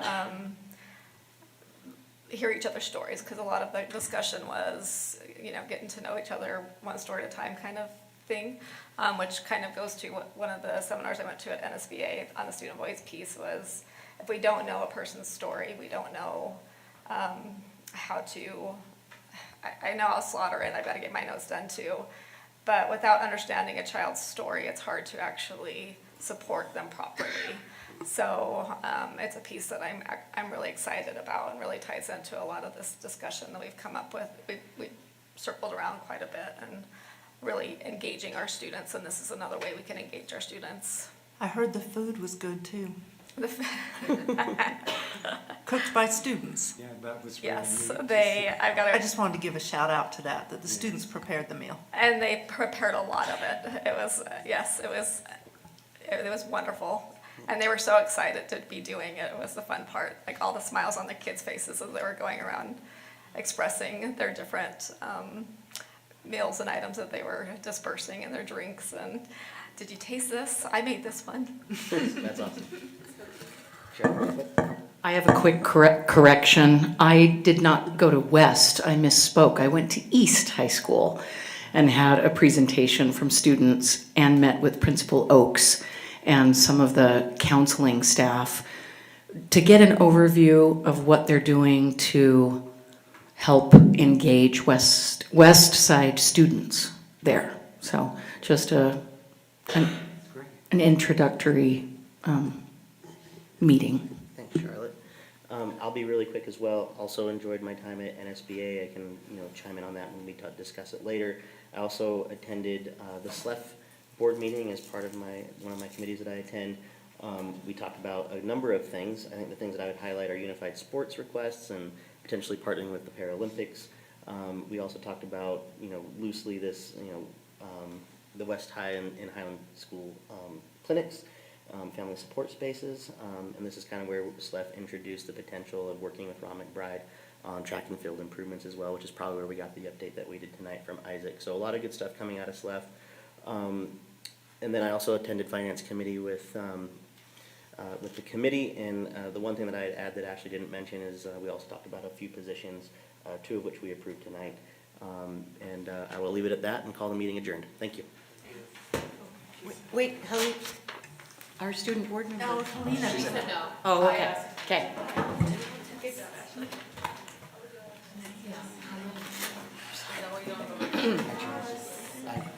I always get attacked when I do something that people don't want.